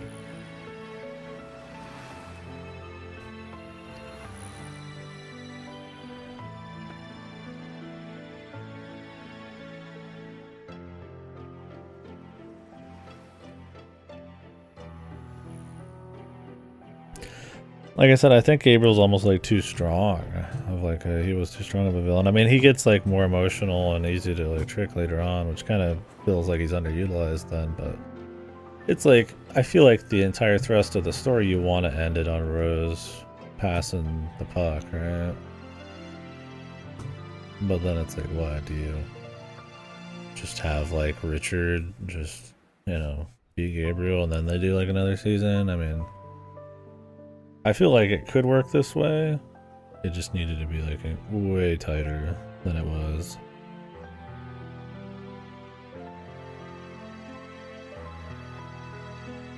Is that actually true?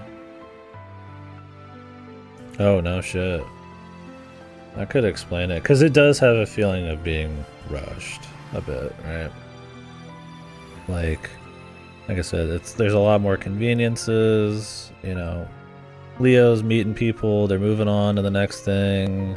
All of a sudden they're at the fight. And it's not like fucked, but compared to how clean the rest was, it's a little crazy.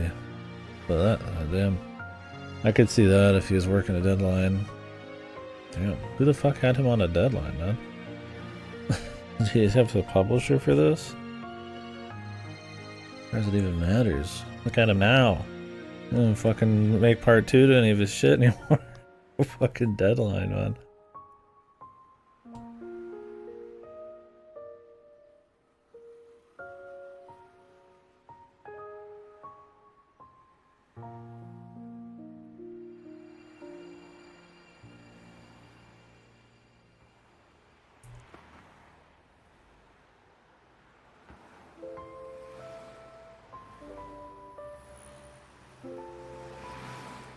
Yeah, I don't know. I think for his like hardcore of a like the amount of plot threads and the amount of like characters that need resolution, a much more dense labyrinth of stuff was probably necessary. Kind of like 1949. Like you could have, the thing is like, you need the succession, right? But then Richard also needs the Gabriel shit.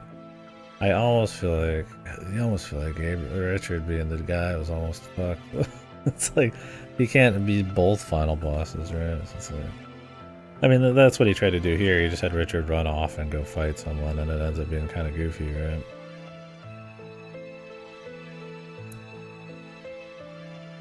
I mean, you could just have Richard eat shit, find out as he's dying, and I don't know. What do you do, Gabriel? Just a little bit after that with Jean, or have like a section where like Rose is like pretending to be evil, and but then I mean, John's there in the fight. I don't know how exactly to do it, but maybe just some of the scenes could have been stronger.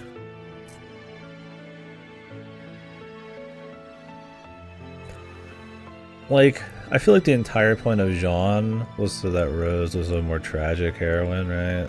You know, someone with these crazy ideals that's lost to history, that doesn't care about the vanity of it all. Not that John's actually that great, but more that they wanted Rose to have that kind of ending. But like, they probably could have done that anyway somehow. Well, I think it's just like, how do you separate the Succession shit and Gabriel? That's kind of why I say that Gabriel's almost too good, right? He's almost such a strong villain that he kind of like hijacks the thrust of the story, right? Because it's like, well, fuck, he's like clearly like you're rooting for him to go down.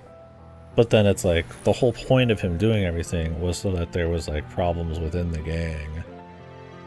And then it was Rose's final, like, you know, the gang's falling apart, come to God, like, what am I gonna do? And, you know, next era, passing the title down kind of thing. It's like, when Gabriel's, like, that dominant, and he's the one who's, like, killing, like, melting babies, and, like, shooting babies in the arm, and, like, you know, killing characters for the first time, it's like,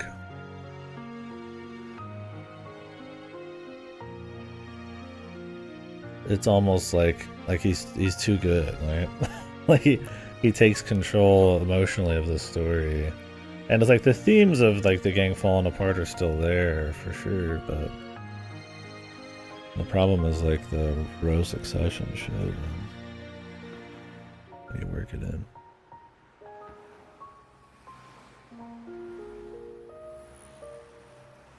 Oh, I agree on that. That's why I always thought she was like Claudia magically, or yeah, Meryl, or yeah, somebody like that. I mean, he was really pushing this idea that she needed to pass down the torch because she wasn't quite fit for it. But if anything, I would have preferred that it was just like, you know, her ideals. She was just super pure, and she was kind of tragically lost her life at the end, maybe. And, you know, you go with some kind of theme of that, right? Where she was looked at as the villain or something, and you know,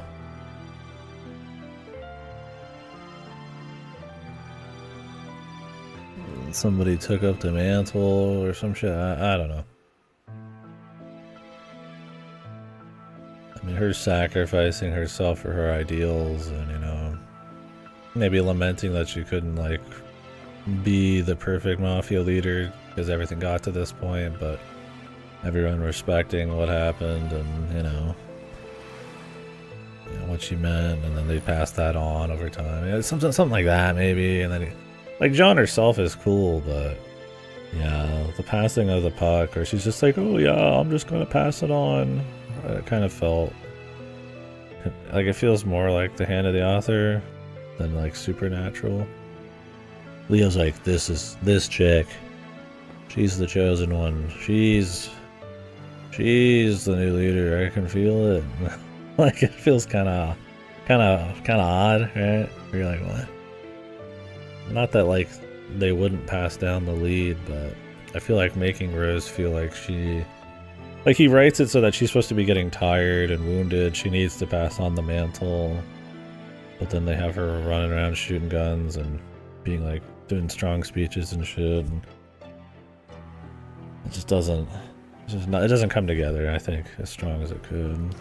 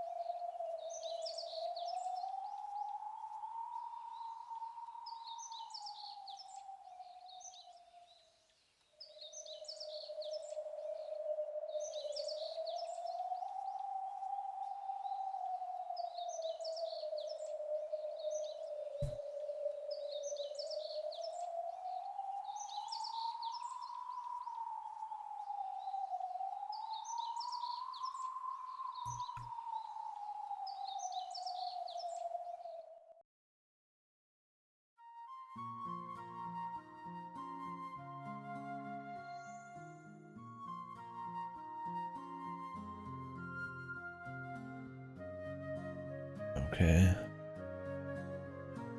Just throw that twist in there. I mean, I guess it's cute to do. Like if Rose really didn't want to be remembered, but she's just telling a family member. Thing is, I feel like you get the strength of Rose's ideals, but her being a tragic, like fake villain heroine thing, where she's supposed to like disappear into history for the sake of like a better future, I just don't think it's strong enough. Like you get that's what they're going for. You get there, that's where they're going for like 30 hours. But it's like her kind of disappearance or her kind of passing the puck. The hate of the people just isn't there for like a really strong version of that. But we'll see where they go. So.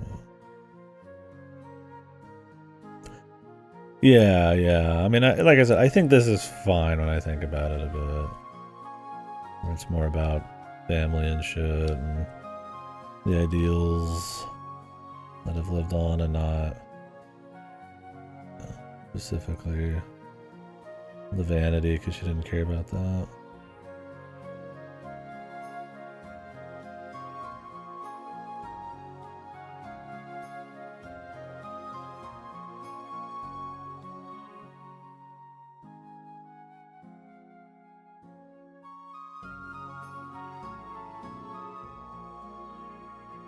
What was his name? Was his name Leo? What was Leo's full name again? I don't remember. I assume that was the other name. Really, her grandpa. Ishigami. I would like to think Rose didn't fucking cuck him.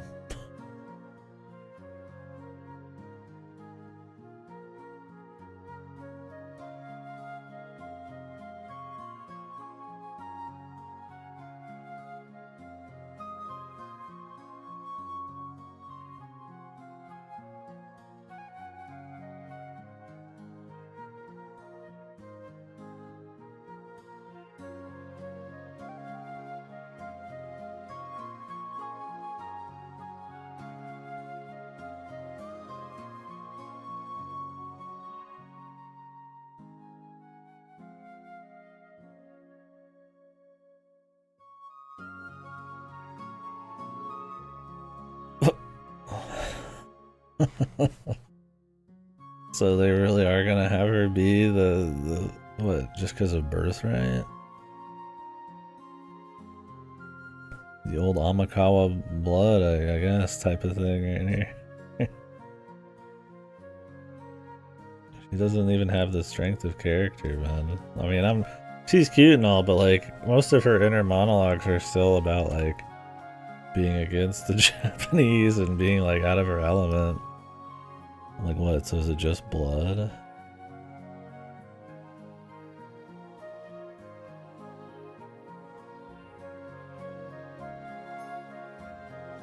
I just don't think they've built her up enough, man. Like, she's a cute viewpoint. And throwing a little twist to just kind of tell you a story about her family, but her being like the mafia leader. I mean, when they said it earlier, and then they're like, oh no, that's not going to be it. I'm like, oh yeah. Because that would be stupid. Then she is anyway. I'm like, maybe they're not actually going to do it.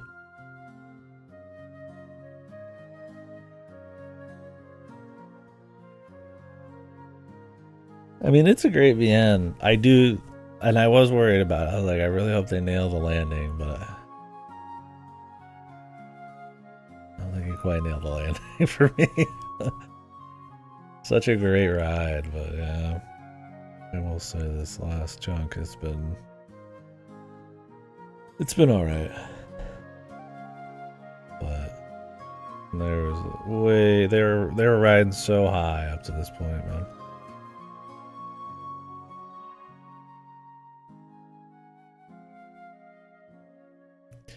Yeah, I think finding a cuter way to deal with Gabriel and then dealing with the Civil War and the gang, and then having her have a stronger kind of connection to what's going on and really finding herself and her, you know, her spirit, the Japanese spirit, or just respect for her grandma or something. But it's like, it doesn't come together like 1949 does.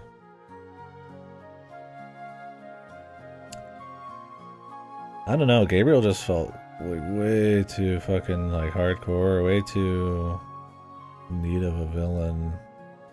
Kind of just take the back. I mean, maybe just a stronger scene.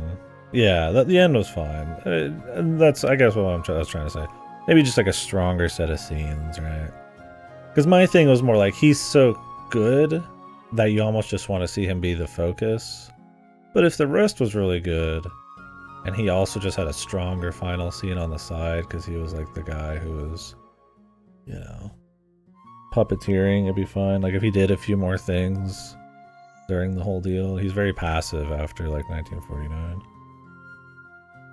He pretty much just stops existing and then starts making like lazy mistakes. And that's kind of what I mean. I feel like it's like he has a good ending per se, but he's underwhelming in that like he really should have had more going on there. He was playing things up more and then he still got kind of taken out by the end of it. Or he was riding high and then, you know, only Battler could really do it.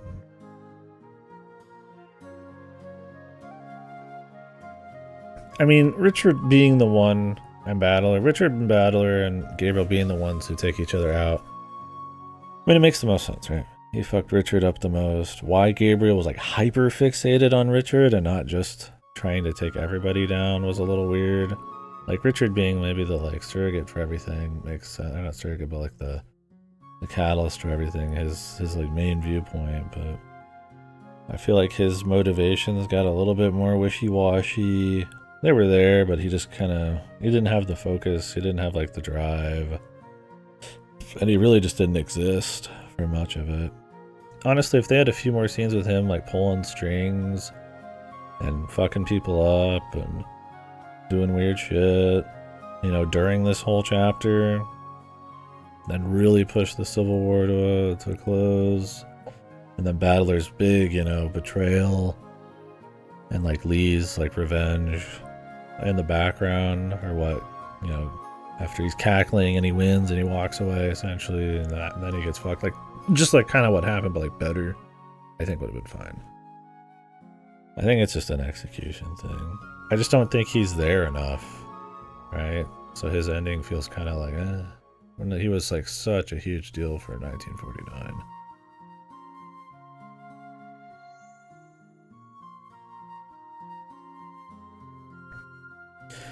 Yeah, Richard, I mean, I liked when Richard was with like Leo and he was like not into what was going on. But I really wish they would have like grappled with like Richard being like really not actually having ideals and just being like completely driven by revenge. Them having that, I really thought this huge platitude monologue, I was starting to glaze over during it. Like between her, like Rose and Richard, I was barely even paying attention to what they were saying. I was like, this is a battle of platitudes, and it feels really sloppy. And I also feel like Richard, because that's the way they've been writing him, is completely consumed by hatred and revenge. And I think him pretending, like projecting that he has values when it's not really the case, would have been more interesting, right? But yeah, I think his downfall, I mean, they foreshadow it, right? He slightly is against her at times through the whole thing. I just think it's a matter of execution. It's a matter of filling out more scenes, like Goto was saying.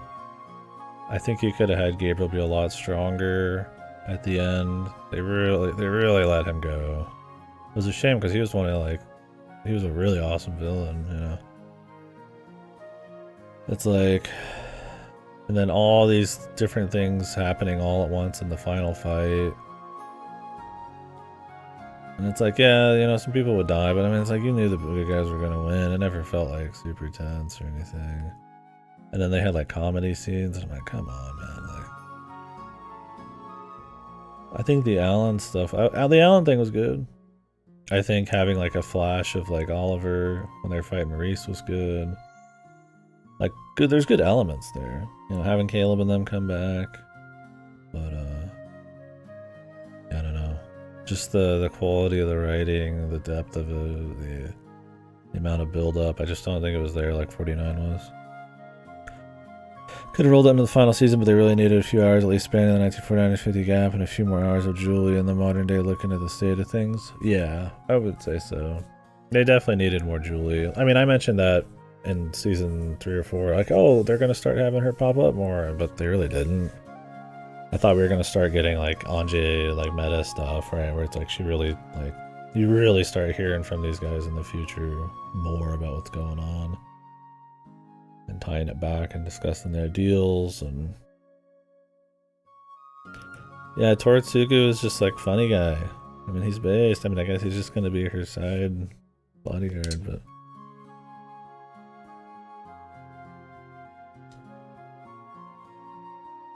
I like how they're just telling her she's gonna be the madam, dude. Cause her fucking like blood, man. Like what? Hey, you're the madam. Like, come on, man. Like, what Julie needed here was like a scene where she was like, man, you know, I'm really fired up. She says something really special, right? Like, there's like a litmus test where she's like, says some shit. How she resonates with the story of her grandmother, how she resonates with what's going on, where she gets confidence and stuff, and they're like, hey, you know. It's like Willy Wonka or some shit, right? And at the end of Willy Wonka, where it's like, you know, he comes up and he says, I'm fucking lying, and he shows his character, then Willy Wonka's like, you know what, you're the next fucking guy, right? You know, like, something to show Julie's character. But they don't. I mean, she literally feels exactly the same now as she did at the beginning. She's just out of her element. I'm like, it's like somebody just came up to me like, hey, Mr. KD, you the fucking boss, KD, yeah. You know, maybe tell me a little fucking bedtime story before that. I'll be like, this is, come on, man. Jesus. In case you can't write endings. This is not Junji Ito levels of not being able to write endings. Yeah, the hypocrisy of that Goto too is just like... God, it's a shame, dude. We'll see where... I mean, I'm not done yet, but... I get to work now, yeah. I mean, what if she doesn't even, like, morally agree? She hated the Mafia last time we had her. She's like, I hate all this violence and shit. Now what? Because they had a story about her grandmother? She's just like, yeah, dude.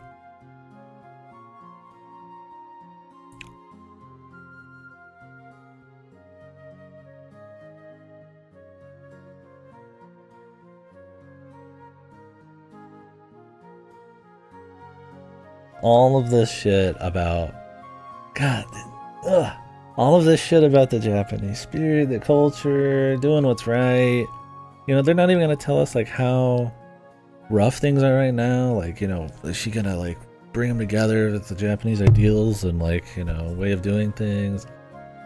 All of that stuff. It's like, it's just blood succession? And a cute story? Come on, man. I was going to give this shit a 9, bro. I don't think I can anymore. I don't think I can, man. God damn it, man. Yeah, it's down in the 8s, I think. Man. Come on, man.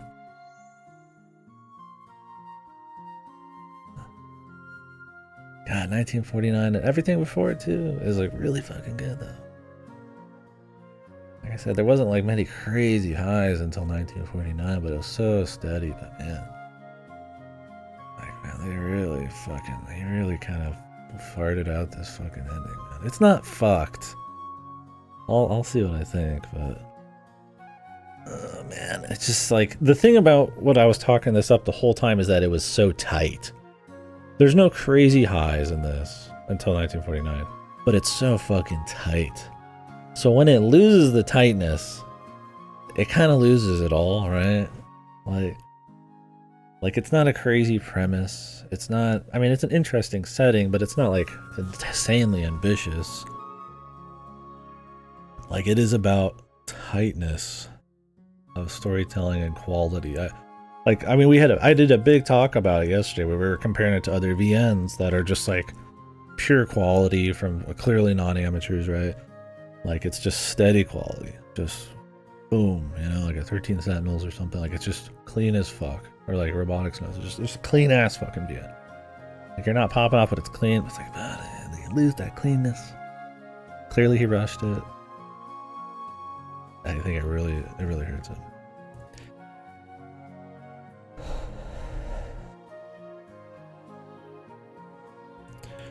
The Alan Keith Ox showdown into the second PL6. Keith should have died there. I mean, it would have been better than the way it, I mean, I don't know. I'm fine with him not dying. Because I do think Alan sacrificing himself. Okay, well, what could have happened was they could have had their same fight, and then Alan dies for him. Because he's his friend. And then Keith maybe joins the good guys. And realizes he fucked up. Or Keith disappears for a long time and ends up helping bring down Gabriel from the shadows.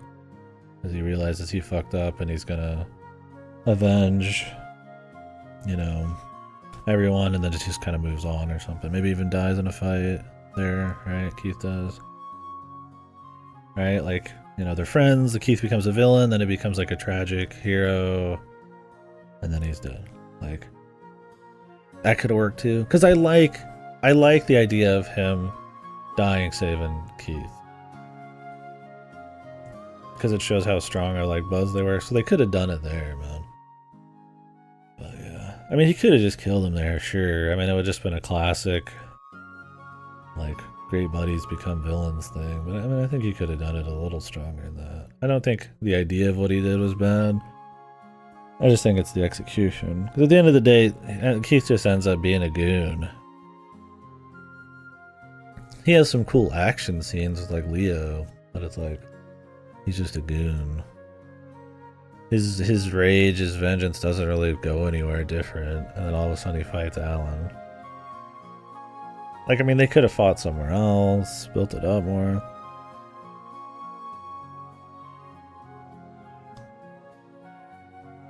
I think having them both be around would have been okay. But he needed to execute it. And I just don't think he nailed it.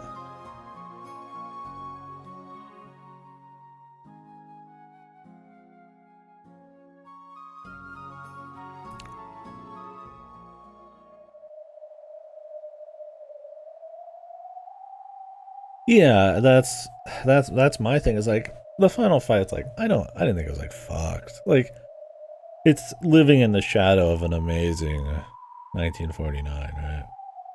But like, never was I like what? Like, yeah, you know, I was like, oh, maybe some more people need to die, and they do. Maybe it could have been a little tighter, but I was like, okay, you know, like, let's see how they wrap up the themes. And then now we get here, and it's like, it's the first time I'm just like, what, man? Like, come on, Ricky, what the fuck is going on here? It doesn't even feel like it's like truly resonating with the theme super hard because it's some blood succession shit.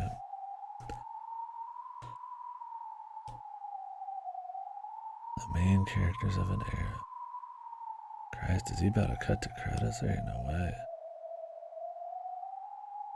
I mean, are they gonna show Leo and Rose and stuff a little bit?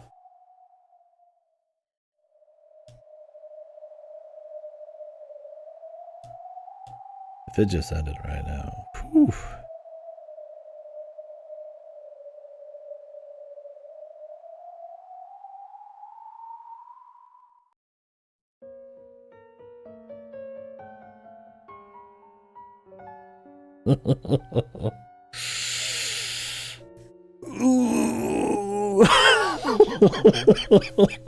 No, dude. Come on, Rikishi, man. He was cooking so fucking hard, dude. If you're gonna trash the ending, at least give me some closure, man. It is Leo Grandpa. God damn. They're like an after credits. I mean, no way. That's just it. Julie's like, what the fuck is going on? And they're like, as they're spouting platitudes at the camera. So this is passing on the Japanese spirit and Rosa's spirit for our future. And she, the future in the background is like, what is going on? What is happening? Just screaming in the back while John gets closer to the camera, spouting fucking bullshit, and fucking she's just pissing and shitting in the back. It's like and it just ends. It's like, what's going on? It's like a comedy finish, dude. Jesus Christ, dude. Whose publisher did he? What publisher did he have, man? Why didn't they let him cook, dude? Christ, he went to the hospital for this shit. He got it. He had to have known this shit was fucked, man.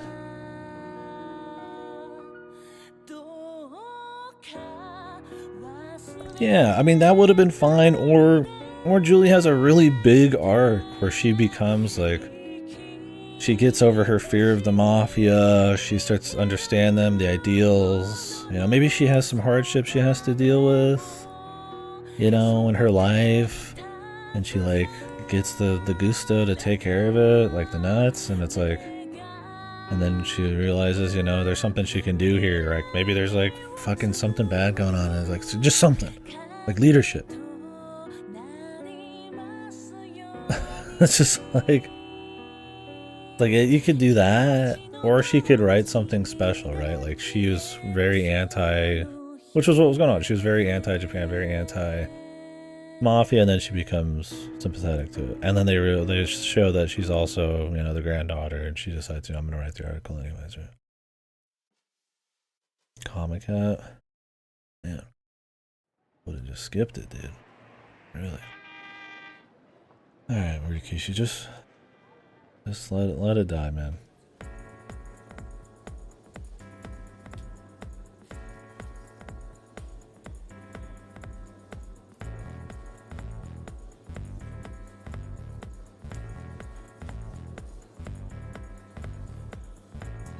Yeah, I think that would have been a totally fine way to do it too. Yeah. And it touches the people and then they start to respect things and or just, you know, maybe not, but like you just push your ideals forward and let the future take care of it and provide a place for it to exist, right? Or have a strong like Anjay, Julie type of thing, and then she just like does a big arc. That's fine too, right? If you want her to take over the mantle, but she would need to be a much larger part of the story. Right? Her just taking over Willy Wonka's chocolate factory because she was related to Willy Wonka's fucking daughter or something. It's like, come on, dude. While John just spouts bullshit.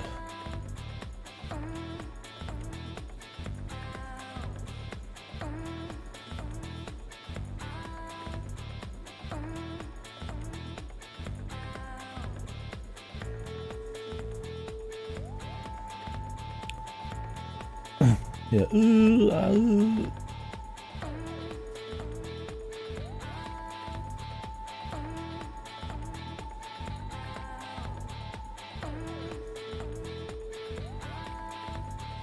Well, she's like, well, my life's over. I guess I'll become a mafia boss.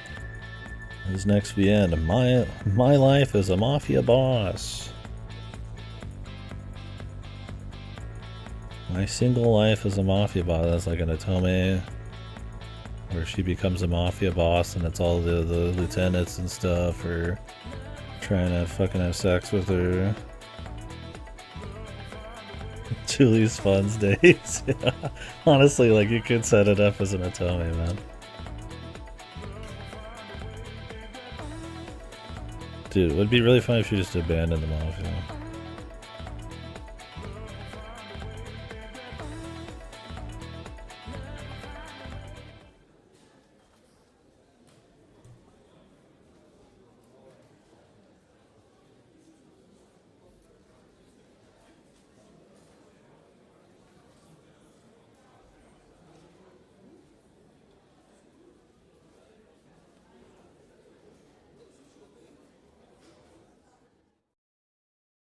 is going on?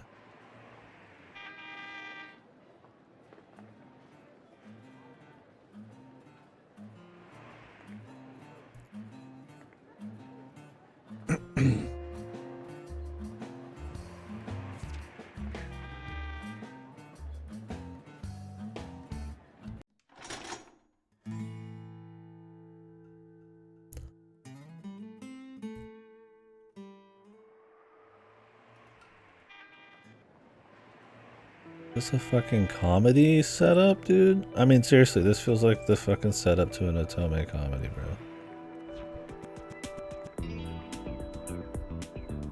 Oh, I'm just a meek, crazy, out of her element fucking reporter girl, but all of these fucking grown-ass sexy men are all over me, and I'm a mafia boss. Mamma mia. It's like pure Otome slop.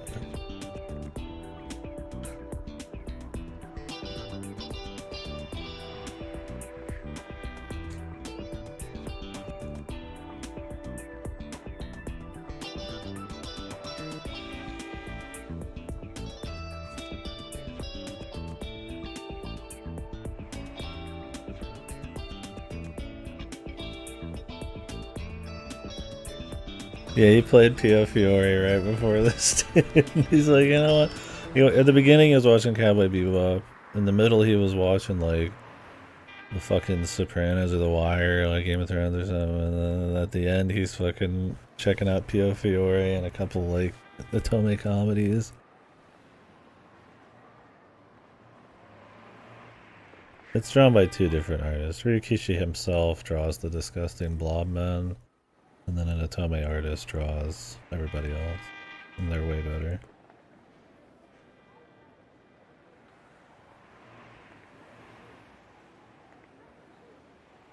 Yeah, this is like some Cinderella shit. My life is a journalist, but I'm also a mafia boss. Romance in the criminal underworld. The fuck is... Bravissimo, indeed.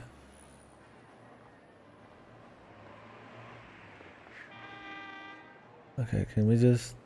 You just end it, Ryukishi. I mean, for fuck's sakes, man. This is not the closure I was wanting. Yeah, dude. I mean, does Code realize? I feel like Code realize fucking, clears this. At least it's fucking consistent. And more ambitious, man, in setting. This ending's just too shit.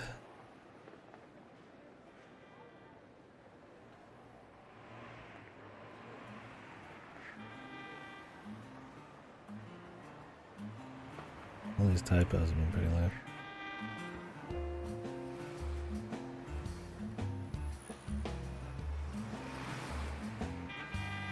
Fucking the gotcha fucking video gamer guy.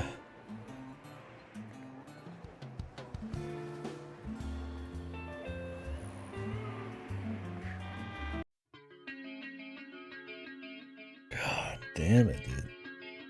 Gabriel melted babies for this ending, dude. Yeah, it almost feels like it's a jab at the Japanese culture that this guy, it ends on fucking like SSR gotcha bullshit.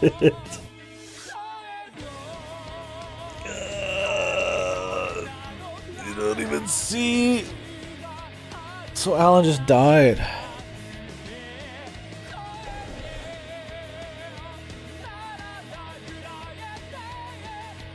The best edition comes with an extra story. Julie dreams meeting the RGD cast and then wakes up.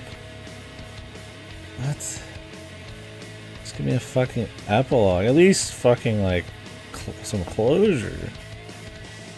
I'm not someone who thinks you always need closure. I am all about ending it at a strong point and assuming the rest. But when you fumble the fucking ending and then I don't get any fucking closure, it's like, well, fuck me, dude. Jesus Christ, man.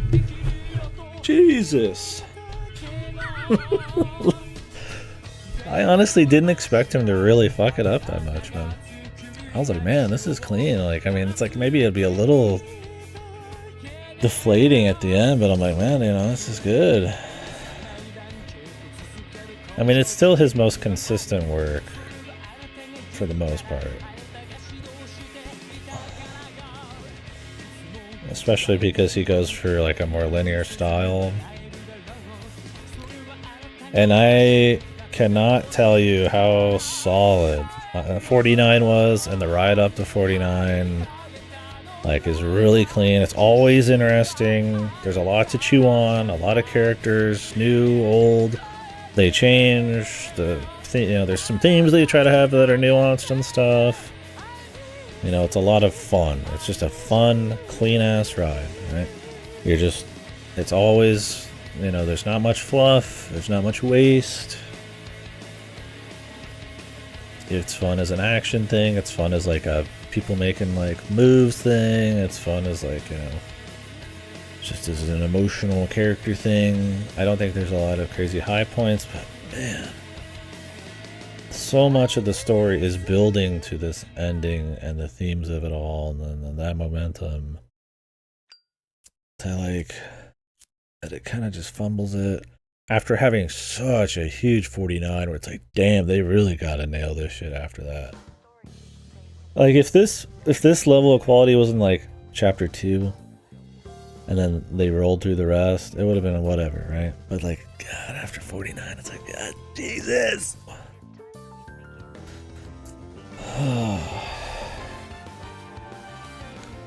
Yeah, just a fine enough ending, and I was all in on the 9, dude. I was all in on the 9, man. I was like, damn, I'm all in on that. I was all in on the 9. But now, like, I don't think so, man. Fuck, dude. I was wondering why everybody fucking put it a little lower, dude. I was like, this shit's good, man. I was like, maybe there wasn't enough waifus, not enough like high points. It's not ambitious enough. It's like now it makes sense. Because the fucking ending kind of blew. God, it really just ended the whole thing. Like it was like really long, and they just drop it, man. Yeah, I mean, I'll check out my list and see where I put it. But let me see this picture. They're watching her. Jesus, dude. Christ.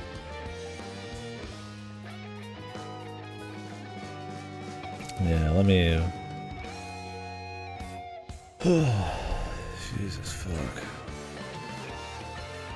I take a piss, but my brother somehow woke up. Close enough.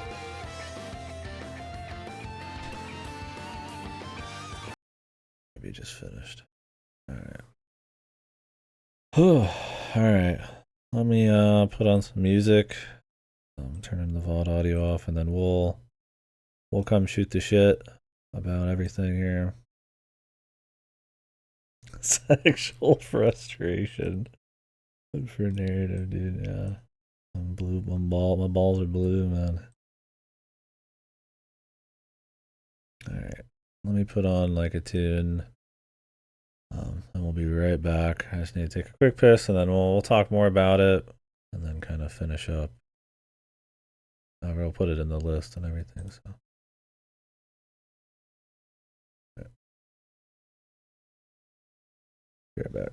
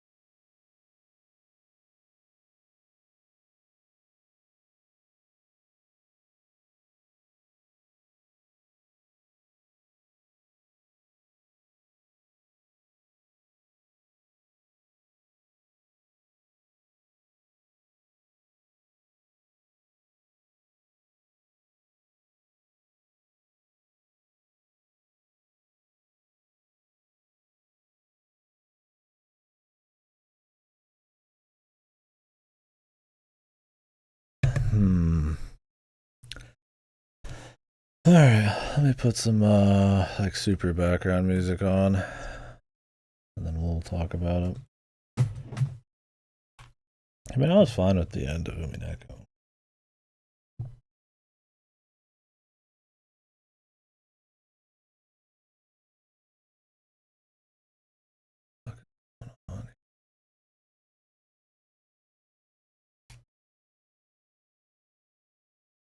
But it's been a while, so we won't discuss it much.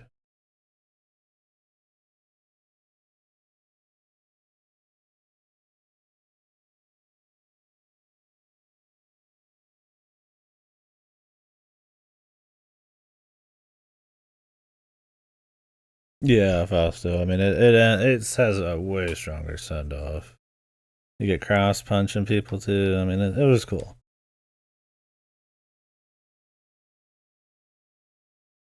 The music's bumping, right? The production values there.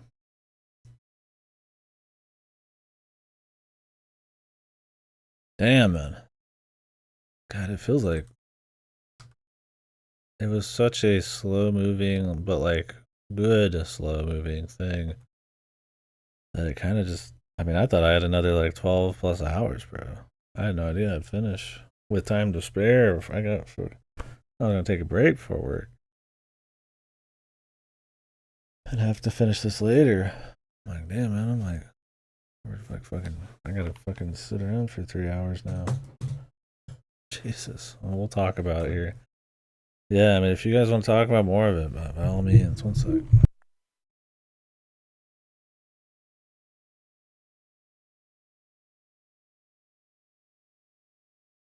No, it's good you didn't, because I think it's important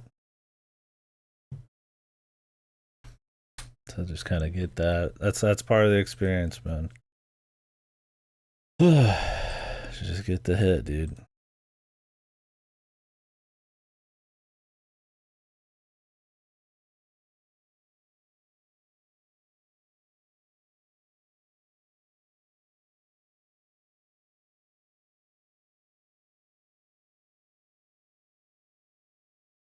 RGD's finally over. I'm glad we had some RGD people in here at the end, man. It was quiet for most of it, but we got the 49 in this at least. It was a good one to stream. There was a lot of things that like happened, a lot to talk about, a lot of like character shit going on. No, I appreciate it.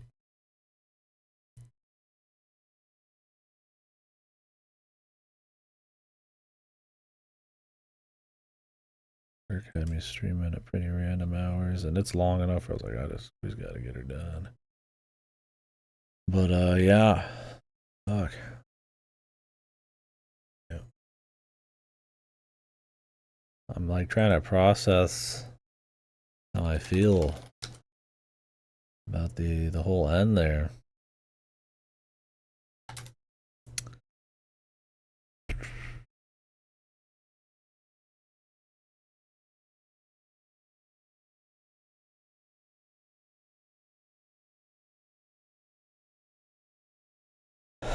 Process the Kino, yeah. Huh.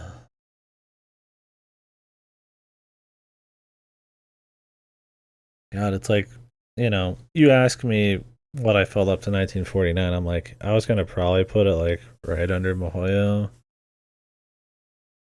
kind of shit, right?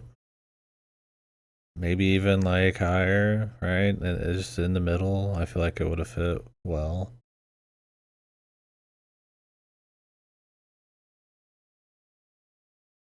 But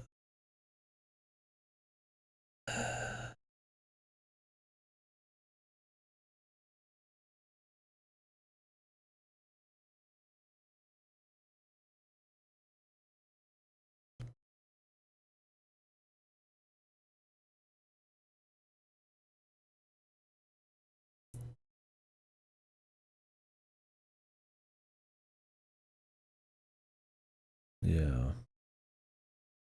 I don't know, man. That ending was pretty rough, bro. I mean, It's kind of like AI too, where like it hurts even more because of what's happened before it.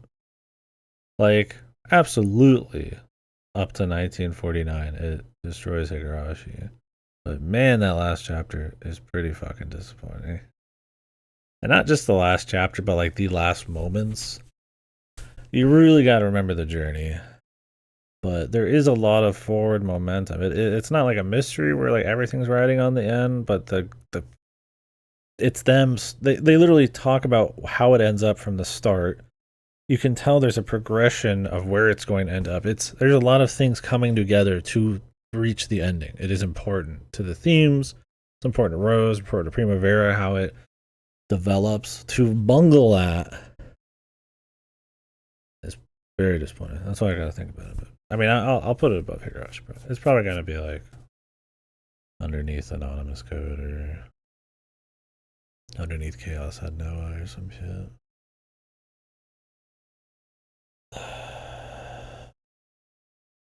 It ain't going higher than that. I'll tell you that.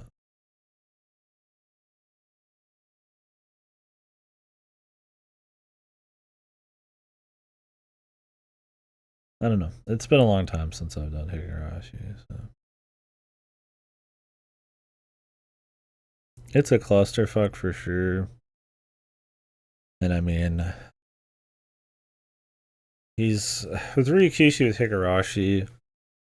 There's like an amateur charm to it because he just goes off on these tangents. It's so uneven, but it's like ambitious and like the psycho murder girls, the loop thing kind of going on. Like there's a lot of spicy shit there. He still makes the slice of life somehow fun. He gets lost on the sauce a little bit on the wrap up and then some of the family issues and all that. For sure. But it has a rough charm to it and an ambition of like premise that I think helps it a lot. Uh, I think objectively, Rose Guns Days is absolutely better, but like, man, it's hard to get past that fucking ending. Well, especially while it's fresh, bro. I mean, son of a bitch, man. Jesus. Probably for the best. Nobody talked about this thing in general. I had no idea that was coming, dude. I mean, there's worse, just like totally fucked endings, but man, like for how clean it was up to that point, that would be its undoing. That it would be insanely not clean, and then there's not even like good closure. Whew. I mean, Jesus, man, they could have at least had a couple little closure scenes where you're just like, all right, well, at least it had like a stock ending or something. But like I said, the final fight, I mean, yeah, I mean that whole chapter, right? I mean, Leo gets there. The Jean stuff, they bake it a bit, but it's like it's all pretty quick. There's a lot of conveniences, but it's fine, right? Like you feel like it's prepping for some big shit. You're like, where's Gabriel? But it's like, maybe he'll show up and some cool stuff's gonna happen. They spend a decent amount of time, like saving Rose and all that. And it's like, okay, Jean really, she's spunky. You'll enjoy that about her, but it's like she'll come into her own as we go, right? She'll become an interesting character in her own right, right? She's taken over the whole gang. She has to be like a big deal. Passing this torch has to make a lot of sense, right? And then all of a sudden you're like at the final fight. You're like, okay, maybe it's just like an in between or a fight like kind of before the end. But I'm like, oh, but like Caleb's here, everybody's here. Like maybe this is gonna like continue over like a few areas and drag out kind of into little arcs. And then it's like, no, dude, like that is it. And then there's no anything with Julie. The Julie thing, it literally ends as a punchline, man. It ends as a fucking goofy Otome premise. Christ. Even Code Realize has more respect for itself, bro. This is a fucking. I'm about to put RGD lower than a fucking goddamn Code Realize. I mean, not that I hate Otome at all, right? But it's just like.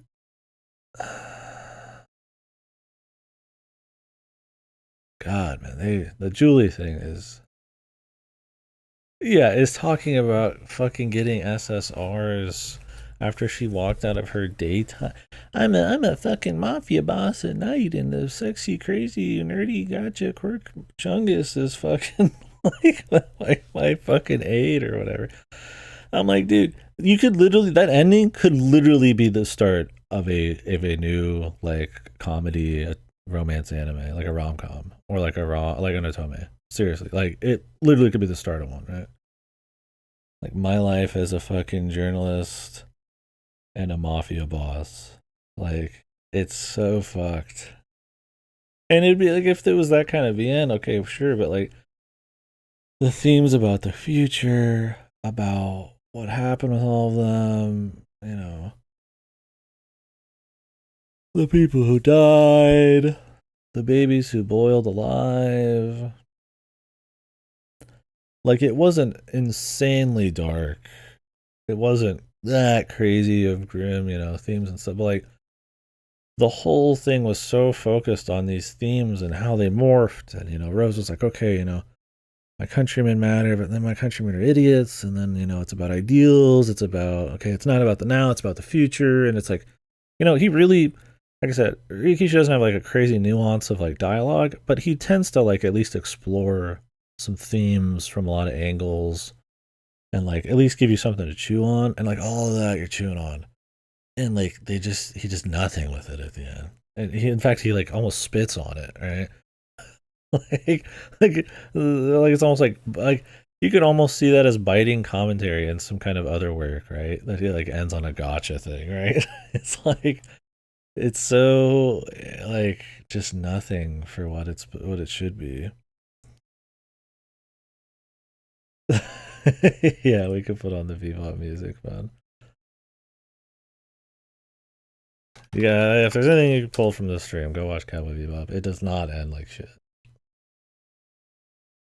In case you watched Cowboy Bebop and he's like, hold my beer, I'm gonna not end it good like Cowboy Bebop does.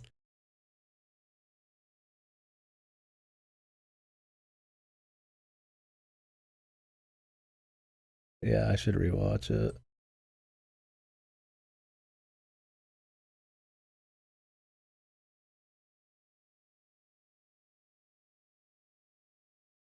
It's a great show. Maybe I can just stream it or something. Amazing show. The English dub is awesome too. It makes it so good. Oh man.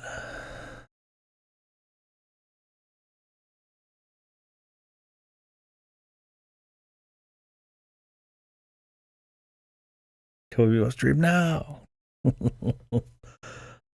do have a few hours.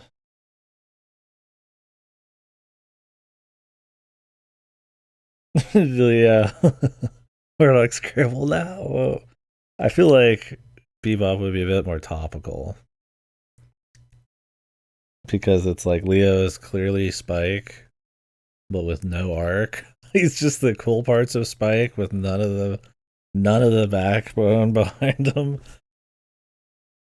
I mean, Leo's cool. He works as a tool very well, but Spike is like so much more of a rounded character.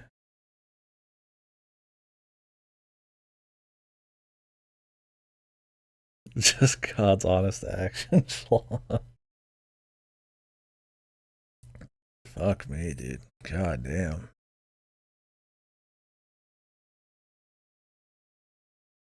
Pave the way.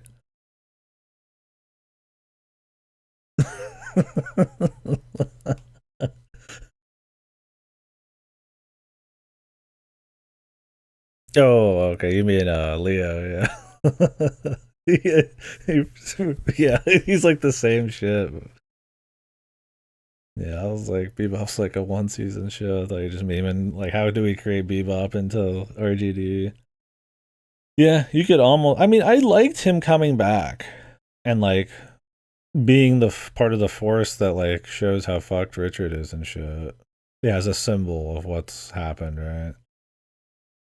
I mean, him getting his ass beat by Cyrus was kind of lame. I was like, okay, man, like, really? Cyrus? The guy who was pretty much just a lame, wet noodle of a character? for the whole thing.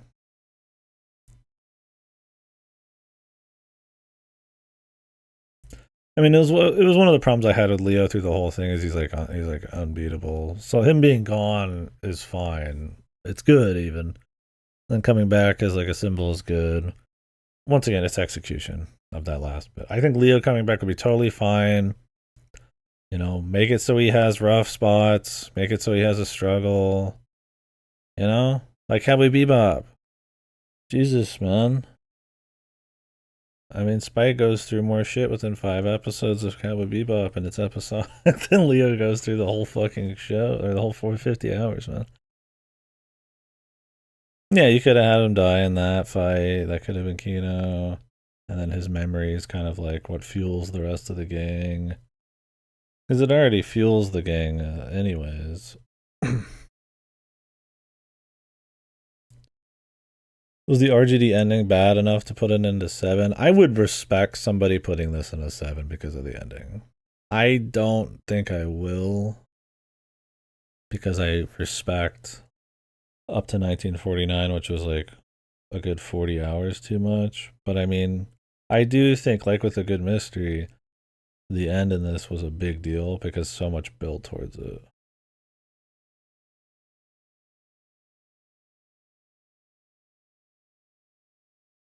That would have been Kino.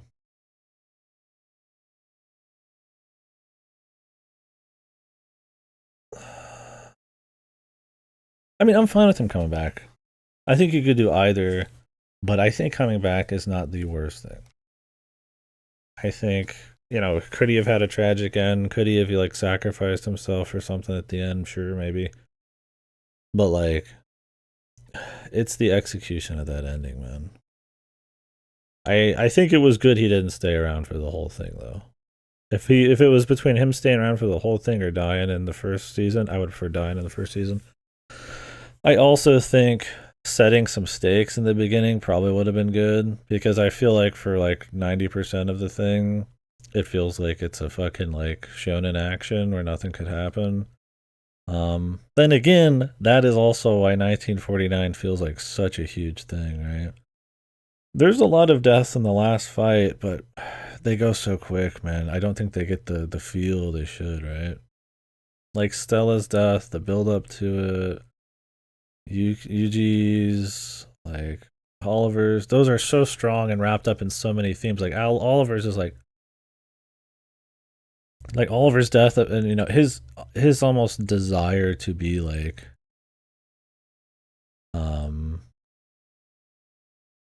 let's do the somewhere chill. We don't need the where's like his whole story about wanting to be like the dog, and I could do Piano Black. Wanting to be like the dog and building his way up, and then he dies for that, right? Like it's so strong.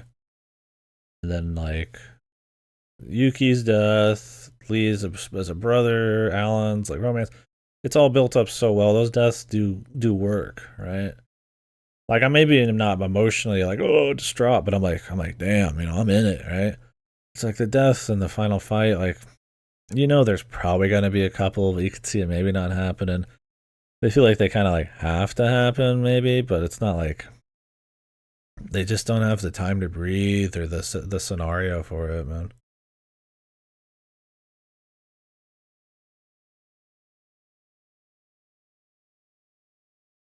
That's my problem with Leo is he's literally just a like infallible like um one-liner machine. He's got a few rough moments about his like war buddy shit, but he's cool. He's fine as like a symbol, as like you know he's not a main, he's not the main character like you thought he might be. Like you can still make him work that way, but yeah. I think giving him something when the chips are down and there's more stakes in the final season would have been good. You know, Leo's back, things are fucked. Maybe something's gonna happen with him. Maybe we're gonna go beyond. Yeah, kill him while he's at his Well, the flame burns the brightest.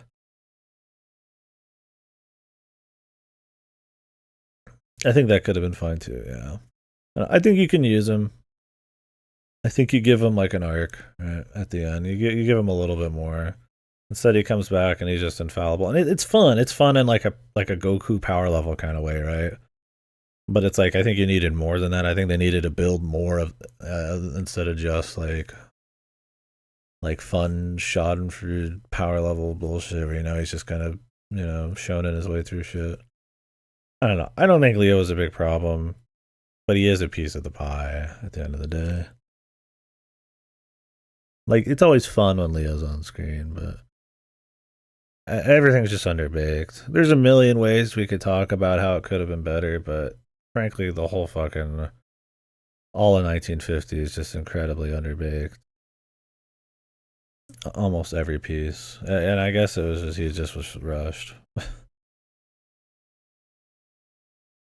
Cause goddamn, man, goddamn, Cowboy Bebop. Woo, fucking Space Line, dude. Where's this kind of shit, man? The song plays for half of a fucking like episode. Like it's like an entire half a scene, like half of a fucking episode, one scene, man. Shit's Kino as fuck, dude. Jesus. But yeah. Hmm. Well, let's put this bitch on here. I don't know. I'm still processing, man. Where do you guys got it on yours?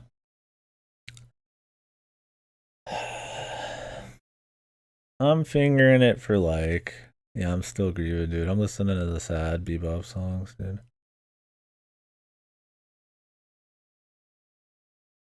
I'm like thinking like I don't know. I could feel like I could go anyway with it. I'm thinking like under anonymous code. I'm thinking like I could see it in the sevens. I could see it. I could see this being like top of seven, right? I like it better than Steins Gate. I do that kind of shit. That's like I don't think it gets any higher than anonymous code for me. It's weird. I think Back to Chaos had so much. You think I'd be giving it a 10. It just is a little sloppy at some points. But this one sticks with me, man. Its premise and its idea and the execution of like his like psycho social anxiety and shit, I just think is really well done. Think about it more than some stuff I raised higher, but you know. I also think about dog shit more than I think about some of the stuff in the 10, so it's like that's just how it is. It just makes it hard to rate sometimes.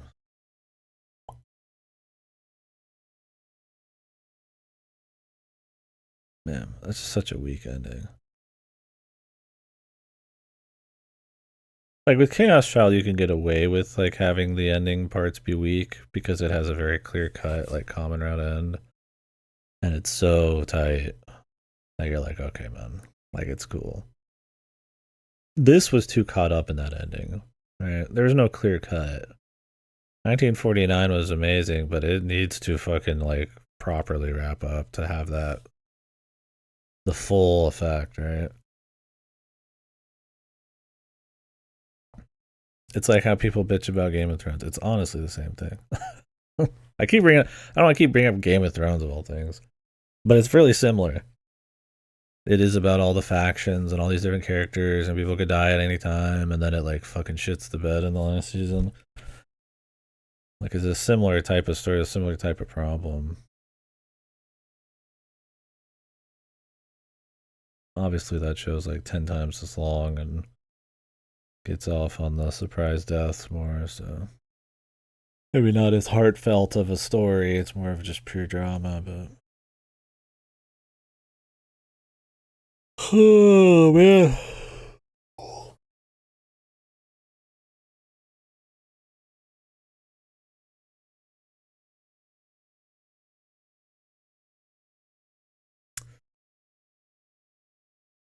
I'm like hovering like above Danganronpa 1 or underneath Higurashi type of shit. But I'm probably gonna put it underneath Danganronpa 1. I think I'd be okay with that. I don't feel super strong about it. Einstein Grooven.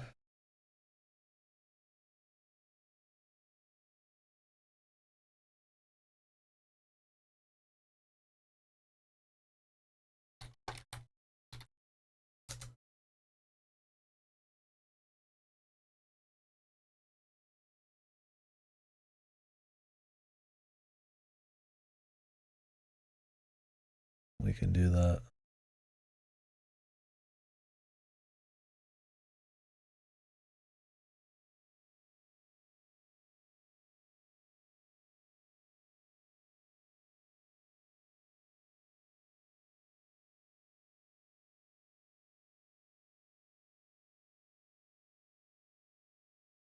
I don't know. What do you guys think about that rating? Too high? Too low? I'm okay with it being. This is as high as I'd push it, I think. I think I could see it going lower. I don't know. I mean, I like Higurashi Pro. Like I said, I explained why too. Like I said, I need to explain it again. Like I said, I think there's an ambition to Higurashi, a roughness, a charm that I kind of like.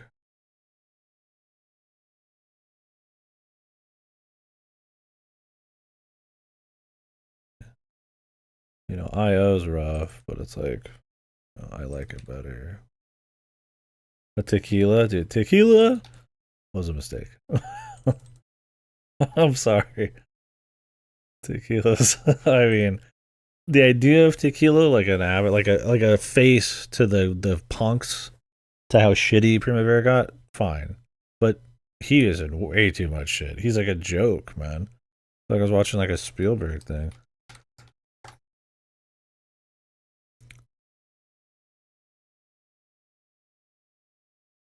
I can't believe Ryukishi wrote the most disgusting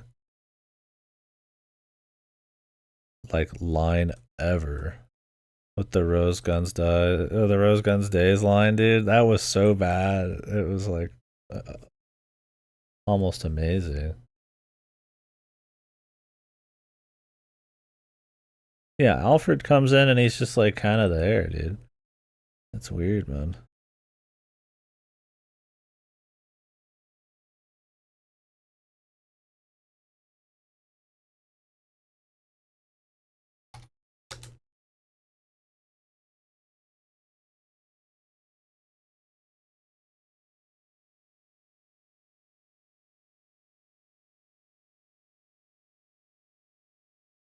I rated higher, but man, because I didn't rate somebody as high as you. Oh, that's fair. And I mean, I could see this. Like I said, I was all in on the 9 train, man. It was really clean. I could see it even being almost higher than a 9, right? It was almost there. Like, if they really stuck that landing, especially because the stakes became more real after 49, I was like, man, we could really. It could be there for me, but I just had issues with it, man. But I will not look down on the quality of everything up to that ending. And like I said, even the ending isn't like beyond the pale, except the Julie shit and how rushed it is. It's just that build up's so good. And it needs the ending. Like I said, Cash Child doesn't need its ending. It's fine without it, right? The common route's enough to just get you. And it is short, yeah. It's not like it's dying slowly for like 12 hours. I mean, the shortness is part of the problem, but yeah, at least you don't have to suffer forever.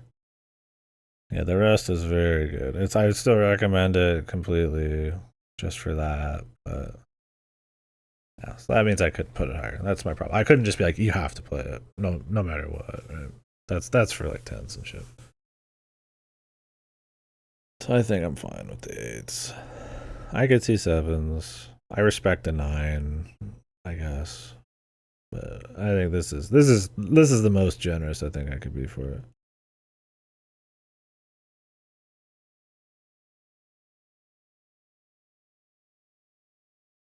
the Force Ghost one. I mean, I would have took that too, man. I mean, if they could have made it work, I would have been there, man. God damn, man. Well, we did it. We finally did RGD. I need to get this onto YouTube and get it off of Twitch, man. Jesus.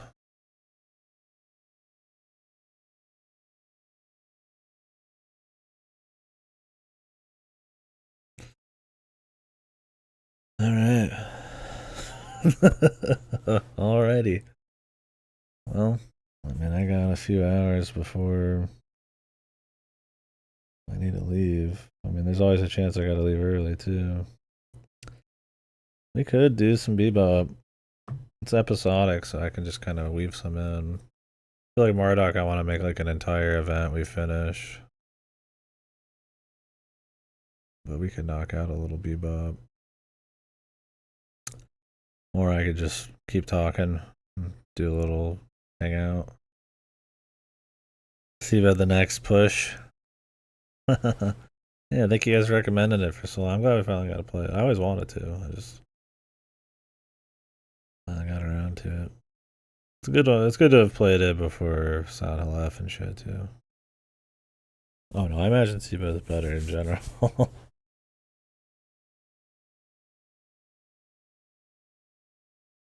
Need another 10 men. It's been a while.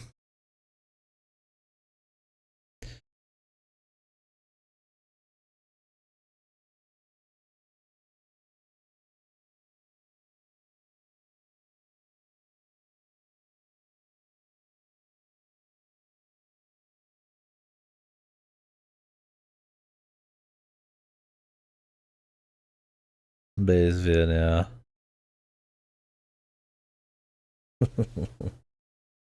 What other long requests are there for VNs? Seabed, Bayesian.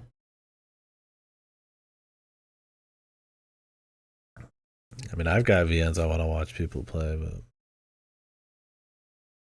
Cyber Rebeat, I guess. Thought we passed on that one, but maybe I'll do it for shits. I mean, I have a million VNs to play for sure. Is it a funny train? I thought you said it was just kind of not worth it. Those I probably would have already played it. I mean, I guess I could now. Oh, not right now, but no, I always have a bunch of VNs to do. But request VNs, big ones. I mean, we could do the Kalutsu arc for sure. The key arc. I would like to do a key arc for sure. I appreciate you saying that. That does seem really good. Oh yeah, KNS2 is one for sure. Dodging the sex is always annoying. I mean, I could Discord stream it and just say fuck it, but I have a guide. Yeah, the main reason I haven't is just like, even though I have a no nudity guide, it's always just kind of it's just that kind of risk. I'm just like, ugh.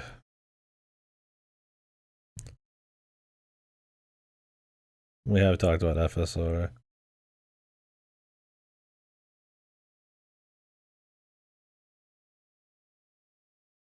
There's only like one. Okay. Yeah, I need to do KNS too.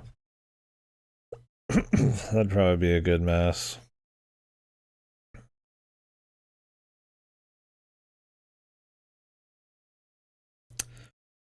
I mean, the next VN I'm reading is probably going to be 100 line, because that's in like 3 weeks. Get ready for that. 100 endings, guys. 100. And they're all important. Apparently. How could it be bad, dude? With a promise like that. Well, I mean, apparently, I need 100% it. Apparently, it's all important, all good. Wonder if you have to like replay it a shitload. God, is it gonna be like super boring? A lot too much gameplay. We'll see, man.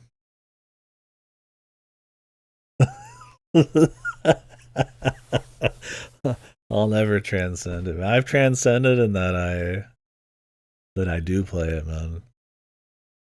I play it from up on high, man. I'm with it. They're too interesting. We talk about them way too much for me not to. Free of Kusuge.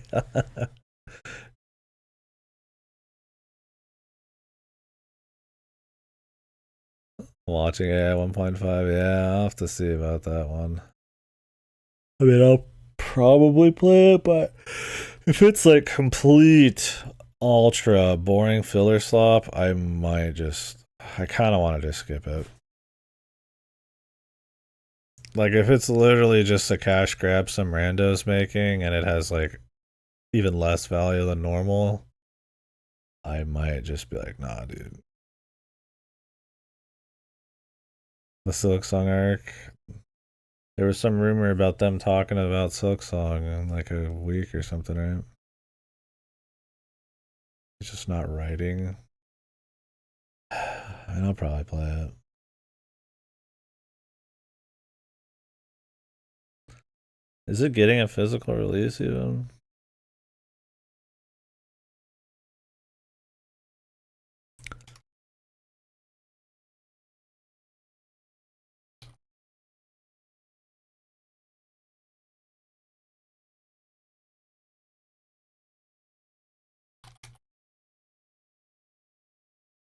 What is it called again? It's not even AI the Somnium Files. No sleep for Kamine Dante. I don't know Gamefly, which a lot of stuff's not. Gamefly's trying to figure out what the fuck's going on with what the hell's happening with the Switch 2.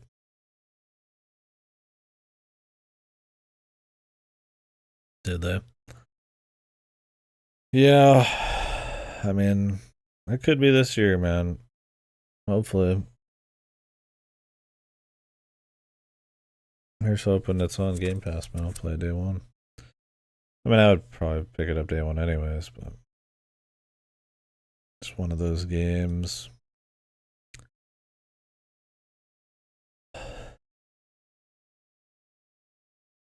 I mean, yeah, this year's the most likely, but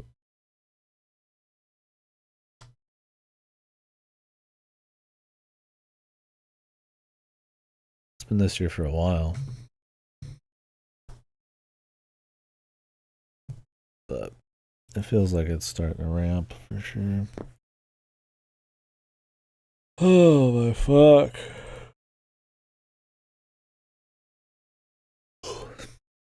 Man, I need to be up for like another 7 hours plus. I could go to bed now.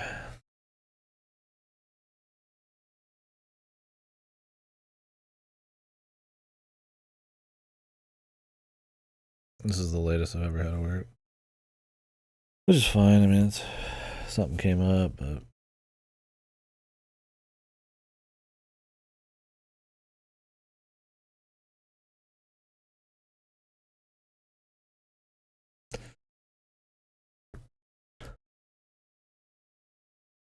could be. I thought they had to deal with Microsoft. I mean, who knows? It's been long enough. They probably got to deal with fucking everyone. And I mean, that game's got to be on the Switch 1 and 2 anyway, so it's not like it's an exclusive thing. And let's be real, they talked about the Silksong at the Switch 1 Sizzle Reel event. So I don't think the Switch 2 has anything to do with it. Unless they were going to make it a launch game on multi platforms.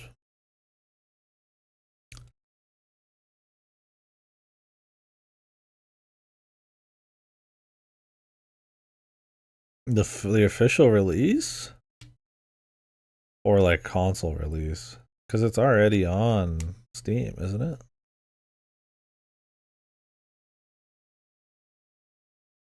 I was like, that would be fucking crazy. They're like, hey, Thanks for playing early access, fuckers. And then they take it offline and put it on the Switch too. I mean, it's possible. That's why I was like, holy shit, no way, man. Okay, console. That's still. I mean, Nintendo is trying to get any launch lineup they can get because their launch lineup is honestly pretty sad. And with the tariffs coming in and the pre-orders not being available, I mean, this thing could be like $600 to plus dollars, man. Doug Bowser said the current price is not with tariffs factored in. So there's a very real chance because they turned off the pre-orders that it'll be much more expensive. And I tell you right now, I ain't shelling out hard for just Mario Kart. So we'll see. Yeah, I haven't played Hades 1 yet still.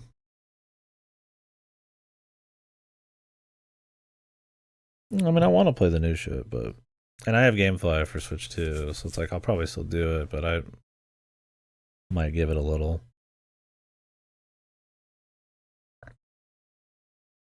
But yeah, I need to play Hades 1 still.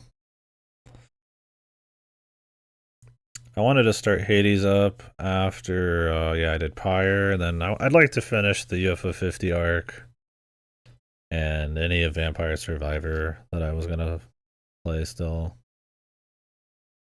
I think we'll try a little bit of like every DLC and then go a little harder on the Castlevania one. Specifically. And then, because I don't want to have too many of those like games I just work on over time queued up, because Hades would be one of those. Whoa, Dylan. Fuck you. You son of a bitch. Speedman. What's up, Erich?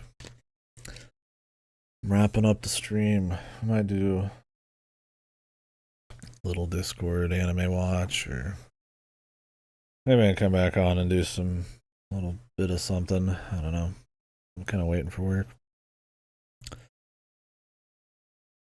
Oh yeah, we'll do Pyre though.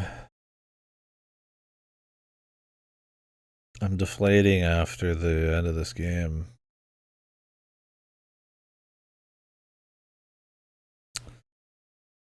I'm in a constant state of like deflation.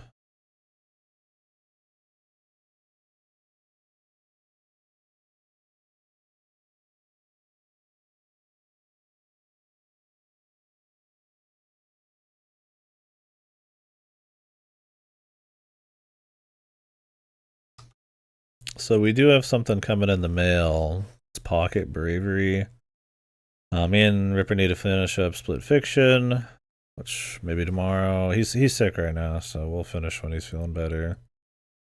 This weekend I'll probably be busy all Saturday and part of Sunday. I'm gonna probably play Blueprints when it comes out tomorrow, but it comes out kind of middle of the day.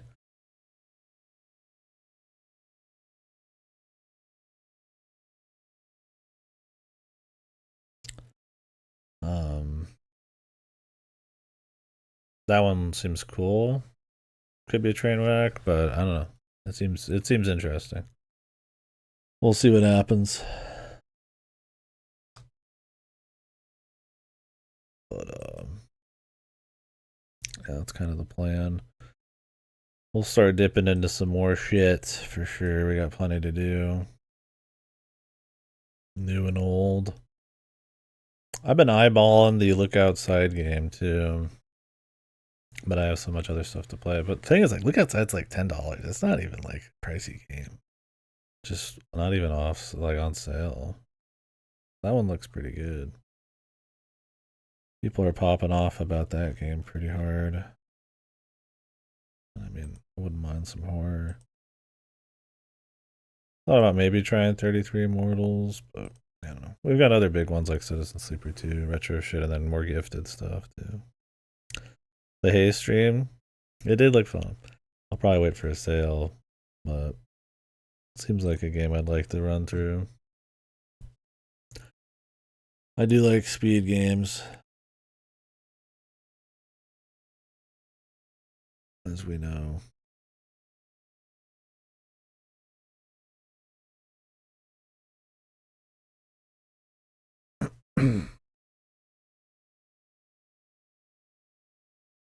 Well, that one build I saw you do was pretty crazy.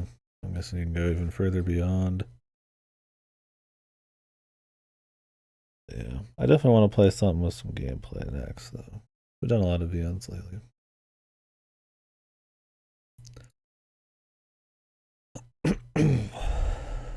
We'll see.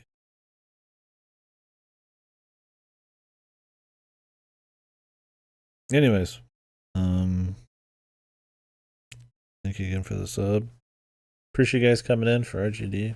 People got any more they want to talk about on it? I'm down, but I'm always down anytime. So might go turn on the AC because it's getting real hot, and then maybe I'll turn back on the stream with something, or maybe keep an eye out on Discord. Maybe we'll do a few episodes or something, or maybe I'll take a nap. I don't know. I'm kind of. I would do something. I would start something right now, fresh, but I got work kind of in 3 hours, so kind of in stasis. I don't want to start anything big. I plan on starting Blueprints right when it releases tomorrow. So I don't want to start anything big on that too. How long until Blueprints comes out? Let's find out.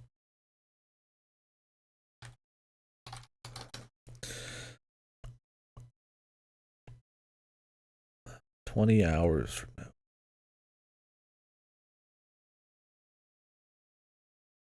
Like 8 a.m. That's like 9 a.m. I'll probably do something else before that. I've been kind of, like I said, slowly getting the feel on UFO 50 again, so maybe we'll try to wrap up that shit. But I don't know. I kind of want to also start something different. Maybe LSD Dream Emulator. That looks like my kind of game, so.